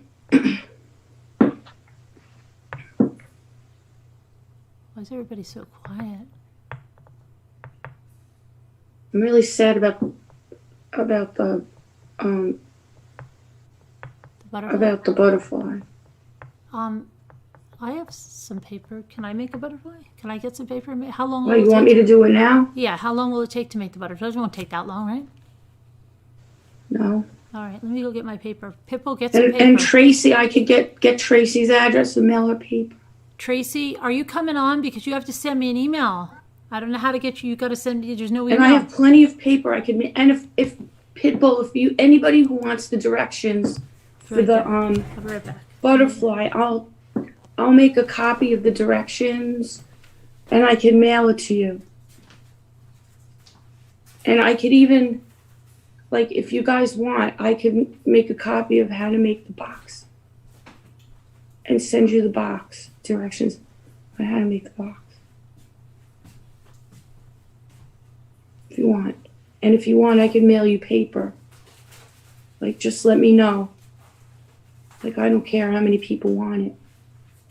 I'll do that. Linda, you're going away? Which Linda's going away? You know what, Carolyn, I think Linda's going away because you said there were too many Lindas. No, it was a joke. Oh, Linda, you're right. Linda, that's a joke because somebody said there were too many Debbies. It was a joke.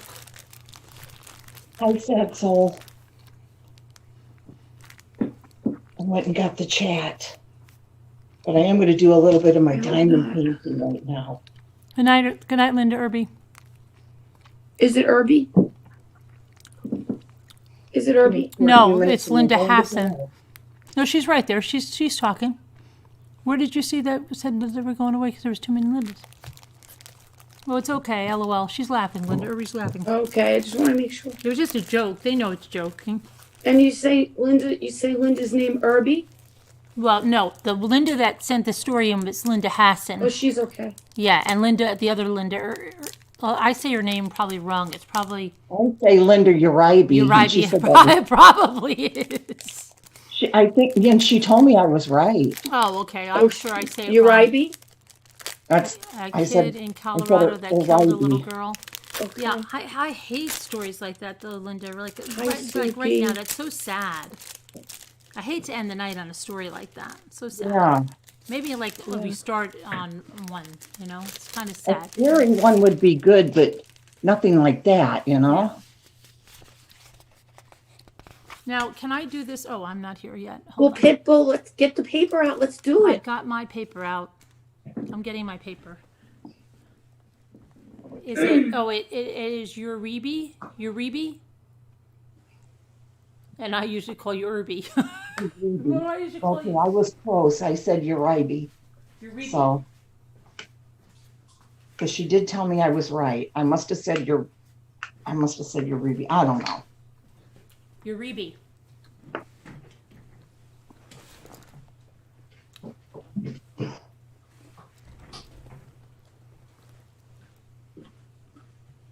Back to my diamond painting. A woman's work is never done. Oh, did you do a video? I don't think I'm going Let's to. do it. Oh, come I don't on, know how to- Scooter. What's wrong with you? Well, because I don't know how to Yeah, do Carol. those. You what? Send me anybody. Send me anything you want. You don't know how to do them? Like if you want Not a real one. Why? paper Not a or real anything. one. Look at what I did today. All you do is you put it on your counter and you show your stuff. Sorry, I'm And I still. got this, and I got this, and I got this. Mm-hmm. And Yeah. thank you, GBCK or whatever, GBKY. It's a great company, yeah. And then I'll tell you, they'll get. I just got another company just like that, and they just said go to the thing, and they said we saw your diamond painting, we follow you. Go pick out some more stuff. There's another company. I'm gonna have to start giving away diamond paintings. Would I put your name in the title too, or Go something? ahead, yeah, use my name. I don't know why the people here. You can use my name. People here, trolls, use my name, and they benefit off of it. Just use my name. Okay. So what do we do? This is good. I can use this. This paper, Lisa. You said not What? too. You said not too stiff. Look, has this paper. Okay. Oh, you guys are going to do that. Cool. If anybody wants to send me their address, how You know should I what? tell them to do that? Lisa's not answering me, but guys, that's okay. But you know what? What'd you say, Carolyn? I What? didn't realize this. I didn't realize Wait, this. Carolyn, I'm sorry. What did you say? Oh, I don't know. Oh, are you going to be like one of those kids? No, because I thought, like, this is very deceiving, I have to tell you. I looked and looked and looked at this in the dollar store, and it said glitter paper. And I said, look, see, Lisa's still not paying attention to me. And look, I said, oh, look, it's nice and pliable. It's glitter paper. It's jewel tones. It'll be fine. Now, I just opened this up, and this is very important to note. This glitter paper, okay, looks nice on that side, right? Nice glitter paper. It doesn't come off. It doesn't fall off. Look at the back side. You know what that is? It's self-adhesive. Does it say anywhere on the outside that's adhesive paper? Not one bit does it say adhesive paper. No. So why would you think that was? I thought it was like paper. I don't know. That's wrong, okay? But at least you know now this is adhesive paper. But it doesn't say it. Okay. Hi, sad soul.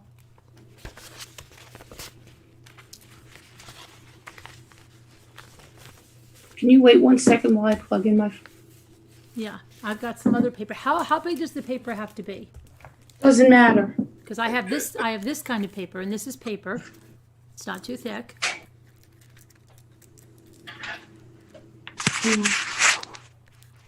No, Deborah, delete.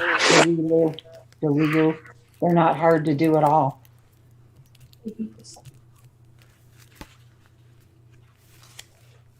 Yeah, orange, you're right. I Yeah, didn't think about okay, that. Jeanette, I can discuss that, but I wouldn't want to start now because we're not going to be on much longer. And I don't want to start with something so dreadful right before everybody goes to bed. But we can discuss it at Excuse another me. time. But I just don't even know how. I mean, that sounds like unbelievably dreadful. Like, there's a lot of headlines I skip if they're that dreadful.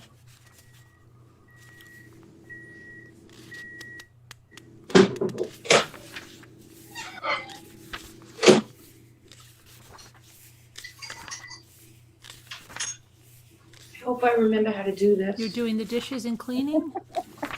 Okay, I have to find like something that would make a good butterfly in here. Augie. Hey, that's Still why a little they're bit tired right now. right? That's why they're called the fins. Right, so here is the butterfly. How big was your paper, can I ask? Sarah Lou. Paper that I started out with. She said she's just getting ready for work. She Who? stopped and say hi. I Sarah used a Lou. bigger piece. I used Sarah who? Sarah let me get Lou. hold on, I don't know how big. Sarah Lou? Yeah, Sarah Lou. Oh, That's who. oh, okay. Deborah, no, they're really not that expensive. Not really. I mean, some are, of course, but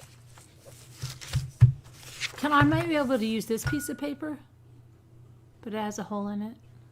Yeah. Sorry, I'm But it has a hole in pulling it. my nose on What the about the camera. little hole in it? This paper is, What's the first thing that we have? this paper is 7.5 inches, but I think most origami paper is 6 inches. But look at how much origami. Do you know? Wait, I got to tell you, this is so crazy. Somebody, that company said to Instagram, they said, Carolyn, you want to try out some of our products? Make some videos? You know what they give? A big stack of origami paper. I said, that's Good. crazy. We just did origami the other night. Did you say yes? I said, yeah. And I got to see, because they bothered me. Like the next day, they said, are you interested? Because I didn't get back soon. I said, yeah, I'm interested. Because you could share it with everybody. I could Because share I it have a with lot. everybody. I'll give some away. I could share it with everybody. Yeah. Because, like, this was on Amazon. It was very cheap. Yeah. So I said, yeah, heck yeah, right? Heck yeah. But I would share it with everyone. That's what I said. Heck I think most origami paper is 6 inches, but I bought a book and it came with paper that was a little bit bigger. But I think when you're a beginner, sometimes it's easier to use a piece of paper that's a little bit bigger. All right. Well, So I've I got did this with a bigger piece. I mean, other than this, I've got a 12 by 12 scrapbook paper, but this I'm going to use. I think maybe that's probably better. This? How big is it? I don't know. It's This is 7.5, 6 which inches. is pretty 6 big. inches. I think that's good. This was not that easy. I didn't think think it it was is that 6 easy inches. to make, but hopefully we'll get it together. I think it's. Wait, I gotta move this because Julian's blankie is here. He likes to lay down over here, but he went away right now, so that's good. 'Cause you need like a flat surface to do this. Sorry about my voice. Doesn't want to be here right now. All right. So let me get it out. Yeah, Linda, it's just a little too deep right now to talk about it. It's too chilling.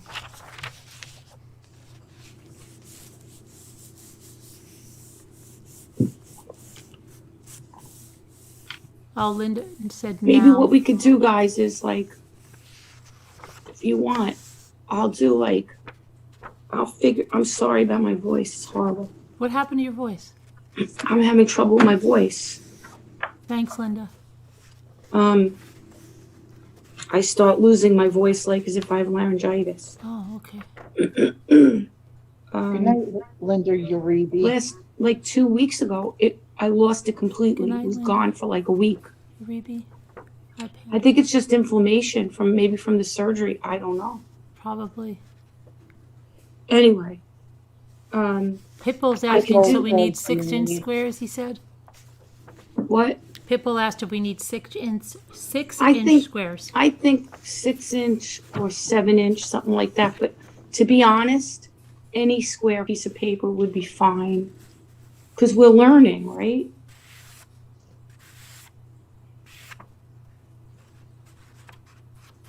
All right, so I'm just finding the page where I had it so I could follow because I don't remember it. Where the heck was it? So I was thinking like we could find a project.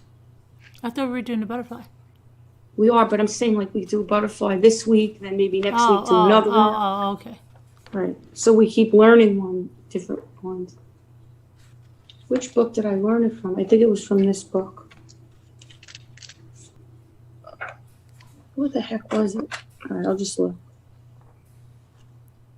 What's that? I'm sorry, but I don't remember which book it was in. Guess I'm not fully awake. Is that the same one, Scooter? The right, It must be this Aurora book. Borealis. Yeah. Yeah, Northern Lights. Yeah, it's the great big one. Are you almost finished? No. Here it is. Page 19. Taking Okay, you get a long- ready, everyone. Taking you a long time, isn't it? I can't help it. Okay, here we go. Huge. Where did you get that from? Hobby Lobby? Yeah, Hobby Lobby. Okay, what do we do first? I'm going to get a piece of paper. Hold on. All right.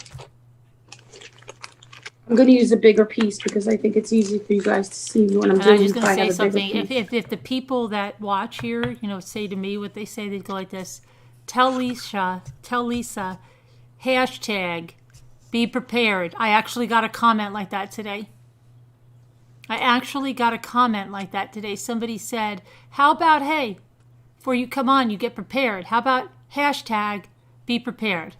But I didn't know I was going to do this. But I didn't know I was going to have like a technical difficulty, and they said that. Anyway, they said, how about that? Hashtag, be prepared. That's not nice. I know. All right, so you have your paper, Okay. and you go like this. You ready? Yeah. You go like this. You fold it Like this. diagonally. Oh, like no, this. not like this? Like this? Yeah, So like a triangle. Right? like a triangle. Okay. All right, and of course, you try to get it as even as you can. Okay. You know what? I don't think you have to have a perfect square, right? And oh yeah, I'm sorry. Start it out as a perfect square. Okay. All right, let me make sure. I don't have a perfect square yet. I got to fix it. Where's Pitbull? I know how to make it a perfect square, though. I do. Now I want to just point something out. Look at this butterfly. The other day when I did this, look at this edge. This was not a perfect square. Right. And this was origami paper that I had. So I don't know why in this package, this piece of paper was not a perfect square. Oh, I'm going to make mine a perfect square. Hold on. Now this, I could already tell it's a perfect square because my edges meet up. All right, But hold on. right away, you could tell if it's not, because look. I know. I'm making mine a perfect Isn't that square. weird? Yep. And this piece of paper Just hold came in the on. same package as this one. This wasn't a perfect square. All right, just hold on. Weird, right, everyone? It is weird. Right? Okay. So, Hold on. I'm making my perfect square, okay? all right, make it a perfect square. So trying. if your paper is not a perfect square, like I folded. it's not going to meet up perfect. No, I Like did. this piece is not a perfect square. See I what know. happens? Your edge, you'll have extra here. If that happens, and no matter what you do, you can't get it to meet up, you cut that and make sure it meets up. If you're if you're playing around with it and you can't get these edges to meet, no matter what you do, I made it. It's Look, different I if made you- it. I fixed it. I made it. but it's different if you can play around with it and it's only because you're not folding it right, that's different. But if it's because no matter what you do, you can't get that to meet up, Okay, I'm there. make it a perfect square. I'm there. Pitbull, you there? Pitbull's here Where's too. Pitbull? He's here. He's right here with this. I'm here too. What? On Pitbull board. is a male? Yeah, we're both here with it. I'm sorry, I said she before. No, Well, we don't actually know, but we think so. Okay. Okay. So in theory, it's a he. We think so. Yeah, that's what we think. Okay. Now, is everybody with us? We called Newfie a guy for a long, long time. Yes. Really? Is Newfie here? Sometimes Hi, I Newfie. still say Newfie's a guy. But that's just because my mind is conditioned. It's not my fault. Okay. Once everybody does that, you're going to do it the other way. And a lot of origami that happens, you do this. This is how you begin. You do the other way. Okay. You fold it the other way. Okay. Try Are you it. there? Are you there, Pipple? And you know what? Make I'm sure your there. creases are really good. You put it on the table, and you make sure you have really nice creases. Okay. Make sure they're really nice. My creases I are haven't really, at all, Patricia. really nice. I probably will one of these days. Put it in a That's frame. another Pitbull, thing, are you there? everyone. I want to make sure Pitbull's happy. Pipple, are you there? Are you with us? Newfie, are you doing it too? Is everybody going along too? I don't know. If you don't have origami people, Is anybody else doing this except Pipple and me and Lisa? like if you don't have origami paper, just do computer paper. It's okay. Just make it a square. Absolutely. Computer paper would work. Mm-hmm. Rosie Posey Crafts, why don't you do it with us? Jump on board, everyone.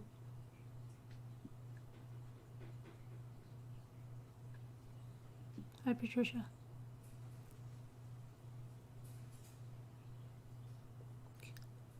If Pipple's not up with this now, then Pipple will just better throw the paper I don't down. even see Pitbull on Hi, here. Baxter. Hi, Baxter. Oh, good. Baxter's doing it too. I'm Oh, glad you feel better, Lou. Oh, yes, present. Are you up to this Present. point? Okay. Pitbull? Pitbull is present. Now Lonnie Gore is trying as well. Okay, Lonnie. I got to make it up to Pitbull. I think we're ready. Is everybody ready for the Okay. next step? All right. Now, Here we go. Next steps. the next step is you're going to take the tip of these and go into the middle. Right. The tip Right. of all of them? Yeah. First, Okay, you're do gonna we put this one crease here. it? Do we crease it? Yep, and crease that. Make sure the tip goes right into the exact middle. Right into the exact middle.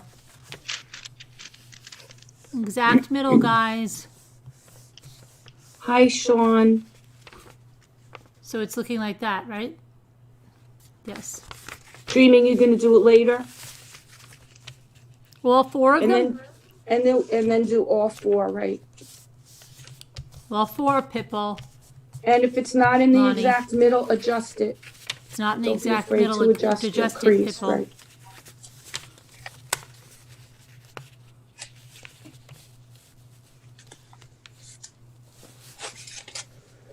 Exact middle, Pipple.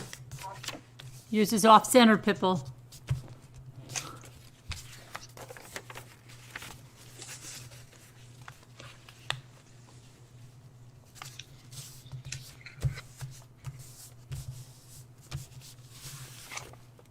Okay. Do we leave them in?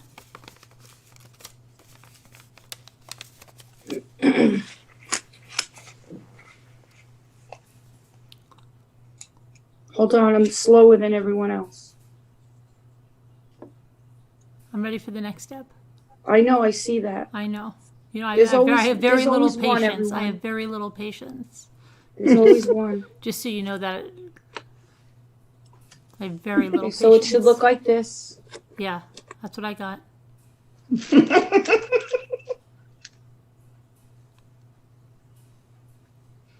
How's Okay. everybody doing? We're all doing good. If you haven't made it to this point, just put your paper down. You're not able to do it. Carolyn, that's not how you be a nice teacher. Well, I'm trying not to get them frustrated. If they can't make it to this point, they should just throw it up now. Throw in the towel. Don't say throw up. Throw in the towel. Okay, open it up. Okay. And then what? Now, Fold it out.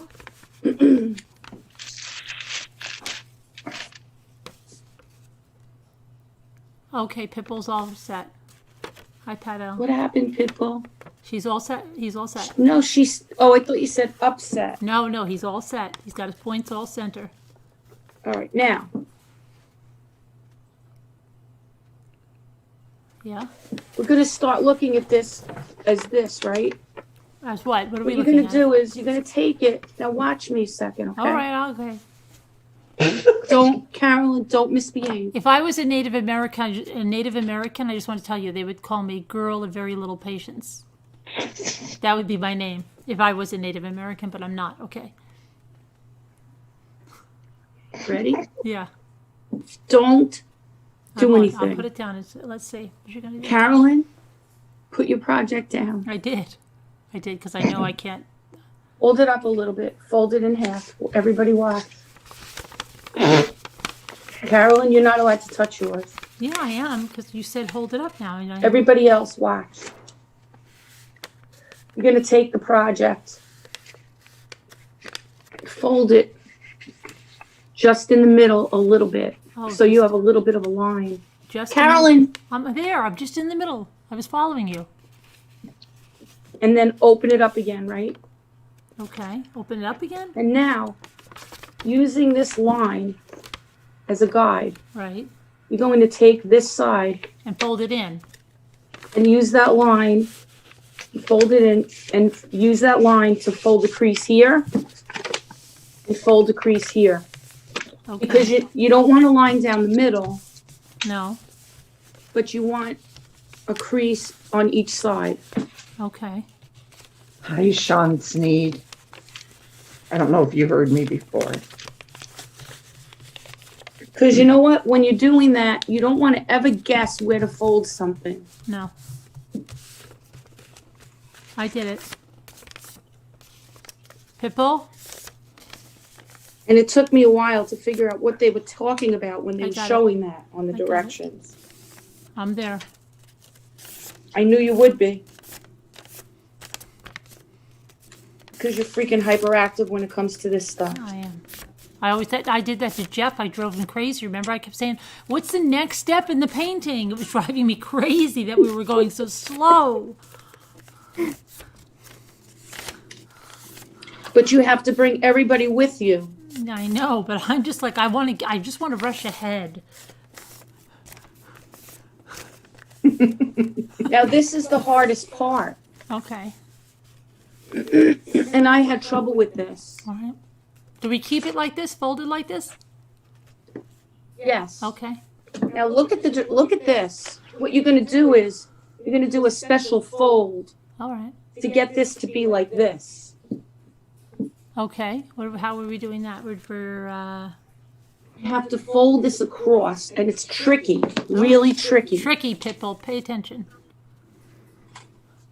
I didn't exactly know how to do this myself. But the paper goes that way itself.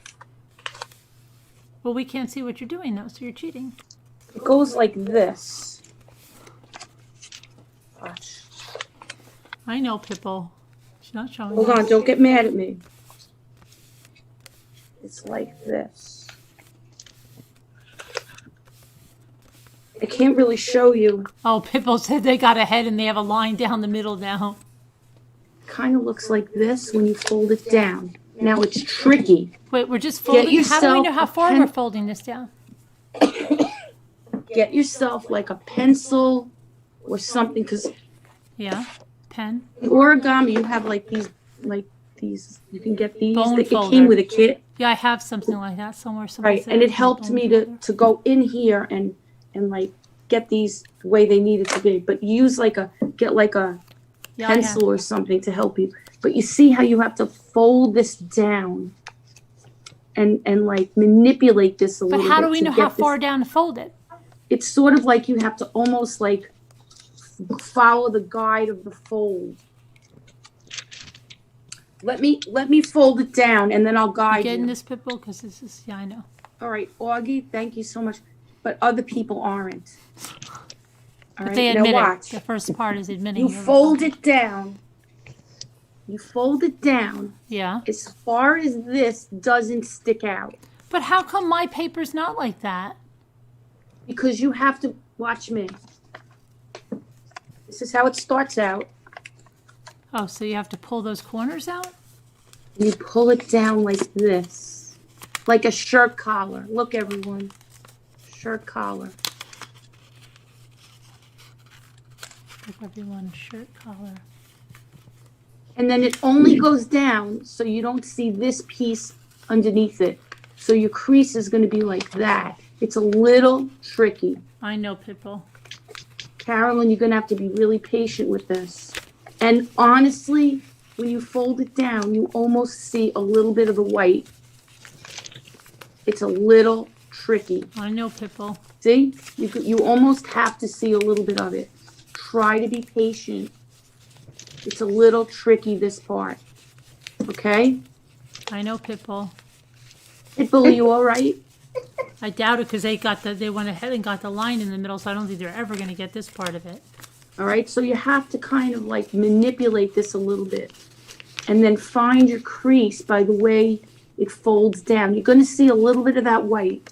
It just, there's no way to not do it. But you don't want to make it, you don't want to see this thing like uneven. So fold this top when you see a little bit of the white, but it's straight. See that?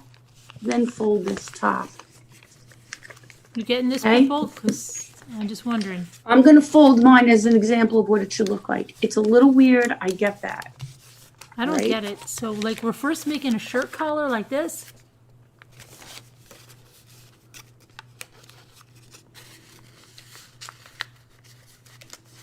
It's a little weird, and I'm totally with you on that. This is a little weird. In the directions, it should say, this part looks a little weird.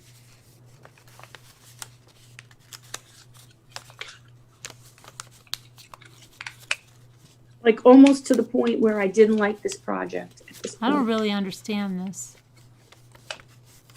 Dreaming, Why? you're not going to get this, so don't even try. Yes, you will. Dreaming. It's hard dreaming, on yes, this you will. part.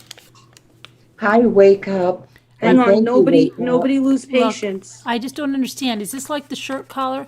No, your bits are sticking out. See, you've lost everybody on this part. No, You've lost us just all. everybody You've lost stay the whole right there class. The and- whole class. You're not going to even have one good student in here that has one. you believe Pitbull's this? gone. Lonnie Gore's throwing hers up. She's throwing her paper. She's throwing it across Don't the throw room. it. Nobody throw it. Just stay right with me. Do you see my smile? Don't lose. Don't lose it. Okay, just but stay so with me. you take this and you make the shirt Carolyn, collar. just stay with me. Yeah, but you make the shirt collar. But then what? Then what happens after the shirt collar? All right, hang on and hang on. Just stay with me. We're Don't trying, but we don't know. Lose it. Okay, I'm going to be with you guys in a second. Scooter, tell her to be good. Scooter, tell her to behave. Oh, I'll keep an eye on her. I don't know. I kind of got like this, but I don't think it's right. Everybody be good. My white bits are sticking way out.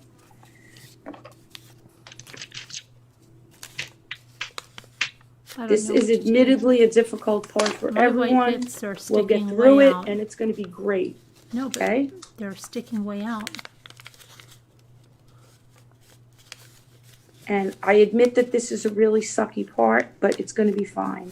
Well, it's not really working very well, I can tell you that. And I would imagine that over time, it gets a little bit easier when you become more of like a professional with this stuff. If I knew All right, what I you was ready? doing. For All right, sure. everybody calm down, all right? Yeah. This is what mine looks like.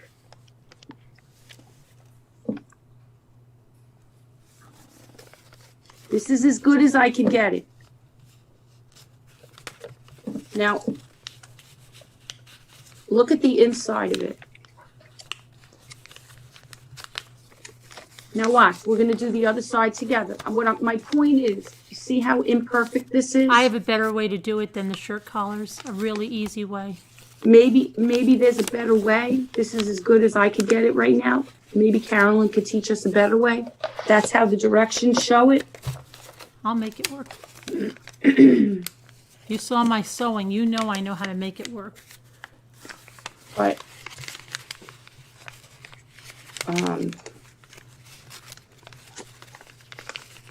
if you do it a little, if you pull this in a little bit more, watch. Say I don't do it this way, right? And I go to pull it in a little more. Watch what happens. Hi, Diana. It becomes like that. Maroney. A tail. Maroney. So in order to keep this straight, you have to go in a little bit less. Now, who's with me? Who's Pitbull? How are you doing?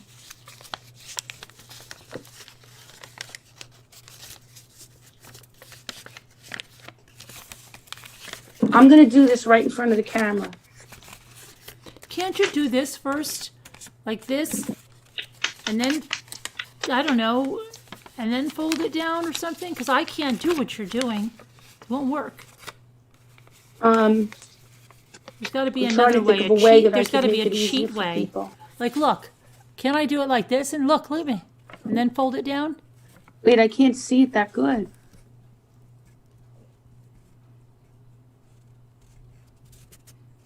Try it. Maybe it's a better way. I don't know. In the directions they tell you that way doesn't look too good, and I can't do it.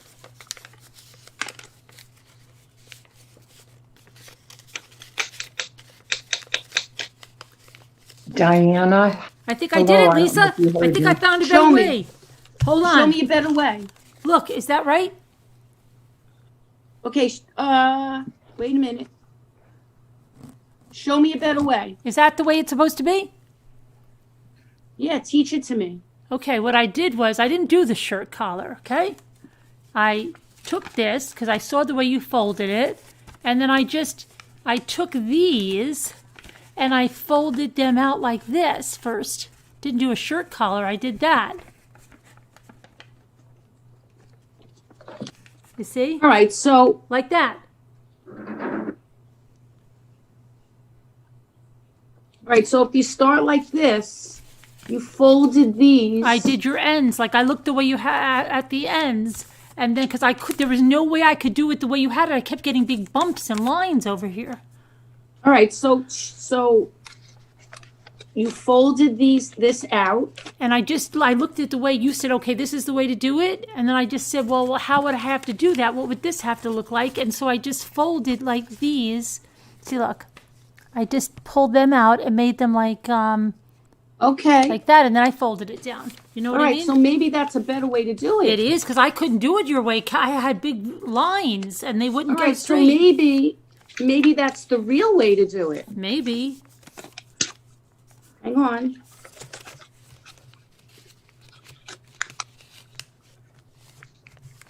Hold on, maybe that's the right way. Because maybe the directions are just deceiving. Yeah, don't do the shirt collar, Maggie. Just look at how this is. Like, you know what, Carolyn, you're right. Don't do the shirt collar, everyone. Carolyn's right. Now, wait a minute. Yeah. How did that turn out? Now, wait. I'm going to do something, Carolyn. Hold on. This is it. Now, how did yours look like this and my way of folding it looked like this? But mine looks not exact, but yours does. Well, what did you do? You ruined yours? But they're folded the same. How did yours get like that? Look at it. How does that work that they don't look exactly the same? But because I didn't do the other end. We're supposed to do the other end too, like that? Yes. Oh, you didn't tell me that. Okay, let me do that. You didn't tell me. You didn't tell any of us to do. You said one end. I didn't get a chance. Okay, well, okay. But my point is... Yeah. They look exactly the same. They're folded the same. But that's because your technique doesn't have this extra piece of paper here. Because I'm not done yet. Now, Now, But look, wait a now. minute, Carolyn. Is that right now? Wait. Yeah, but why does your look? They're folded when they're flat. They Right. look the exact same way. Right. What? And the backside But looks like mine that? is the way I did it. Looks a little rougher. Does the backside look like that? Yes, Yeah. but do you see what I'm saying? They're folded the exact same way. Mm-hmm. I don't. But see, I don't get it. Why? Would they look the same? They're exactly the same. Yeah. Uh-huh. But the way I folded it and the way you folded it, look, Yeah. they're exactly the same. Right. But you just pulled it a little different. Yeah, because I couldn't do it your way. I was having wrinkles. But look, mine is a little uneven. Yours isn't. Why? I don't know. My way's better, I guess. It might be better, but look, it's the same. So what I'm trying to say Maybe is your paper's a little bit off center or something. I don't know. Pipple? Any ideas? Wait, let me go back. Let me go back to my thing, and I'm gonna fold it your way. Did everybody No get it? shirt in the collar. Chat at home? No shirt collar. All you have to do, guys, is just like It's just pull it straight pull apart. it. Yeah, straight across. Crisscross applesauce like this. It's just pulled across, pulled Pitbull, across, do you pulled have across, it pulled now? across. I don't know how she was getting it straight the other way. I have no idea how you did that because mine was all So you just pulled it. yeah, mine was all bumpy and lumpy and had folds the way you were doing it. I couldn't get it. So why is mine not? I don't know. Okay, I don't understand that. I don't know. We'll have to do it again, but let's move on. Everybody ready for next steps? No, I can't move on because it's not. Because everybody's isn't going to look the same. It's okay. They shouldn't look the same. No, it should, because these should meet up.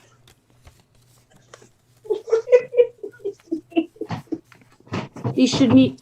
Does everybody's meet up like Carolyn? Hold yours up.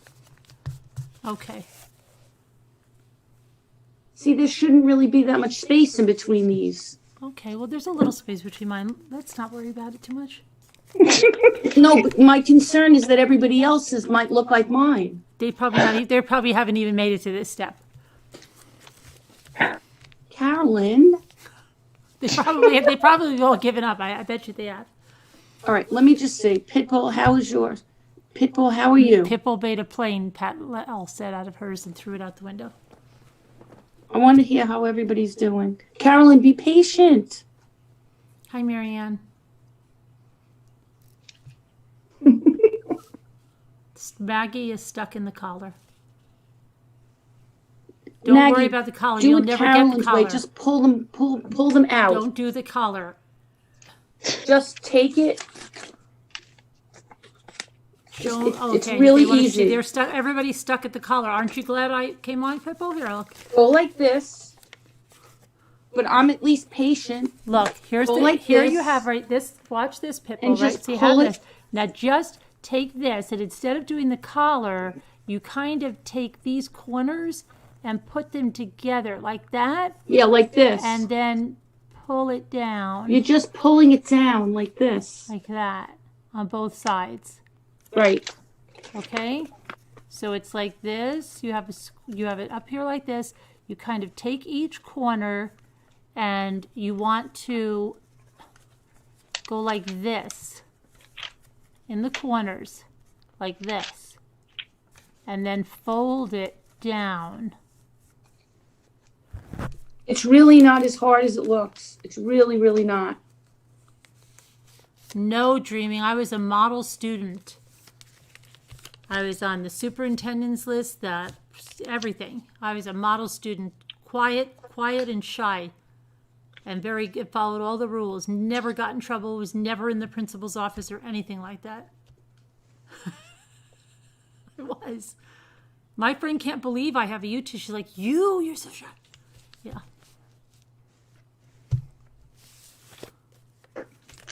Hi, Mono Lane Furniture. See, Pitbull, I helped you. You got it, Pitbull? Just pull it down. It's it's not more complicated than that. What Pull are it you down. guys making? A butterfly. All right, now you're going to go like this. Wait, who do we have with us? Everybody with this? Everybody there? Okay. You know what? Maybe I should do a private lesson with people. Well, let's see if we can do this. How much All water right. do we have? Now you're going to fold it like this. Now I refolded mine so it's even. Okay. Okay, ready? Yeah. Fold it like this, like a boat. Okay. Fold it like this, like a boat pit ball.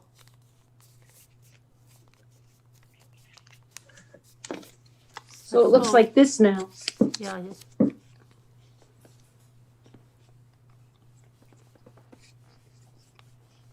That is how the other young lady showed us how it was done last night.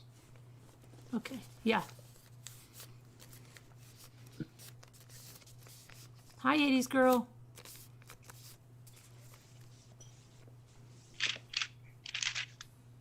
Now it says fold the sides in. Fold the sides in. Yes. These sides in. Wow.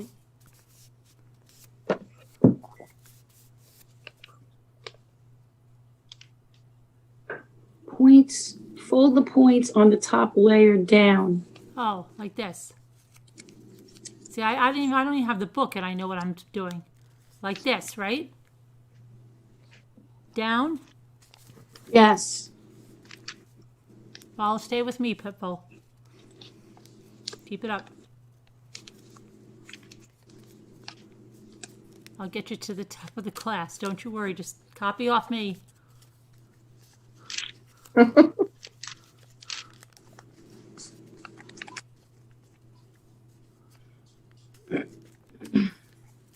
Okay, does it look like this now? No. What do you mean? You said fold the points down. No, like this. See, she's always got to be the high. She told me the wrong thing purposely. No. Go back. I This am is the back. boat. Okay, I'm back to the boat. Go back to the boat. I am. Now it says fold the sides, fold the points on the top layer, Yeah, that's what I did. right? These points. Bull That's what I has did. it. That's what I Down, did. down, down. Wait. What did you do? Wait, hold on a minute. God, what did you do? You did this down like this? These are the boat. This is the boat, right? Down like this? Sailing. Oh, like this. Yeah, like that. Right? Yes. Okay. Like this. All right, got it. I got it. You got it? Yeah. Now it looks like a big triangle. Right. Now what? Fold the sides in. In. Wait, what do they mean? Like this? Yes. Okay.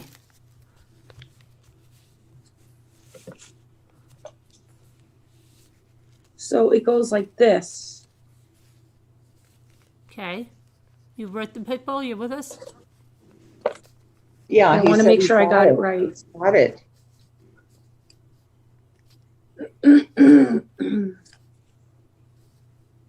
So this side, see this side? That's like kind of like the squarish side. Mm-hmm.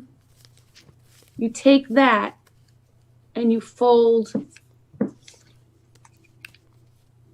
these little sides, this little side in. Wait, hold on. I thought we're here, right? Look, see this side that it kind of has these like little square ends. See this? Yeah, okay. The side that has these little square ends. See, it's like a square.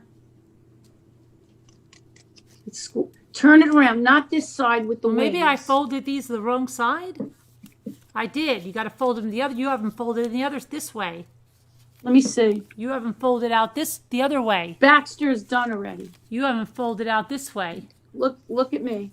There's one side that Yeah. has the long Well, if I'm going to have the wings. square over here, I've got to fold these the other way if I have to have the square. You know, it's hard for me to see, but Okay. Look. Hold on. right. But your wings should be on the other side, flapping. They are. With the square, you said. Now I had to change it. See? Yeah. What about the other side though? Where's the wings on the other side? What do you mean the other These side? are the wings. This is the flat side. This is the wings. Wait a second. Let me see that. Can you hold that up straight? The wings are here. Flat side is here.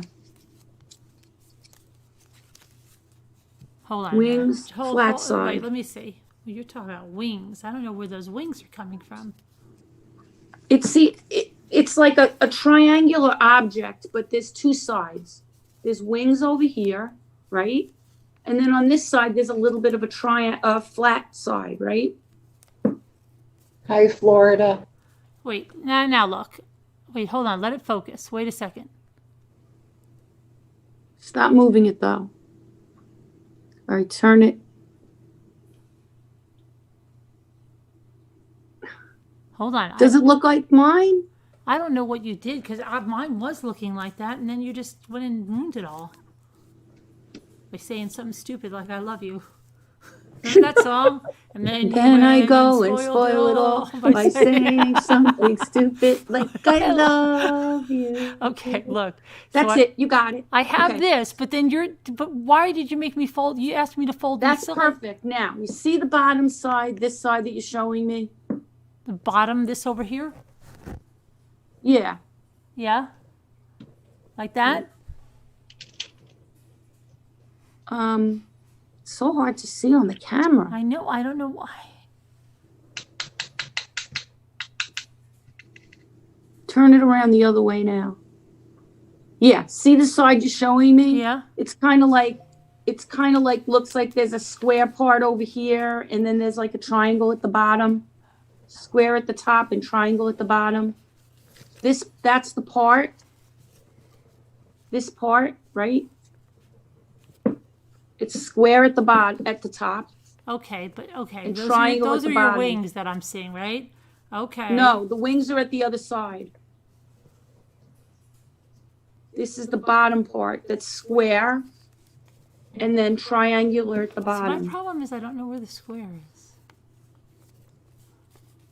And then if you turn it over, it looks like wings. But the other side, it's like kind of like a square. All right.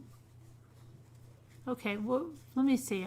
If you just do the next step, maybe I can cheat. All right. So then what you do is you take the part that's like this square, Yeah. right? Mm-hmm. See Yeah, it? I see the square. I got the square. I see it. All right. Then what you're going to do is you want to make this part that's like the square is over here, and then you have this angle. You're going to take this part, and you're going to fold it like a little triangle here. The square? And then you're going to take this end, and you're going to fold it in a little bit over here. Let me do it so you can see it. You getting this, Pipple? You getting this, Pipple? You getting this? It's hard to see on this paper, but I'm going to put my fingers on it. See, these are a little folded over here.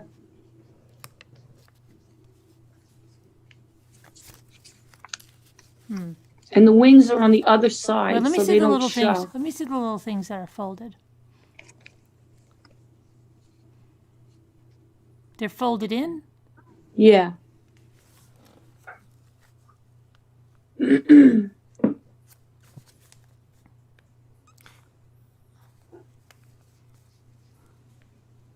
Pipple, do you know what she's doing?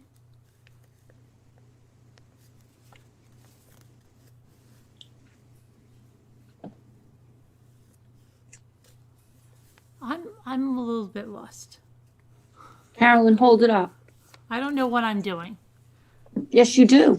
I'm still You're the one here. that figured out a better way to do the I know, other thing. but that was where I lost. That was All where right, I hit you my see- peak. I peaked then. I peaked too early. No, you didn't. I peaked See too the early part in the that's project. facing you? Yeah.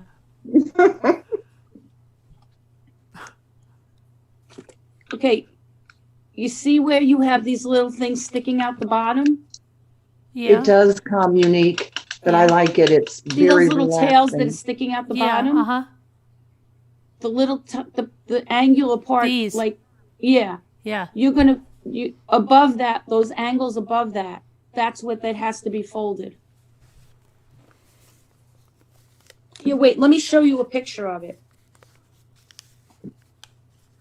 Let me show you a picture of it. Maybe that would help in the Maybe. book. Maybe. If I showed you a picture of it, maybe that would help you. I have an idea. Maybe if I showed it to you from the side, what it has to look like, fold it in half.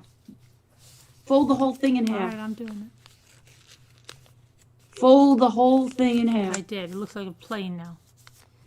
Like that? It has to, after you put the folds in, it has to look like this. Before you put the folds in, it looks like this. Just a pure triangle. Well, how come I fold mine in half? It looks like this. I don't know. Oh.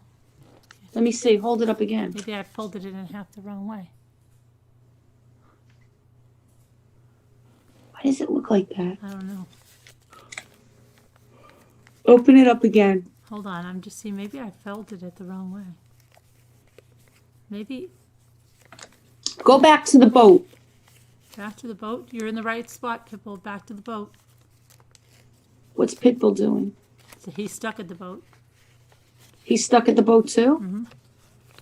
Yep. Right, go back to the I'm boat. going back to the boat.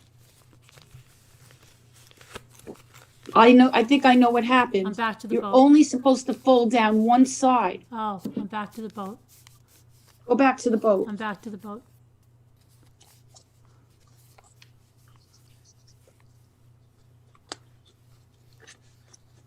I think I know what you guys did. What?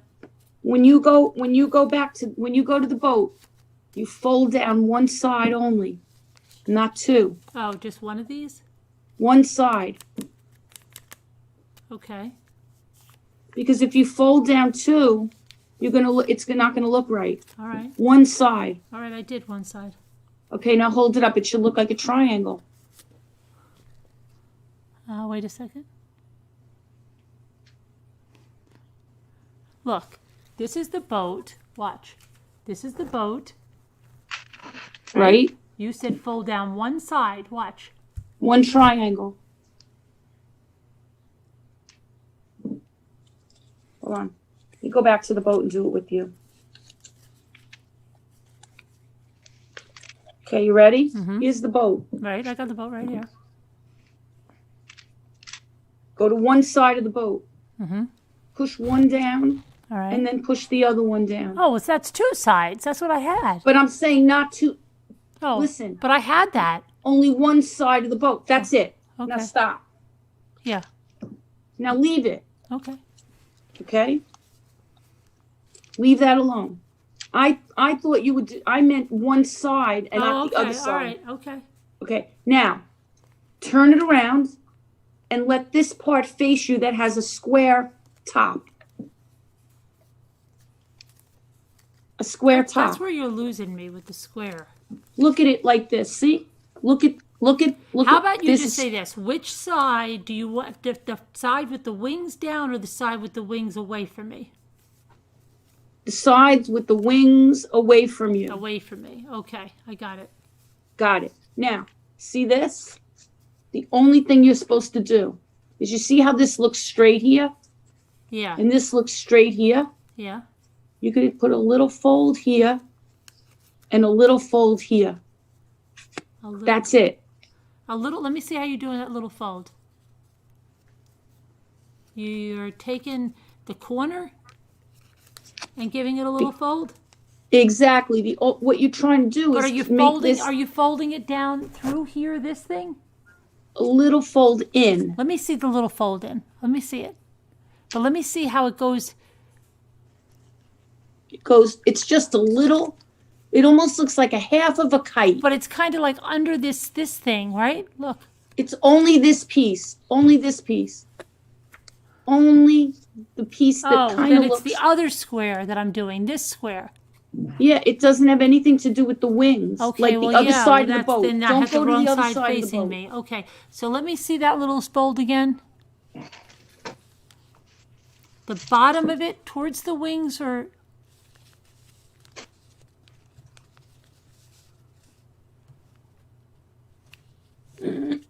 I think I have it now, finally.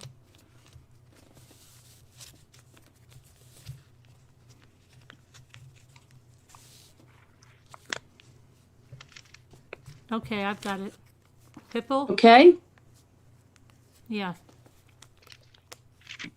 I got it. And so, Sarah, it Does sparkles. Pitbull have it? But you just What? can't see it in this picture. What are we Because doing now? basically what you're doing is you're just changing the shape a little bit. Okay, so now what's the next step? Okay, you got it? Mm-hmm. All right. It is hard to see. I'm sorry, Carolyn, if I was deceptive and like. All right, that's all right. All right. Now, it tells you to fold. Now, this is going to be the last part. Now, see this butterfly? The last fold in this. Look at That's my your fold. butterfly. You Look did at my it. fold. I did it, right? Right. Perfect. Now, Perfect, the Pipple. last, I'm showing you the I'm showing the butterfly from last night for a reason. All right. This is going to be your last fold. See it? The body. Yeah, it is. They are pretty, aren't they, Deborah? DeLeo? Oh, like this? So now, what you have to Like do this? is you have to. Hold on. I hope you saw it, Sarah Nash. I held it up so you could see it. Because I think everybody else has seen What are we them pretty doing? much. No? Right. So you fold it, Yeah. You said the last fold, yeah. and you're going to put one fold. You're going to go over here Yeah. and put one fold over here. That's like, I want you to look at it really carefully because you have to be careful with this because it has to be even on each side, right? Look at it. Yeah. Same here, Deborah. It has That's to be why I'm even, doing look. this. Right. So what are we doing? This is relaxing. That paper So in the stuff is middle here, relaxing to you're me. going to do a triangular kind of a fold where it's higher at the tip and more shallow toward the middle, toward the back of the body. So they show it like that here, look.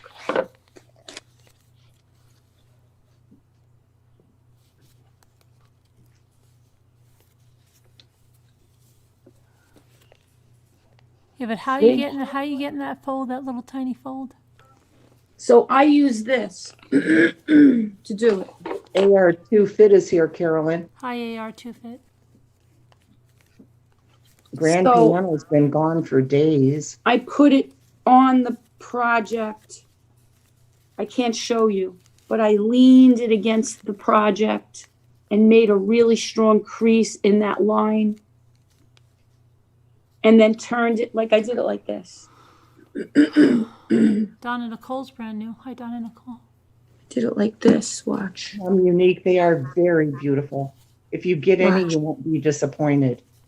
Let me show Carolyn you. has that link where you Did it like really this. decent Watch. price. Watch what I did. But don't you have okay, mine is apart on that side. Look, there's there's two pieces. Let me see.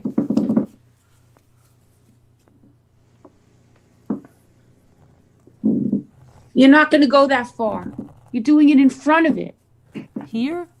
Yeah. But it's still Watch. two pieces. Watch me. But it's still two pieces. Look.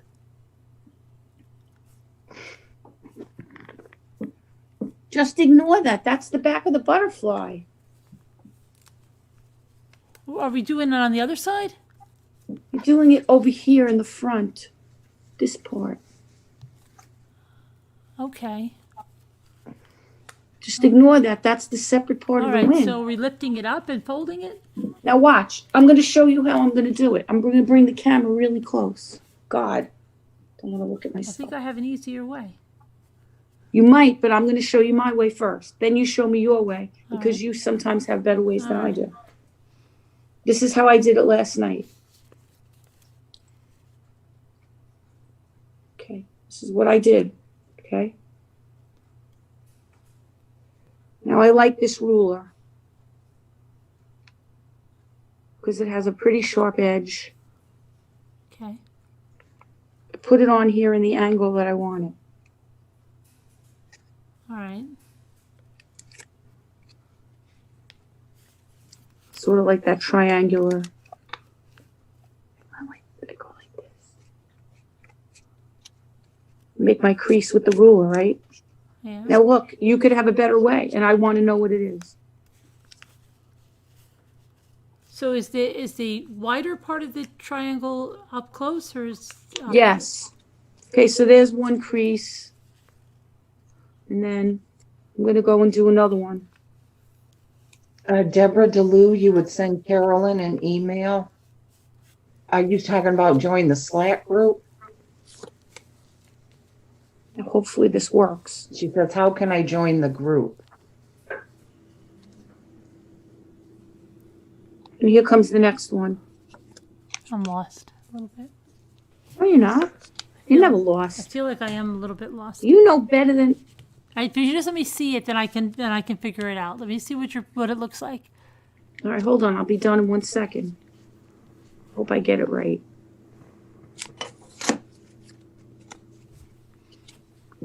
Deborah DeLu, you just send Carolyn an email. Totally didn't work. Didn't work? No. My crease... Last night, my crease worked perfect. Look. Okay. Tonight, it just was a So fail. we're just folding it out? We're just going to make it fold out there? No, you're making this thing like a... You're making it like this. Yeah. That's what I mean. Yeah, you're making it fold out. Now show me how you would do it, because I would just pinch it up here. I just failed at my fold. I would just pinch it up here. Lisa, look. Lisa, I would just pinch it. Pinch it? Yeah, all right, I'm going to when I try your pinch that, method. and then just like taper it back like a triangle. I would pinch it. All right, so maybe I'm making too big of a deal out of it, You Carol? probably are. If I know you, you probably are. I overdo things? Yeah. I'm an overthinker, Carolyn? Yeah, uh-huh. You're making too much of an ordeal out of it. Shouldn't be that big of an ordeal. I do that. You know I do. I would just... Remember at Michael's? Yes. And you missed out on everything. It still bothers you more than it bothers me. Okay. It still bugs the crap out of you. It does. But see, how do you make it at that angle, Carolyn? It's bothering me. I think I kind of just pinched it, and then you want me to Yeah, but it's not... Look, this is such a good angle. Okay, but how about if we fold it? Look, and then if you fold it, and then you make a little... You fold this back at an angle. Look. I think I have it. Show me it. Hold on, let me see if it works out.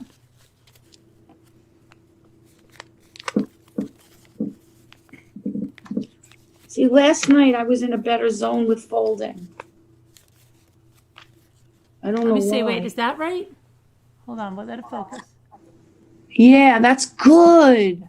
Yeah, I did it the easy way. You lucky stiff. It's so easy. Just make the little peak, and then you kind of like fold it like this. Look. Then you just fold it over, and you make it, and then when you open it, it's a little peak. Lucky stiff. For some reason, I'm not getting it.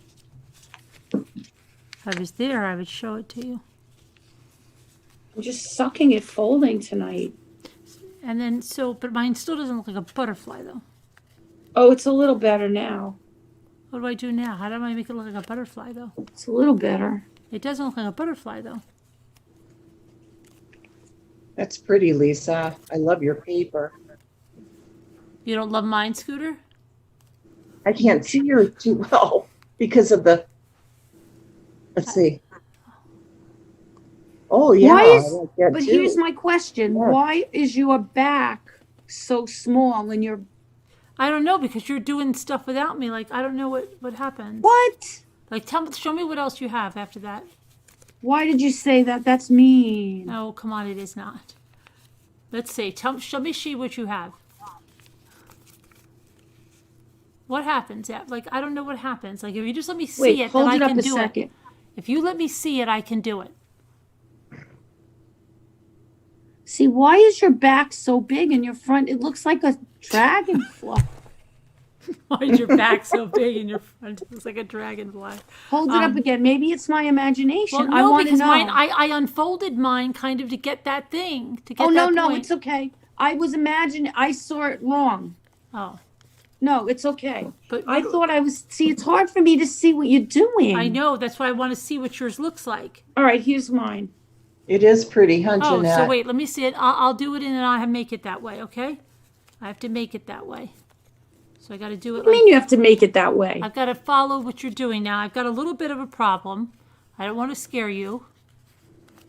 Let me see. Something's a little bit different. Let me see that again. The wings, how come my wings are much You like it purple, Sean? Wait, I think I have a little bit of a problem, so just hang on here. There's a problem, I think, in that. Okay, now what Lou said it's now nothing I think bad I about have a it. Now I dragonfly. think I have it. Okay.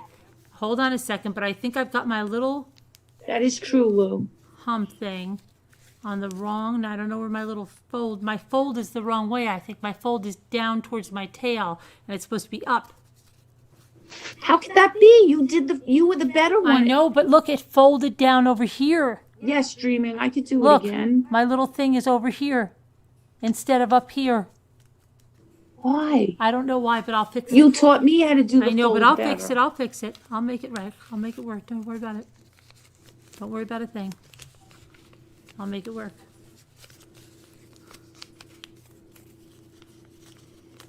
I like the way this folds up here that makes the wings angle a little bit, the way that this is made, like the way the directions make the butterfly, that it has a little angle here. That's kind of pretty, right? The way they make it. Okay, now what? I think I would give this a 5. But now what? Is that the end of it? That's it. How come yours was flapping? Yours in Eva's was flapping last night. Flapping. Well, if you go like this, it flaps. No, like it was. She was making it like hers was like so freaking pretty. She's so nice. Yeah, mine doesn't look like that. Well, Something's I think going- that the origami paper itself is a certain type of paper Yeah, but that's can I see kind of yours light again? and fluffy. Can I see it again? Yeah. Okay. Carolyn, show me what's going on. Wait, I'm trying to. I'm missing something. So. And then the underneath kind of looks pretty too. I want to do a Christmas tree like I usually do. One regular Christmas tree, and then I do a kitchen tree. Mm-hmm. I want to do little butterflies on my Christmas tree for my kitchen this year. That'll look pretty. I usually do a Cupid tree in my kitchen, and I put little mini Cupids on it. But I could do both. I could add little butterflies to it too. But this is a really cute one. Hey, Scooter, did you get your dolls? Sean, you want a blue In the mail? butterfly? I could do Yeah. a blue butterfly. Oh, you mean the ones from the auction? Yeah, Or what? Those weren't Cupies, though, you know. I know. Did you get them? No. One is I did get that other set. What other set? Remember, I thought I didn't get it? Sean, why do The you one want a set blue you said you butterfly wanted next something time? because you wanted the other set so bad, Mm-hmm.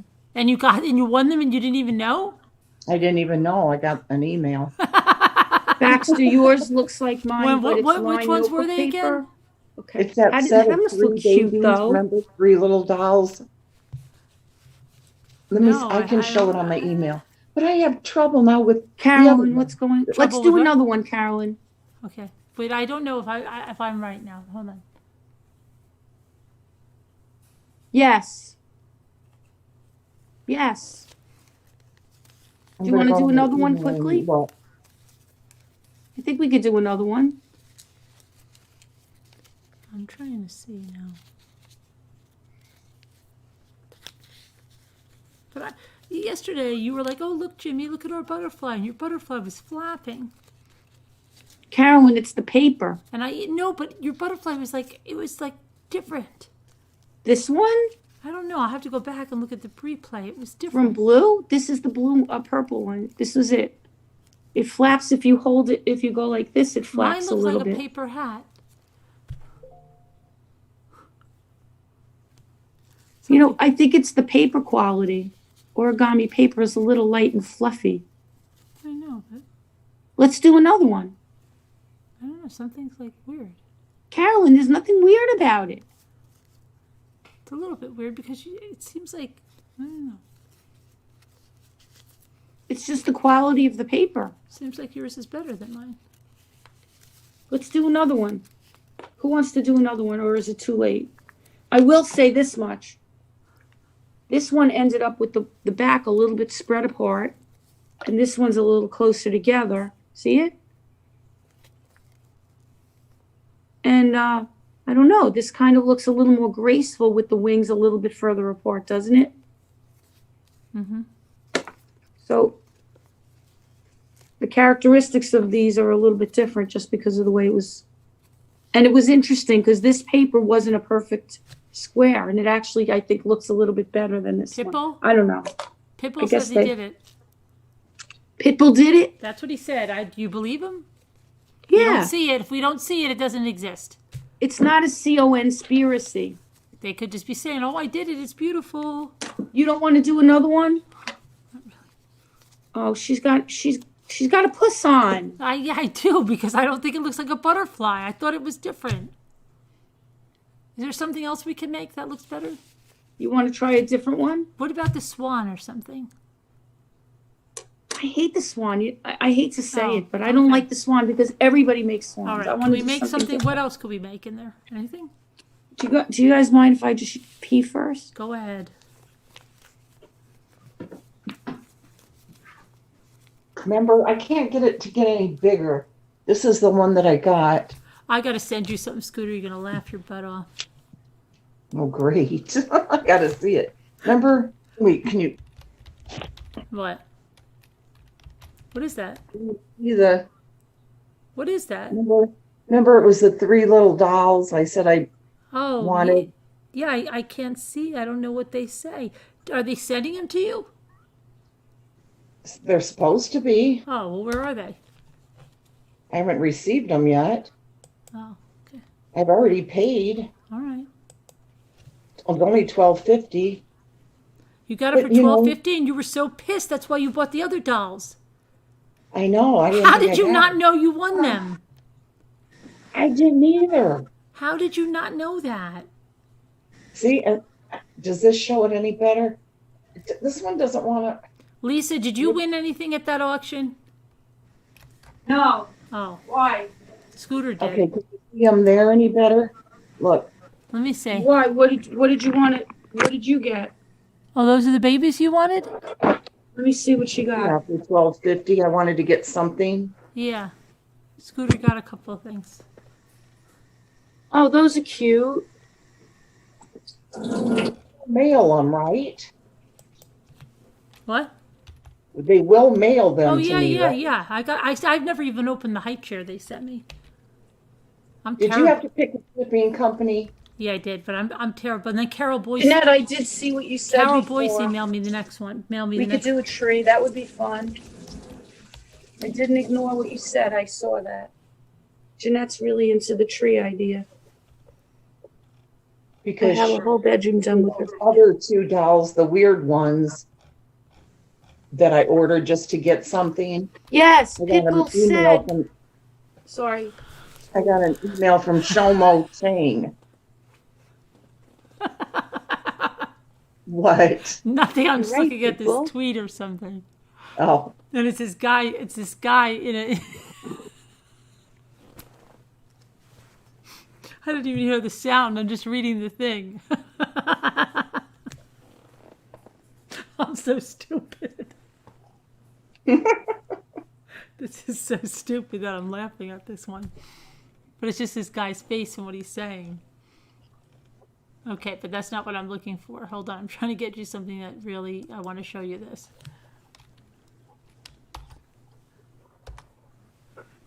No, Pitbull said was complimenting you that you found a better way to fold the boat than I did. So you should be happy about that. Thank you, Pitbull. Thank you. Yeah. Appreciate that. I'm not jealous, Pitbull. It's good. It's all good. Appreciate that, Pitbull. Yeah. Thank you. We're all on the same team here, right? That's right. I am not an expert on origami, that's for sure. Okay, I'm sending something to your Facebook, Scooter. No, I just have a lot of patience to learn, but I'm not an expert. Now let me see. I need to call that lady from that one store that forgot to put that little doll in for me. Oh my gosh, you haven't called her. I keep forgetting. Did you hear I called the Walmart corporate office, Lisa? And I haven't heard back from them yet. And I still have the vinyl. I heard. You haven't even seen the vinyl clings I got, and they're so darn cute, but I feel like I don't own them, so I can't bring them inside the house. The clings? Yeah. No, I don't. I didn't see what they look like. Dreaming, you still have to show us your dolls someday. And I just wanted to say to Grand Piano, if you're listening, I love you. I think Scooter has a crush on Grand Piano. No, it's been a week. And that's not like him. I've heard nothing. Look at your Facebook. Don't ask me how that even came up. Don't even ask me. I couldn't even believe when I saw the thing.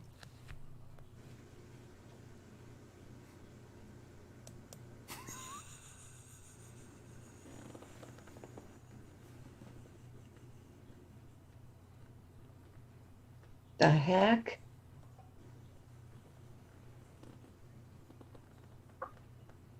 This book is really cool because it tells you like types of folds, like a real good beginner's origami book.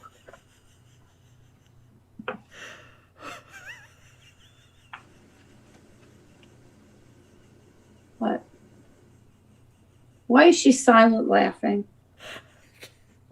Because I just can't handle what I'm showing Scooter.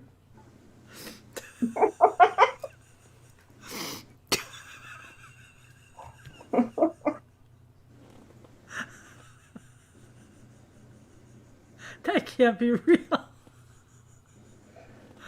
That can't be real. They had to Photoshop that. I really think they Photoshopped that.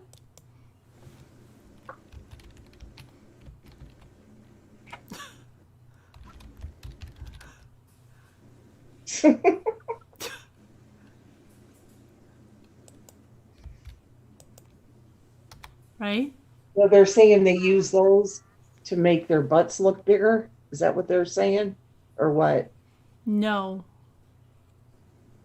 It's not a compliment. They're making fun.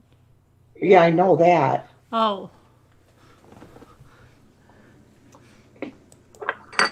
And then when I was looking for that and I had to hashtag that and put that thing in there.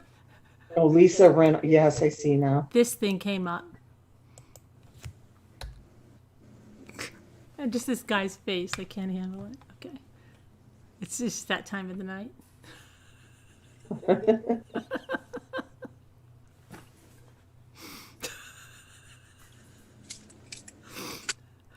Oh my God. Everyone's getting really giddy.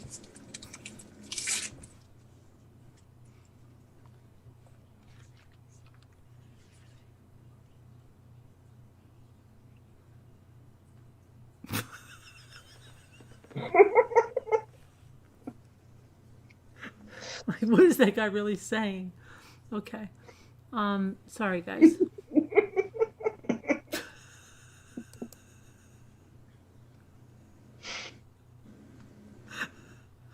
Okay, sorry. No, I can't show the class only because I can't because it's not my content. I can't show the class. But it's stupid. We're just being stupid now. It's that time of the night. Yeah, I thought it was the pens trying to make, the butts look bigger. Like, Yeah. yeah, I see that, isn't it? My daughter, Nikki, bought one of those fake butts Oh, really? years ago. Oh, Yeah, years ago. it was hilarious. Hi, Gigi. Not big butts.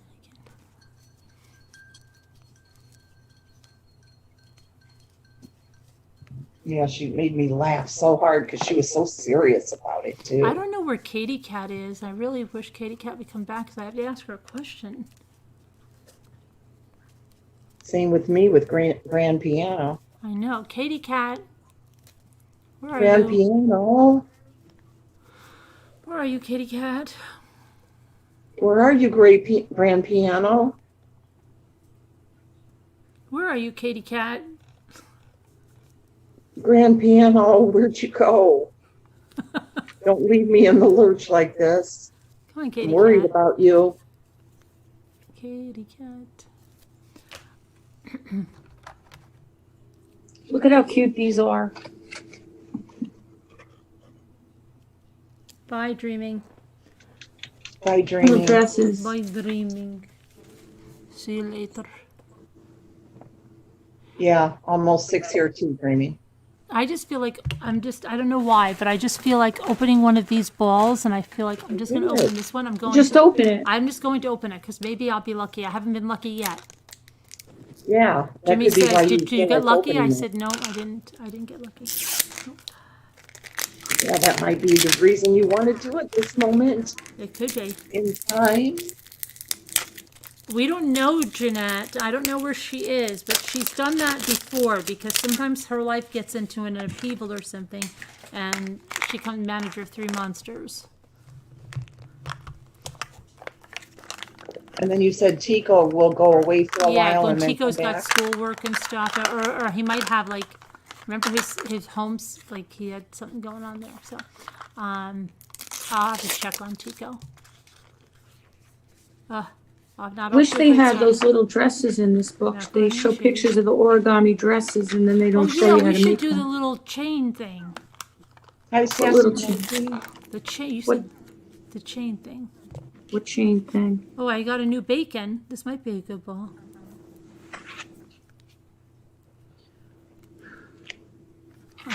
A lot of things in here are very complicated.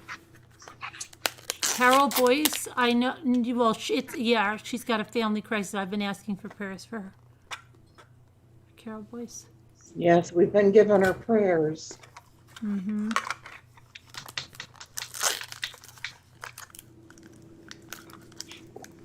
Sean, mine set on their own, but I do have a couple I have to reset.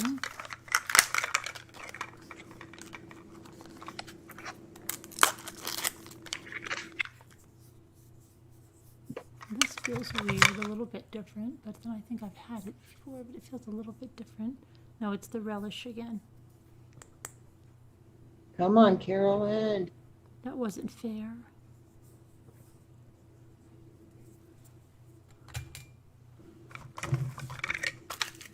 You know what they say about my balloon that I did the other day? That if you make it out of grease-proof paper or plastic coated paper, it can actually hold water and could be used as a water bomb. Oh, that's neat. Yeah, you Yeah. got to start with square paper, Baxter, yeah.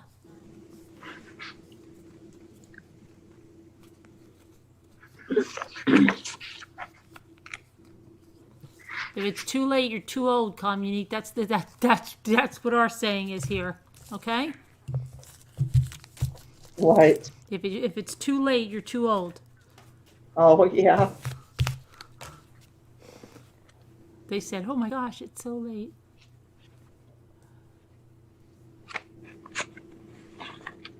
I'm gonna try one more because you know what? You mean a new butterfly? The world could end tomorrow, right? Exactly. You wanna do another gone, and butterfly? I didn't open the ball. Oh, another ball. Okay. I'm gonna open another ball. Do it. I am. Oh, Sarah Lou and Does she's anybody want to do really another pretty in person too. Pitbull does. butterfly? Yeah, go ahead. Go ahead, start up, and I'm gonna. All right. We stood in line for a while to meet her, but it was worth it. And I got a real good picture of her myself when she got out of her car Who? with her son-in-law and her daughter. Who? Lisa Vanderpump, the one that's, on my picture on, what is it? Who was Lisa Vanderpump? She's a celebrity? Well, yeah, she was a real housewife. Go for the and- goal. Oh, a real Beverly Hills. housewife. Yeah, Yeah.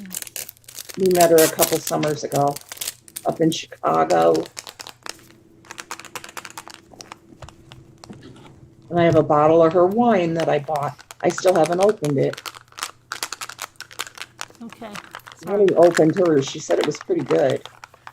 Who opened hers? Bonnie opened her wine that we bought up there. Oh, okay. And I got to pet one of her dogs. She had one of her dogs with her laying on the table. Forget which one it was. She told me, but I can't remember the name.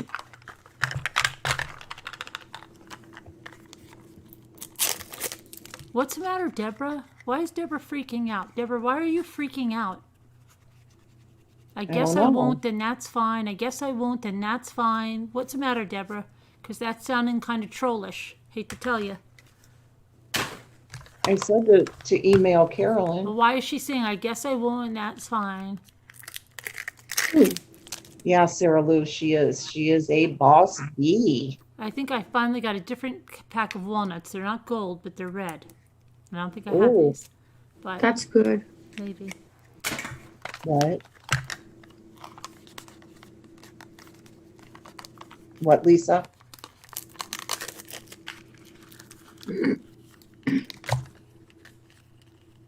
Got another chicken stock. Isn't it that Deborah's first time here tonight? I don't know who that is. Yeah, I think it's her first time here, and she's already like throwing a No, hissy fit. Deborah Liu? Yeah. I never heard that name. She's been here. She's been here, Carolyn. But why is she throwing a hissy fit about that? I don't know.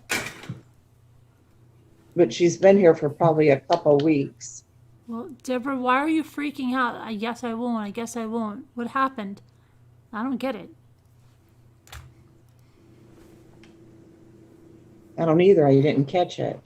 I don't know. I think I'm going to do another butterfly while I'm sitting here so I can get better Because at I it. was laughing at a meme with Scooter that you're not going to email us? Okay. All right. I'm going to do each step, and if anybody wants to follow along, you're welcome to. I want to know, earlier she said, I want to know how I can join. Then she said something like, well, I'm not going to do that because they might just laugh at me. That's silly. Come That's on. like us watching a TV show and saying, oh, I'm not going to email Carolyn because they're laughing at a TV show. They might laugh at me. No, that's not. That doesn't make any sense. We wouldn't laugh at you. We were No. laughing at a meme. Do you ever laugh at a meme? I do. We do that all the time. We're a lot of fun here. We don't hurt anybody. Yeah, it was just a couple of pictures that made her laugh, and She knows that. it was nothing It's a about meme. anybody in here. Yeah, One showed nobody in Lisa here at all. Rinna with the Depends. You know how Lisa Rinna advertises Depends?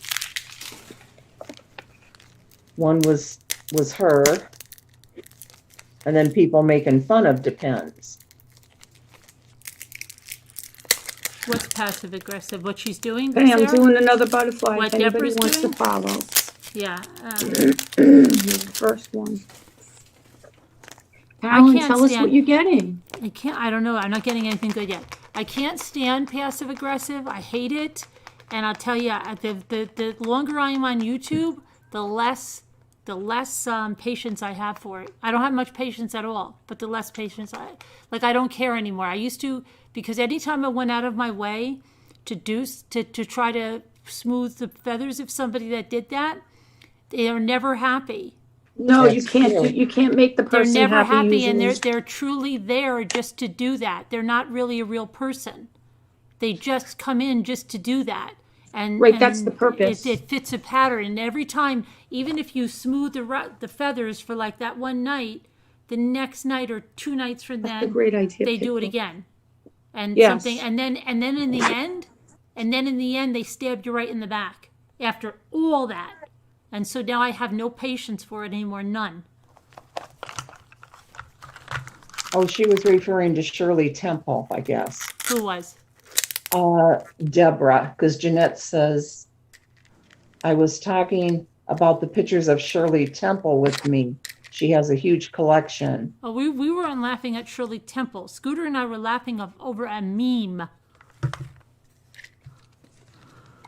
So maybe she was talking, I think she maybe was talking to Jeanette. And is what people Jeanette's saying. and people should know that we're not like that. Yeah, and if you don't know that we're not like that, then I don't know. That's what I mean. No, she's not saying you're not a real person, Deborah. I'm not. See, now you're bringing it about you. I'm talking in general. I don't get if somebody starts acting like a wacky. I don't worry about it. I can't worry about it. I used to worry about it, drive myself nuts over it, trying to fix things. I can't anymore. It's happened too many Takes a lot times of that I energy, do and it, then and then usually they stab you it in the doesn't back. make any difference anyway. Did you notice that? It doesn't make any difference. Jeanette says it wasn't about the panel.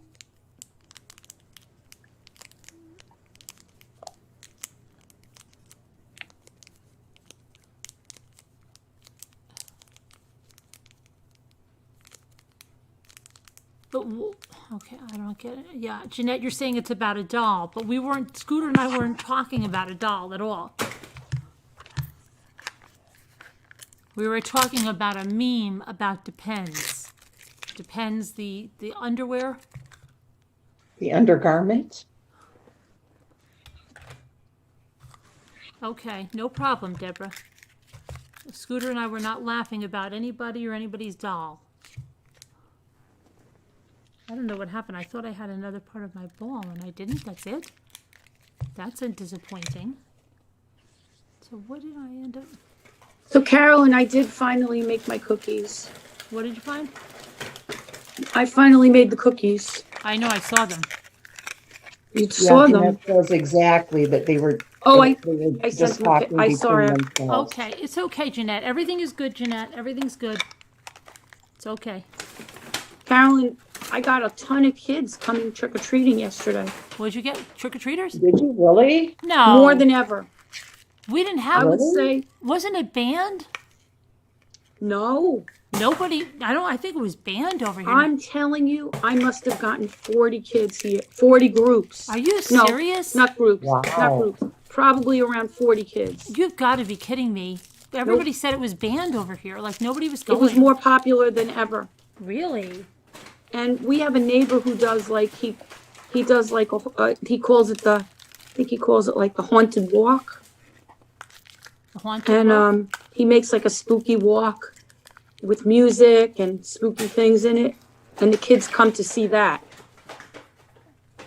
And we usually do get a pretty good amount of kids on the block. But this year, tons of kids. And it was crazy. Like, I didn't expect it, but I had candy because I know usually I get kids. But there was so many kids. Wow. I never get kids, but I still ran up to get candy because I'm always afraid. What if I do, you know? They'll kill you. Where's the candy, lady? Right, because you're Right, afraid you're right. afraid Yeah. you're not gonna have it. I don't have any. I didn't think But anybody you know was what was coming. interesting? What? No, I'm saying they're going to say to Scooter, she's going to say, I don't have any. She's going to say, what do you mean? I didn't think anybody was coming. Go get us something. And Scooter be giving him stuff like Penelope. Here you go. Take Penelope. But you know what was interesting? I from Costco I got the full candy bars, Yeah. like 30 of them for $15. So I just bought that. Yeah. Because I thought that was cheaper than buying the little things, right? And what I did was I put them in individual Ziploc bags with my gloves on and mask so that they wouldn't touch human hands. So when I gave them to the kids, I told the parents, what's in, whatever, the candy that's in the bags did not get touched by any human beings. See, but I didn't even go on Facebook. Like, I wonder, did anybody say they were going trick-or-treating? Nobody said But over here. here's what happened. When I looked at the kids' trick-or-treat bags and things that they had, all their candies were in Ziploc bags. Wow. So people must have done all the same You had thing. none, Sarah? Like put all that, like they must have put the kid, before they gave it out, put them in bags and not touch them. Because they were all sealed. Everything was sealed. All the kids' candy, nothing was loose. So everybody must have done the same thing. It's crazy. Sarah, do and you all the usually kids were get wearing them? masks and everything. Do you usually get them, Sarah, where you are? Like, do you usually have trick-or-treaters? Huh. That's so weird because I think it's like, there was never like an official cancellation notice, but I think it was canceled. But let me just see if my, let me see something. I haven't been on Facebook at all, and I just want to see something.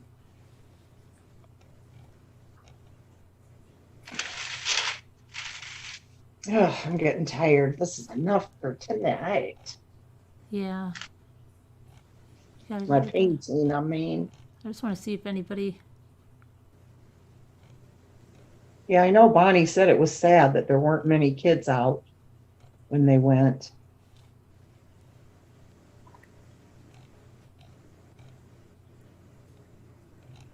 I want to see.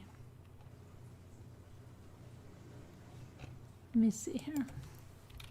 And I hope Nikki took Apple around to a few places in their area. I'm thinking she did. The kids really need that. I didn't even feel like it was Halloween, but my kids didn't even. Nobody was going. Nobody was going.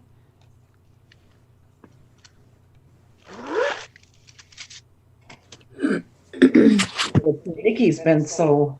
She hasn't. They haven't hardly been out since March, and I'm not joking. I'm hoping Lexi. Kids in my neighborhood, even during the worst of it, they were all playing together the whole time. But it was like a closed. Yeah, that's what you had said. Yeah. Neighborhood. They all played together, but they were always just together. So it was kind of good for them because at least they had each other, which was nice. So, because kids need to play. They need that. I know. And election day, I work the election, and it's going to be so busy. I'm getting myself prepared. It's going to be exhausting. Oh, I bet. I picked up the suitcase yesterday to get ready. Wait. Where are you going? I work for the Board of Elections. Oh, okay. So I'm getting myself mentally prepared for the onslaught. Oh, I thought you were going on a trip. No, but you have to pick up like a suitcase. Oh, okay. It's very, very closed system. I know. So Jimmy did that like for a year or so, but then he's like, no. What if a crazy? And we don't even live in a big town. He goes, what if a crazy comes in there and shoots up the whole place? It's such a hard job. People think you just sit there and watch them come in and out, but it's really hard. Yeah. Really, really hard. He was hard. spooked out because he was just like, because it's getting crazy. Like he said, what if somebody just comes in and just shoots everybody? Like, see, people usually come in a great mood. Yeah. I mean, we do get a couple of people that but things are crazy now. I'm telling you, this world is absolutely even the last presidential was that was crazy. And this is crazy. This is going to be really crazy. That was crazy. This is going to be crazy, and it's just crazy. It was really. People are crazy, and now we've got the pandemic. This is going to be. I think there's going to be bloodshed. Well, I'll tell you about it afterward. I'll let you know what it's like. But last presidential, it's bad. Was very, very busy, and most people came in really eager to vote and happy and in a great mood. We did have a couple of people Kathy, right? that were really on edge. Yeah. I'm thinking like in the big places. We do have law enforcement there. So maybe like if somebody thinks you're voting for the wrong person, and they'll just like gun you down because that's a vote. Like they don't want you to put that vote in. Like it's scary. Yeah, but we do feel really safe because we have a lot of protection, and I would be wearing a bulletproof vest. But I like it. I find it really interesting, and the process is really good for people like me because it's so detail oriented and complex to keep the chain of custody of everything, and to keep the system very safe and closed. So I like it, but it is a lot of work. Yeah, So, let me but see. it is, I think it you is, will get it a is kick out of it. She is partly your dog. absolutely Oh yeah, sure, Tracy. exhausting. Sure, Tracy. You sent me. Did you send me an email? I'm exhausted for several days after an election. So, Oh, I bet. but it is. I do enjoy it. It's a lot more than just sitting there watching people come in and out to vote. A lot more. So I like it though. Wait, let me see here. I don't know. Pictures of. Okay. And if anybody thinks Oh, okay, Sarah that it Nash. can be you did my the address. system I really can be don't want you to tampered do with. this. This is really sweet of you, Sarah Nash, but I hate to put you out like this.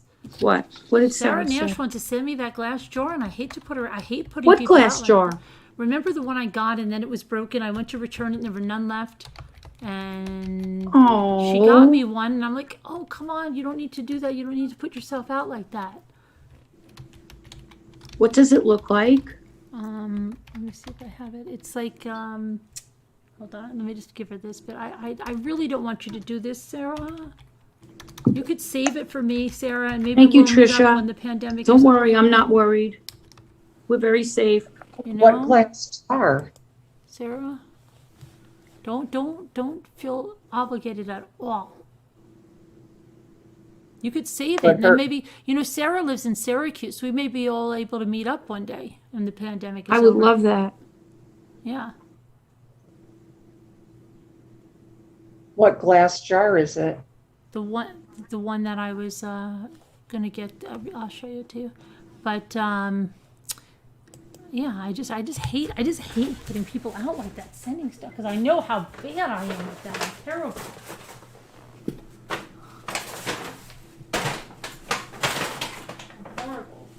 What did you say, Pitbull? Those Christmas hanging balls you hang up are folded.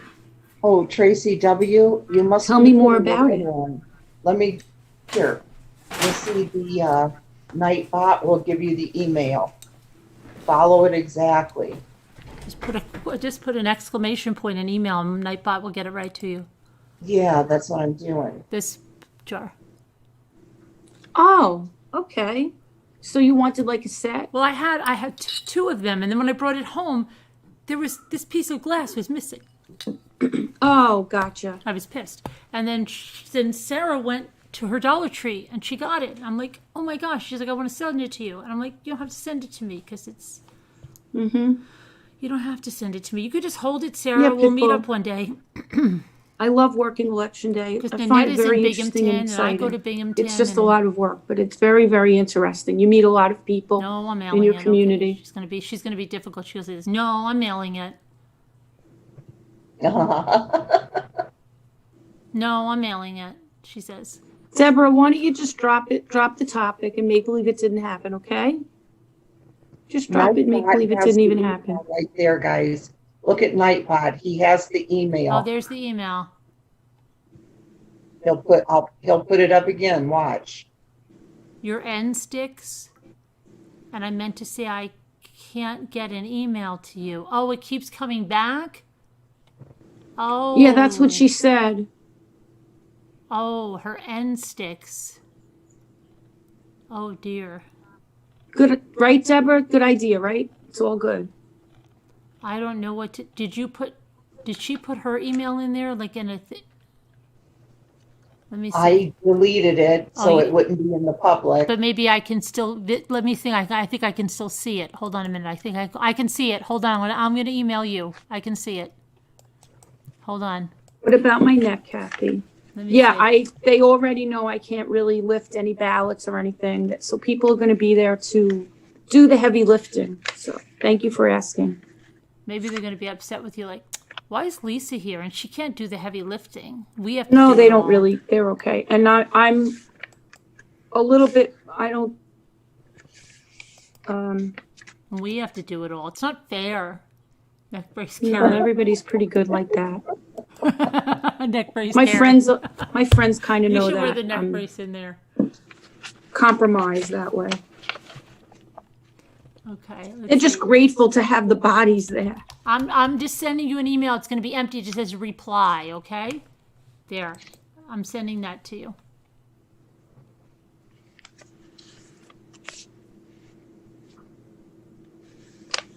All right. I sent it to you. Tracy, Tracy, don't don't put put your your email No, address on Tracy, here, I got okay? it. I already got it. I already sent it to you. I got it. I can look back. Even though Scooter deleted it, I can She still got see it. it. I got But it. we're not going to show it, okay? I just sent it to you. Don't put your email in the because chat. we don't want to put it on here. You'll get 100,000 people emailing you.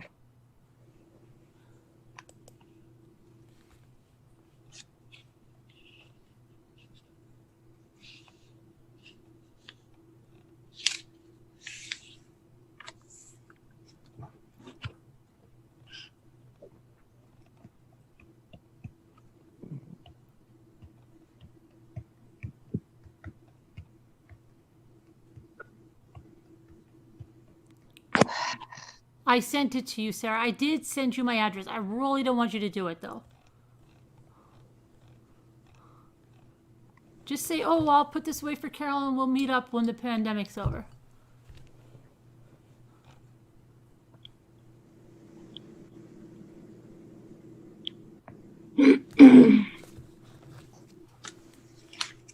Carolyn, I might need your help with the fold because you're the expert. Oh, okay. See, you helped me with that. I know. That's what friends are. Oh, it just worked by itself. It's so weird. It actually just went into the fold by itself. That's what friend. You're into real songs today, Yeah, I aren't don't you? know. I don't. And then you went and spoiled it all. By saying something stupid like "I love you." Where is that even from? You know, what it's year is that even interesting. from? Frank you- Sinatra if you- and Nancy Who Sinatra. sang that? Remember? Really?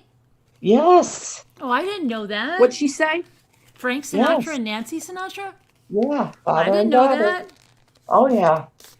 Oh, I didn't know that. Yes, ma'am. You know what's interesting, Carolyn? This thing just went into the fold almost by itself. It just sort of automatically did it. I don't know how to explain it. Hi, Amanda Love.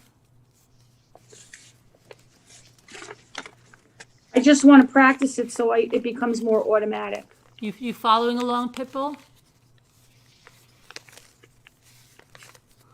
Here comes the boat.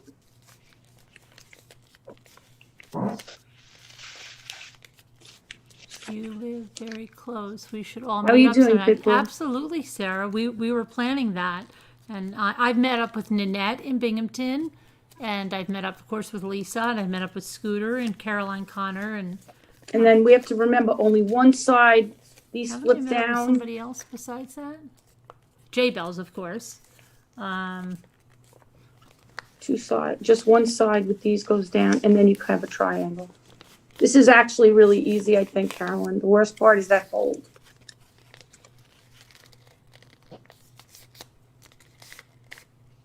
I went up there, Sarah Nash. Did you go to that Paul McCartney concert when it went up there, Syracuse? It's really good.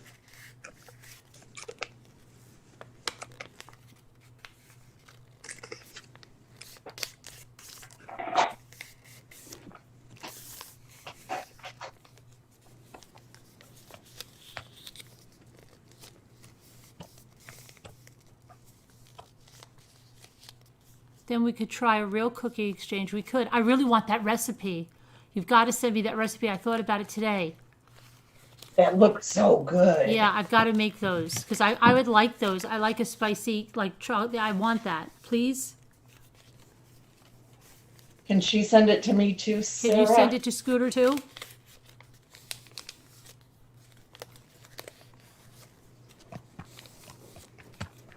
I think that's something my kids would like, and probably my dad. Can't disappoint Scooter's dad.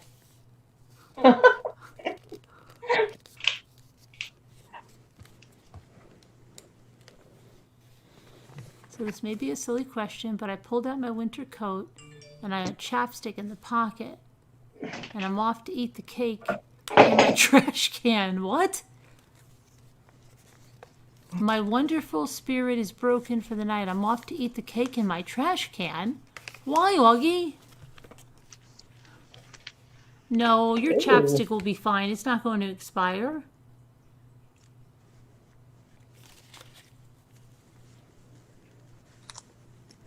I don't think so. Just if it's working, Sarah, just put it on if you want to wear it.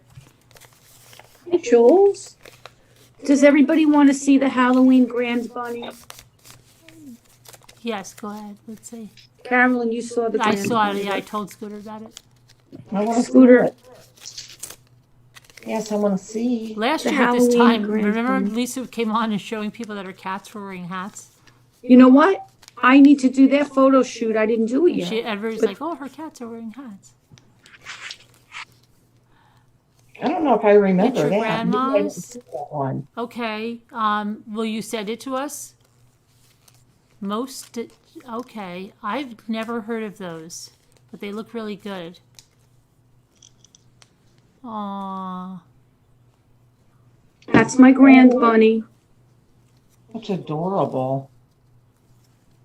Gina said that she put a bunch of carrots in the cauldron. Very cute. That's so clever. Is that actually a rabbit costume? I don't know where she got she made the little kerchief thing, Uh-huh. bandana thing, and I don't know where she got the hat. Yes, Mommy. But you know, I think she's actually getting used to being dressed like in costumes and stuff. Folded the paper And she likes the attention. round the angel. Oh, look. Pitbull did the angel chain. I want to see the angel chain. But Pitbull never comes on camera, so you're never going to see anything. Pitbull knows how to do a lot of things. Why not come on camera, Pitbull? We're talking about doing that stuff for Christmas and putting it on our tree. Yeah. Does everybody like my Grand Bunny? Everybody likes the Grand Bunny, but I Make wonder those if tiny Sarah is boxes gonna earlier let me today have or the- some other the, day. Or did she make them at all? No, I didn't make them. Do you want me to make one now? Or Carolyn, do you want to go? What are you making? Lou wanted me to make a box, but if you want to go, I don't have to do it. I don't know. It's because I wasn't up all night. You guys were. Yeah, Scooter's getting sleepy, but I just want to see if Sarah's going to give me the recipe. Sarah, are you going to give me the recipe? Oh, she will. She might not, because she said Well, it's you know a she family recipe will. from her grandma and grandpa and stuff. They brought it over. Yeah, from- she said it was She said they brought it over from a Italy. secret. It's a secret and stuff, she said. They brought it over from Italy. I didn't make them today, though, Lou. Carol Plant said my grandparents are from northern Italy, and they made... Really, Carol? Wow. How is that? Lisa, have you ever heard of that cookie? Because I have not heard of that cookie. Which one? No. That whatever I can't even pronounce it. Never heard of it. I've never heard of it. And my great-grandparents were bakers. That's why she needs to let the recipe out. But how Nobody's hearing about this. How are we You can't let this Italian- recipe die, Sarah. How are we Italian and have not heard of it? Never heard of it. Never, ever, ever. Never. Carol, that's awesome. They're my grandpa's recipe. I'm sharing it with these guys. I would be honored to have So the let recipe, me know if you want actually. a copy. Okay.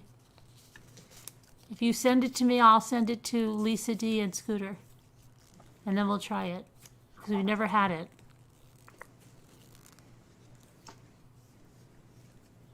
It's pretty common. It's pronounced Mostachol? I have no idea. It's too late at night, Sarah. I can't.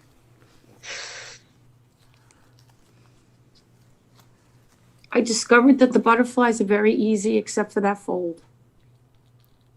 Are they very easy to make and it's a very easy recipe and stuff? I think so. Okay, Carolyn. Okay, we'll try it out. We're Italian and we don't know about it. Oh, and now see, Carol wants it too. Okay. I wonder if your recipe is different, Carol. It didn't look like it would be that hard. No, And it looked so good. I know. Very easy, she said. It's very easy. I'm going to fold these wings a little bit down like this, just to make it a little graceful looking, I think. You could put like a little wire, little antenna in there, maybe, if you wanted to embellish a little.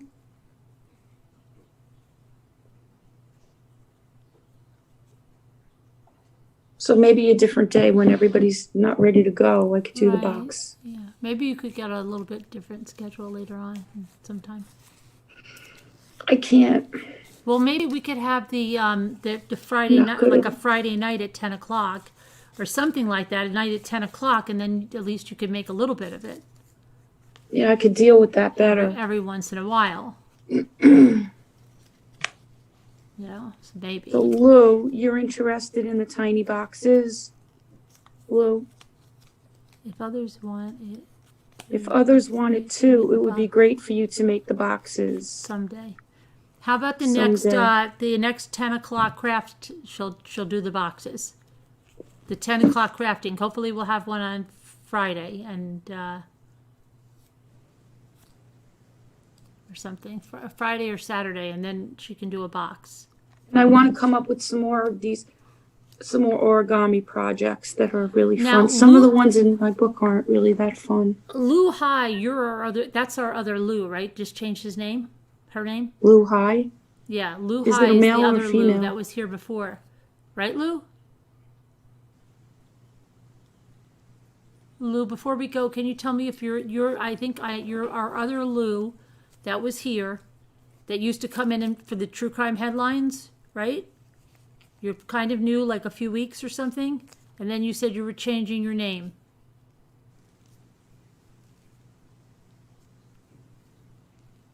I gotta wait till Lou answers. Yes, please. No, that's not the answer. Okay, Lou, are you the old Lou? Sad soul, you want to do them too?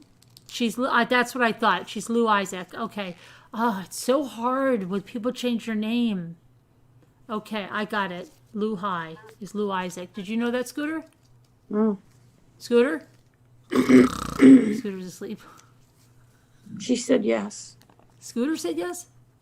No, Lou High said yes. I know, but Scooter doesn't know.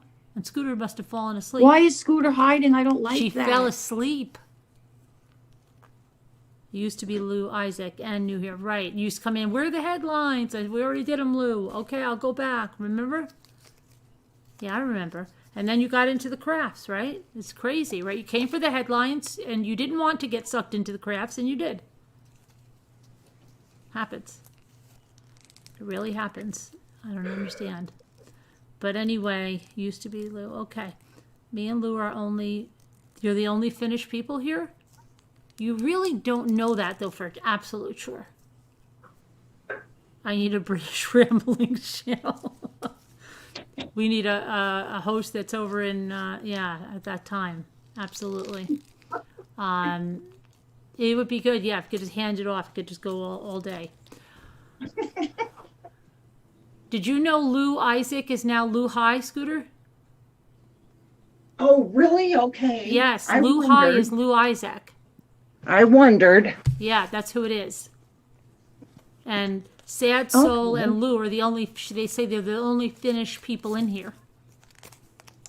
Wow, okay. Right? Well, That's what they welcome, said, but we don't know for sure. There could be Right. Finnish lurkers that have watched me since the Watts case. And that's good. That's what everybody says. No, I've watched you forever since the Watts case. I'm just chatting for the first time.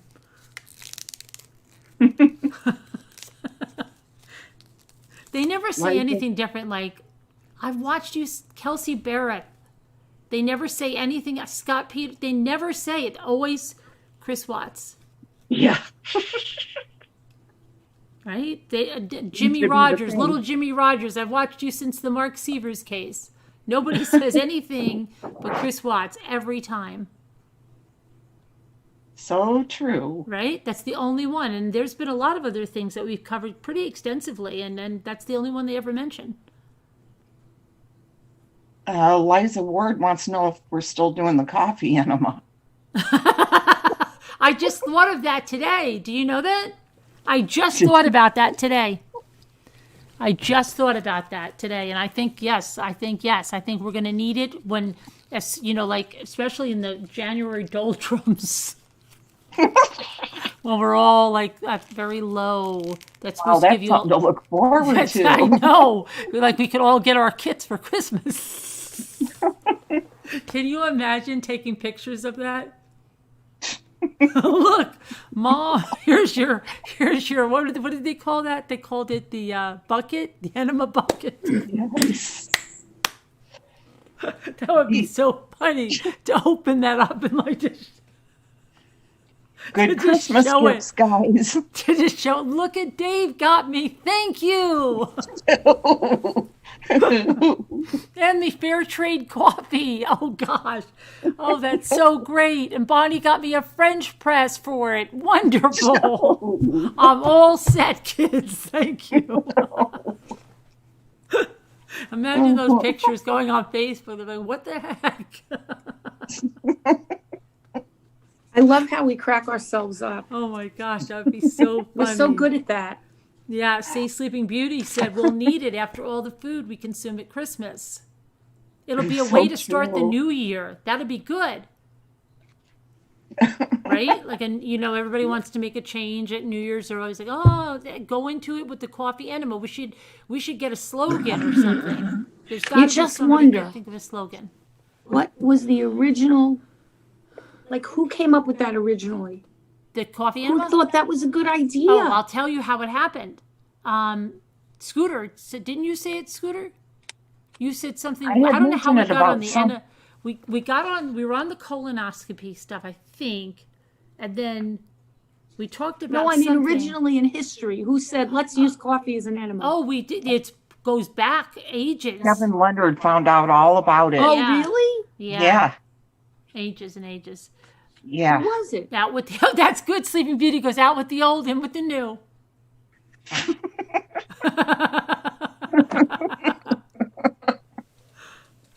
What goes up must come down. Don't drink your coffee. But see, you don't have Kevin to. Leonard say it was some lady that's like 97 Yes, she now. lived to be like something? 97 or 98. The lady that invented that had this big thing. Go figure. Yeah. Yeah, but somebody said, but I don't know how we got on it. We were talking about something one night, and then somebody asked about a colonic. Yes, somebody Right, said something right. about what about a high colonic or something, and I said there was a Yeah. colonic place in our town, and Jimmy laughed. Yes. And then somebody said, well, what about those coffee enemas everybody was getting? And I said, what coffee enemas? Yeah, and that's how it happened. That's how it happened. We could if everybody had a cricket, we could put a label on your coffee enema bucket. There could be a tutorial about that, personalizing your coffee enema bucket.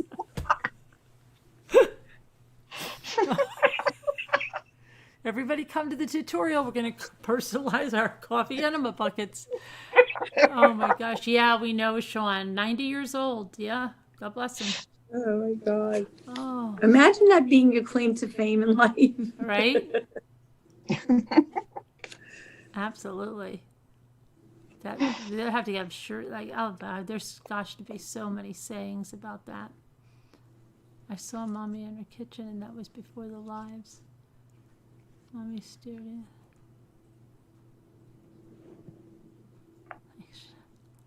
Nana Patty. No, Nana Patty, she wasn't happy about it?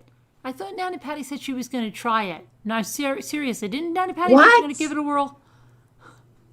Yeah, we have a lot of people on the list.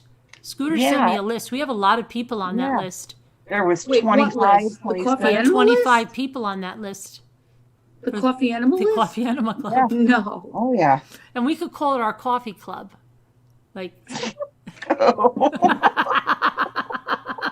The coffee clash. yeah, the coffee clash. Oh my gosh. A colonic place. Yeah, that would be gross to work there, Livina. Yeah, I wouldn't want to. Oh dear, if I'm wrong. She said check with the doctor first. Oh dear, if I'm wrong. Oh dear, I'm wrong. Oh, you're wrong. Say you said it was, yeah, it was Sophie Long. Mm-hmm. I was talking about her wannabe dad. Right. You'll get an email tomorrow asking you if you'd like to use X brand enema kit. I wish they would. sponsor the enema buckets. You haven't talked about that in a while, have you? The enema buckets? It hasn't been that long that we joined the enema club. No, the Sophie Long thing. Oh, the Sophie Long thing, yeah. Yeah. Well, it's kid. pretty much a done deal. Yeah. As long as they got out that, people saw the truth. Right. Use your mugs. Oh, I don't know, Alma. I thought you were adventurous and everything. Might do you good to stick some coffee up there. But, yeah, you don't want folders in your cup.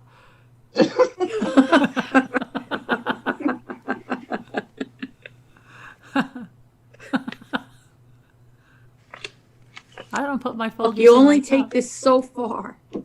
I don't put the folders in my cup. Can you make a bunny? I would love to make a bunny. Got to see if I can find out how. Do you know how to make a bunny? No. Evelyn Grima Liz. said, Oh, "Can you Evelyn. make a bunny?" I'd love to make a bunny. Evelyn Grima. I'm gonna see if I could get like another origami book. I love know. having everything I in a know, book. Sarah. She just I'm doesn't want to old-fashioned. pretend she'd like it. What? Sarah said that I can totally see Alma being into a coffee enema. I said she just doesn't want to admit she'd like it. Oh, God. You do use Folgers, but actually they say to use a fair trade or something like that, and the best way to prepare it is in a French press.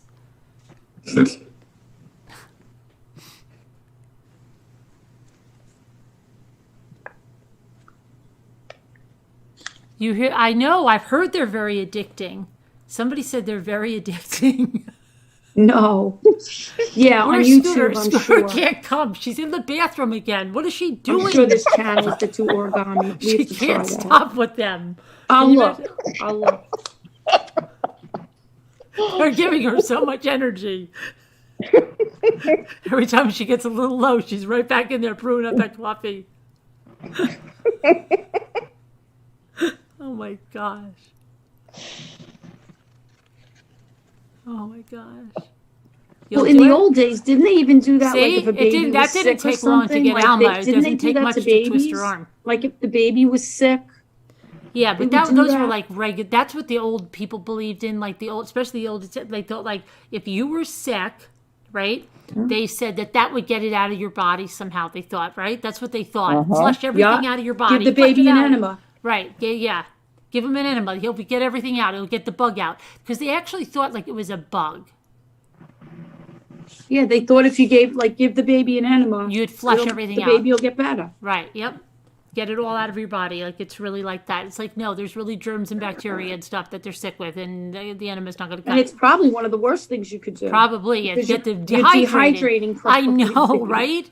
But they're, oh my gosh, where did they come up with this stuff? Like it's Some just of the old people used to believe the old that in people. old I know. The baby's sick, give the baby an Hurry enema. up, First give thing you do. Yeah, just get it all out of them. Right. So crazy. Right? It is. There's so many Who'd have crazy thunk things that, that people right? believed in. Come up with this stuff. And what about like give them a? Did your parents ever give you a shot of whiskey if you're out in the snow? Here, come here, take this.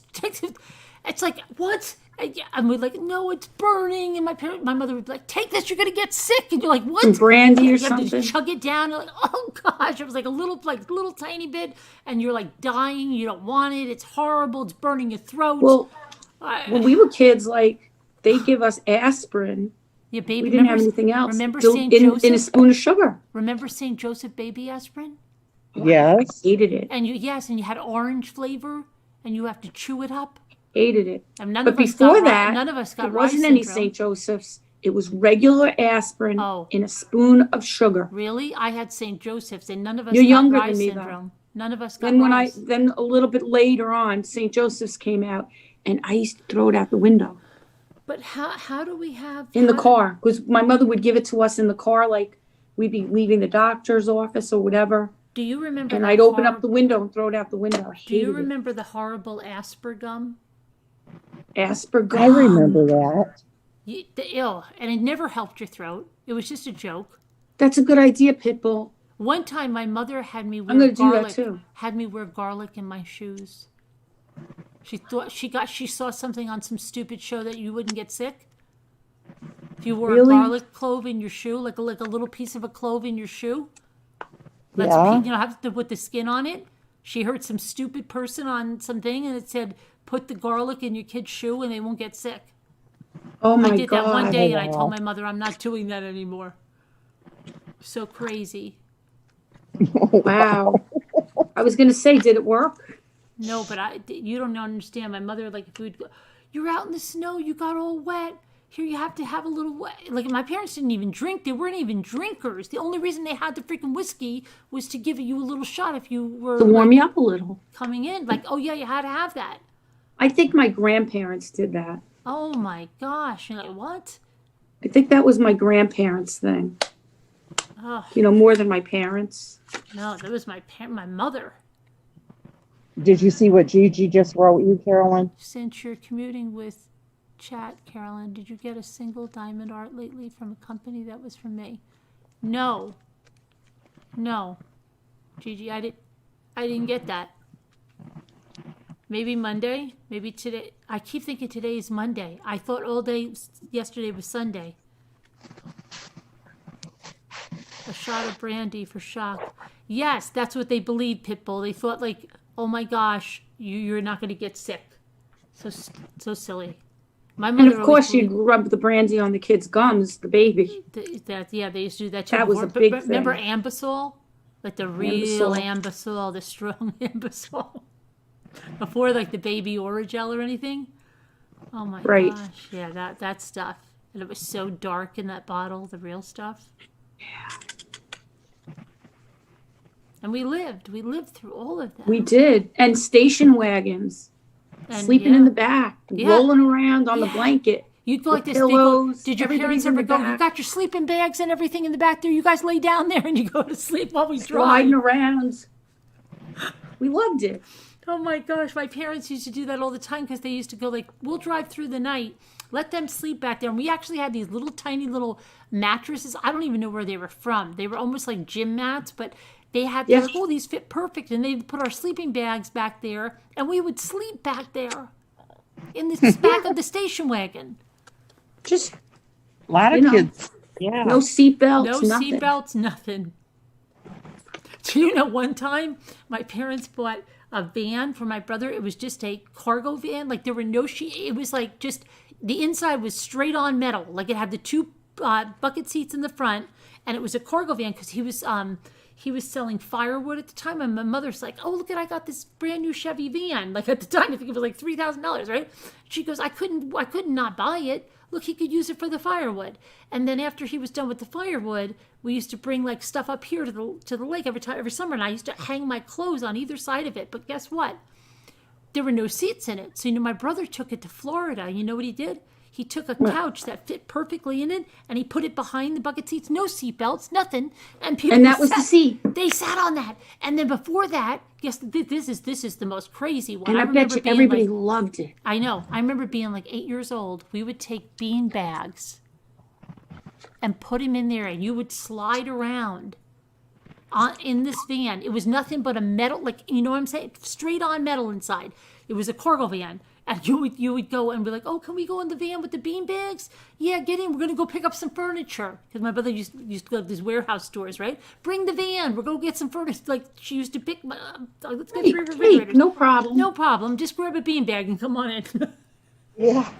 Nobody cared. Nobody Oh cared. my gosh. And we lived. It's so crazy. And it was so much fun. It was crazy. Life was I so can much remember fun. laying up in the back window Yeah. of a regular car. Yeah, why not? What did It would you be do? nice and warm. The sun would shine in there. You laid up in the back window? Yeah. Oh my gosh. Well, why not? Look at my question. I said I didn't get it, Gigi. The diamond painting? I answered you. I didn't get it. I'll keep my eyes peeled out. I'll keep my eyes peeled. I'll let you know. Believe me, I'll be on the lookout for it. But yeah, no, it's so crazy. Life was so different then. Yeah. Well, like we live close to the beach over here. And my dad had a pickup truck. Oh, you go in the back of the pickup truck. That was fun, right? And he'd load all the kids in and it's a long and winding country road and hilly. Yeah, they love it. Pack us all in the back with all the beach stuff. Now, mind you, the road there, you can't go fast. Right. But it doesn't matter. No seatbelts, nothing. You hook in. Somebody sits on the hub every thing summer. Of the little hub. My brother had a Datsun pickup truck, and he painted it like neon green. And we have a picture of it in the farmer's field up here. And we all used to pile in the back of it and go somewhere. It was so much fun. And it was more fun. Life was so much more fun then because you never thought about anything. Right? Bad.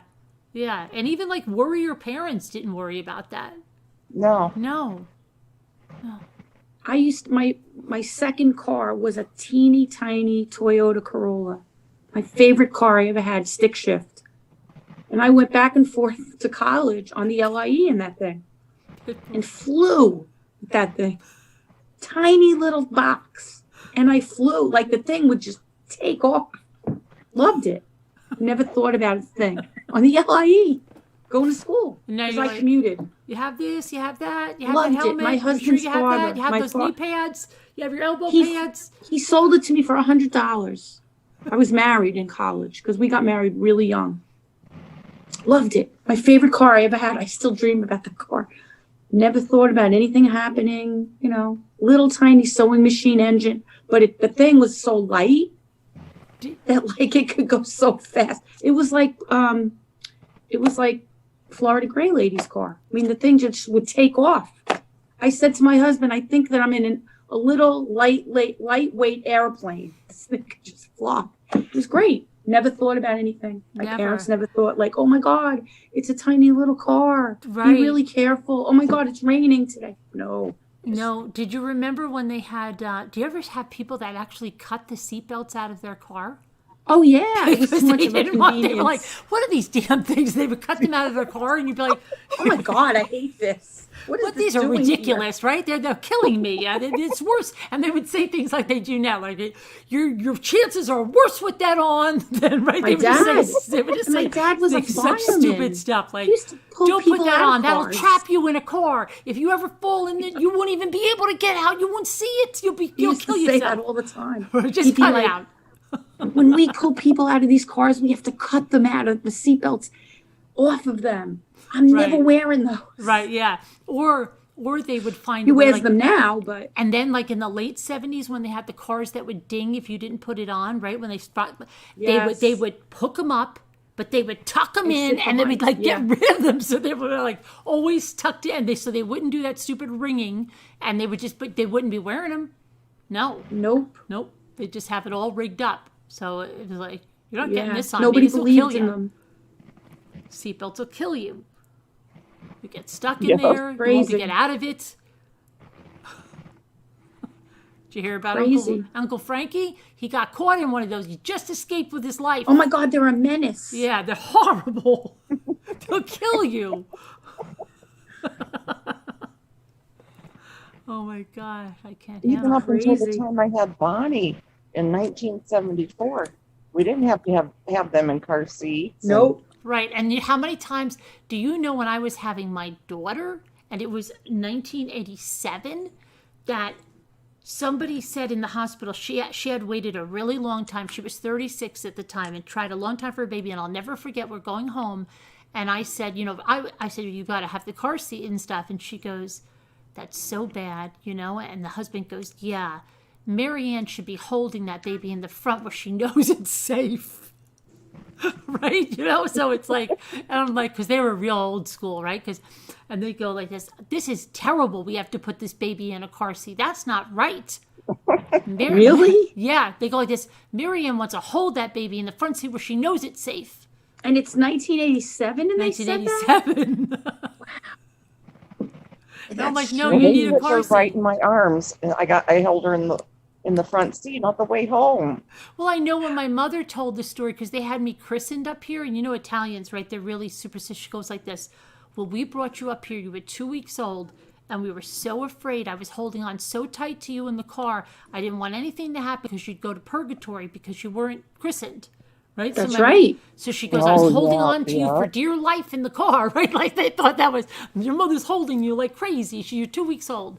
And yeah, Yeah. because they wanted to get me up here before something happened to me. So they can get me baptized. Italians, especially with the baptism. Yeah. When I was born, I was premature, 10 weeks early, and they baptized me In the the second I hospital, was yeah. born. Probably, yeah. Yeah. And then I had, like, later on when I came home, they ceremonial did it baptism, again. But yeah. the second I was born, Mm-hmm. yeah, like, God forbid anything happens, you know? Right. And I never, holding you so tight in the front seat. And you're telling your father to drive car slow. Oh my gosh. But yeah, that's a lot of people thought their kids were safer holding them. And then my brother was older than me, and my nieces and nephews were like my age. I remember just seeing my nieces and nephews like walking along on the floorboards. Oh, there she is again, Amy, and they'd pull her up, like they were born in the early 70s. And it's crazy. They just walked around Well, the when I car. went in 1980, I did have to have a car seat then. That's when it started to her hit. home. But like those 70s kids, like all of it, it's just, all right. He's in there? Yeah, okay. Yeah, whatever. Yeah. Like my brother would actually be like, oh, here she is again. She's over there by the kettles again. Here's River. Right. Yeah. It was crazy. Oh my gosh, it was so crazy. Dad was yelled about sitting on the hard part of the seatbelt. And that's why they cut them out. See? A lot of people cut them out. Yeah. Damn seatbelts in here? This is ridiculous. This is a racket. They just want to, this is so silly. They're just trying to take away our rights. Stupid seatbelts. But that's what it was like. And there were so many people that were so pissed about them. Seatbelts. Oh, yeah. Right? Uh-huh. And do you know the people that, even if you ever see the ones that had what did they call them? Those baby beds? It was like a bassinet thing, and they put it on the back seat, and sometimes like bungee it in or put the seatbelt around it, and be like, oh, this is safe, right? Hey, the seatbelt comes in handy, strapping this thing to the seats. I always thought those were so cool. I always wanted one of those. Oh my gosh. It's so crazy. There's another Amazing how we butterfly. lived. I made this one smaller. And I actually had a car seat, but my mother, I don't think my mother ever used it the right way. I remember it was like a blue vinyl. And I don't think it was strapped, might have been strapped in, but it had no harness. I think it was just there so I didn't crawl around on the floor or something. But I remember that. Because the one I had was the car seat that I had when she got older.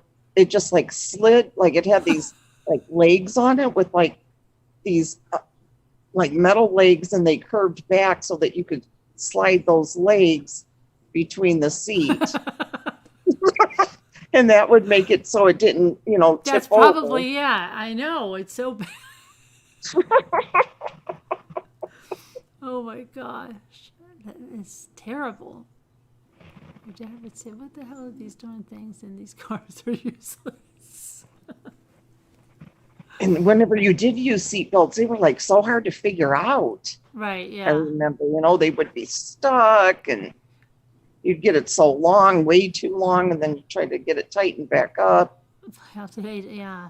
I remember my father got a Gran Torino, and I'll never forget, that was the first one. It was in the 70s. It had the thing that you would sit on the seat, and if you didn't put the seatbelt on, it would start to bing, bing, Really? bing, bing. Yes.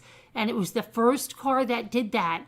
And then I believe my brother was like, oh, I know how to stop this. Just hook these up and stick them under the thing. Oh, yes. Yeah. And just so that it doesn't bing like that, when you're going, because they couldn't stand that, a damn thing. Yeah. And in the back, remember when the seatbelts in the back were just lap belts? Yes. Right? They were always too big or anything. That's not that long ago that the back seat belts were just lap belts. Right. And they were so big. Half the time they were so big, or you couldn't find the other end. And you were just as a kid, forget it. Yeah. Just never had them. Kids rode in the front seats. Nobody ever said, no, you got to get in the back seat, the airbag. Right? Yeah, all the time. You always wore it's crazy. Pintos. Remember Pintos? And they were supposed to be so dangerous. Oh, yeah. What was the dangerous thing about them? What was the There was the gas the tank. gas tank? Right? It was like My brother had one of those. a death trap or something, right? My dad put in a feel it. They removed the tank and they put in like a steel firewall or something. Really? And then there was the gremlin. Remember the gremlin? The AMC Oh, gremlin? yeah. How about the rabbits? The rabbit, yeah. The gremlin. But the Pinto was, and they just kept making them. How did they said, oh, these are dangerous? They just kept making them. Mm-hmm. How? I don't know. That's crazy. But anyway. All right, we got to go. And your butterfly looks lovely. I'm going to try to come up with other things. Pitbull gave me some suggestions too. All right. Thanks to everybody in the chat. Thanks to everybody here. Your first car was a gremlin, Sleeping Beauty. Thank you, Sean. Thanks to everybody on panel. Thanks to the new people that came on panel. Well, Julie Grayson, you're not new, but thanks for coming on in your costume. And then Debbie D and Yes, Cynthia a really good old time. doing the reading. It's fun to reminisce, right? Alicia, We have so much in common. It's fun to talk about it. They were ugly. They were really ugly cars. Alma said they really were. It's true. And you know, people. It's so funny because like people would buy anything. Mm-hmm. What about that one car that was like, was it the Rabbit? No, it wasn't the Rabbit. It was another car that was like a Renault. Was it a Renault? It was like, it almost looked like a Hummer, but not really. It was like really, really boxy. Was it? It wasn't a. It wasn't the Toyota. But that was too recent. The Scion. No, it was an old it car, an but old it car? looked like Flex. No, almost said Flex. No, what I was think it? I know what you're talking about. I don't know. Maybe I she's know right. what you're talking about. It was a Volkswagen. It was Was a it a Volkswagen. Yes, I know It what you're was talking so about. ugly. It was called the Thing. I think it was called the Volkswagen Thing. Maybe. Yeah. I think it was called It was so ugly that you'd wonder, like, why would you buy this? I think it was called the Volkswagen Thing. Yeah. I'm pretty sure that's what it was. Yeah. But Renault it's true. A lot of Alliance, these yeah. cars are pretty ugly and people buy them. I know. The one thing, you remember the Dodge Omni, which was like a Yeah. rabbit, but it was a Dodge? We rented one of those in Florida. We were The going. Pacer, remember the Pacer? Oh yeah, that's Pacer. That's what I'm thinking. The AMC. That was AMC too, right? Pacer. Yeah. Yeah. Sorry to interrupt. Sorry, I interrupted we were you. driving Sorry. to Walt Disney World, right? We were in Miami, and we had a condo there, and then we had our friend that I had there, and my dad could just get a Dodge Omni as a rental car. We never had a Dodge Omni, never had anything with a hatchback. That was like a new thing, right? Right. A hatchback. We always had The a trunk, hatchback, right? A yeah. hatchback. So something happened. We're driving on the highway to Walt Disney World. The hatchback lifted up while we're there, while we're driving like 70 miles an hour. Oh. What a terrible first Like, what experience. the hell? We almost got sucked out of the back. My friend and I, right? We're like, Dad, you know, the hatchback. And I don't know what the heck happened, but the hatchback went flying open like 70 miles an hour. God. Yeah, it was like, that was horrible. Because we were just like, we were falling asleep. It was really late at night. Because my God. Yeah, and it was like, the whole thing goes. What a horrible introduction to Of a hatchback, right? Because we never, like, my father's like, oh, I don't know, they gave us this little car. I'm like, what is that thing? And it's a hatchback. What the hell is a hatchback? It's a death trap. Yeah, because my father drove like a Lincoln Continental with a huge trunk that you could fit like 10 Right, people right. in there, right? Okay, so it was like, so They were little like hearses, hatchback. right? Yeah, the little hatchback. I'm like, hatchback? Oh my God. Oh my gosh, I've never And seen he's probably anything. like, never again. Never, yeah, that's dangerous. You'll die in a hatchback. What is that, a hatchback? It's a death trap. Okay, so yeah. Hatchback. To have a trunk? No, it has a hatchback. Never You'll get killed in it. Okay. All right. We'll see you guys tomorrow. All funny. right. Prayers for all that need. I love you guys. Bye. God bless. See you So later. true, though, right, guys? Bye. Good day. Bye, everyone. Bye.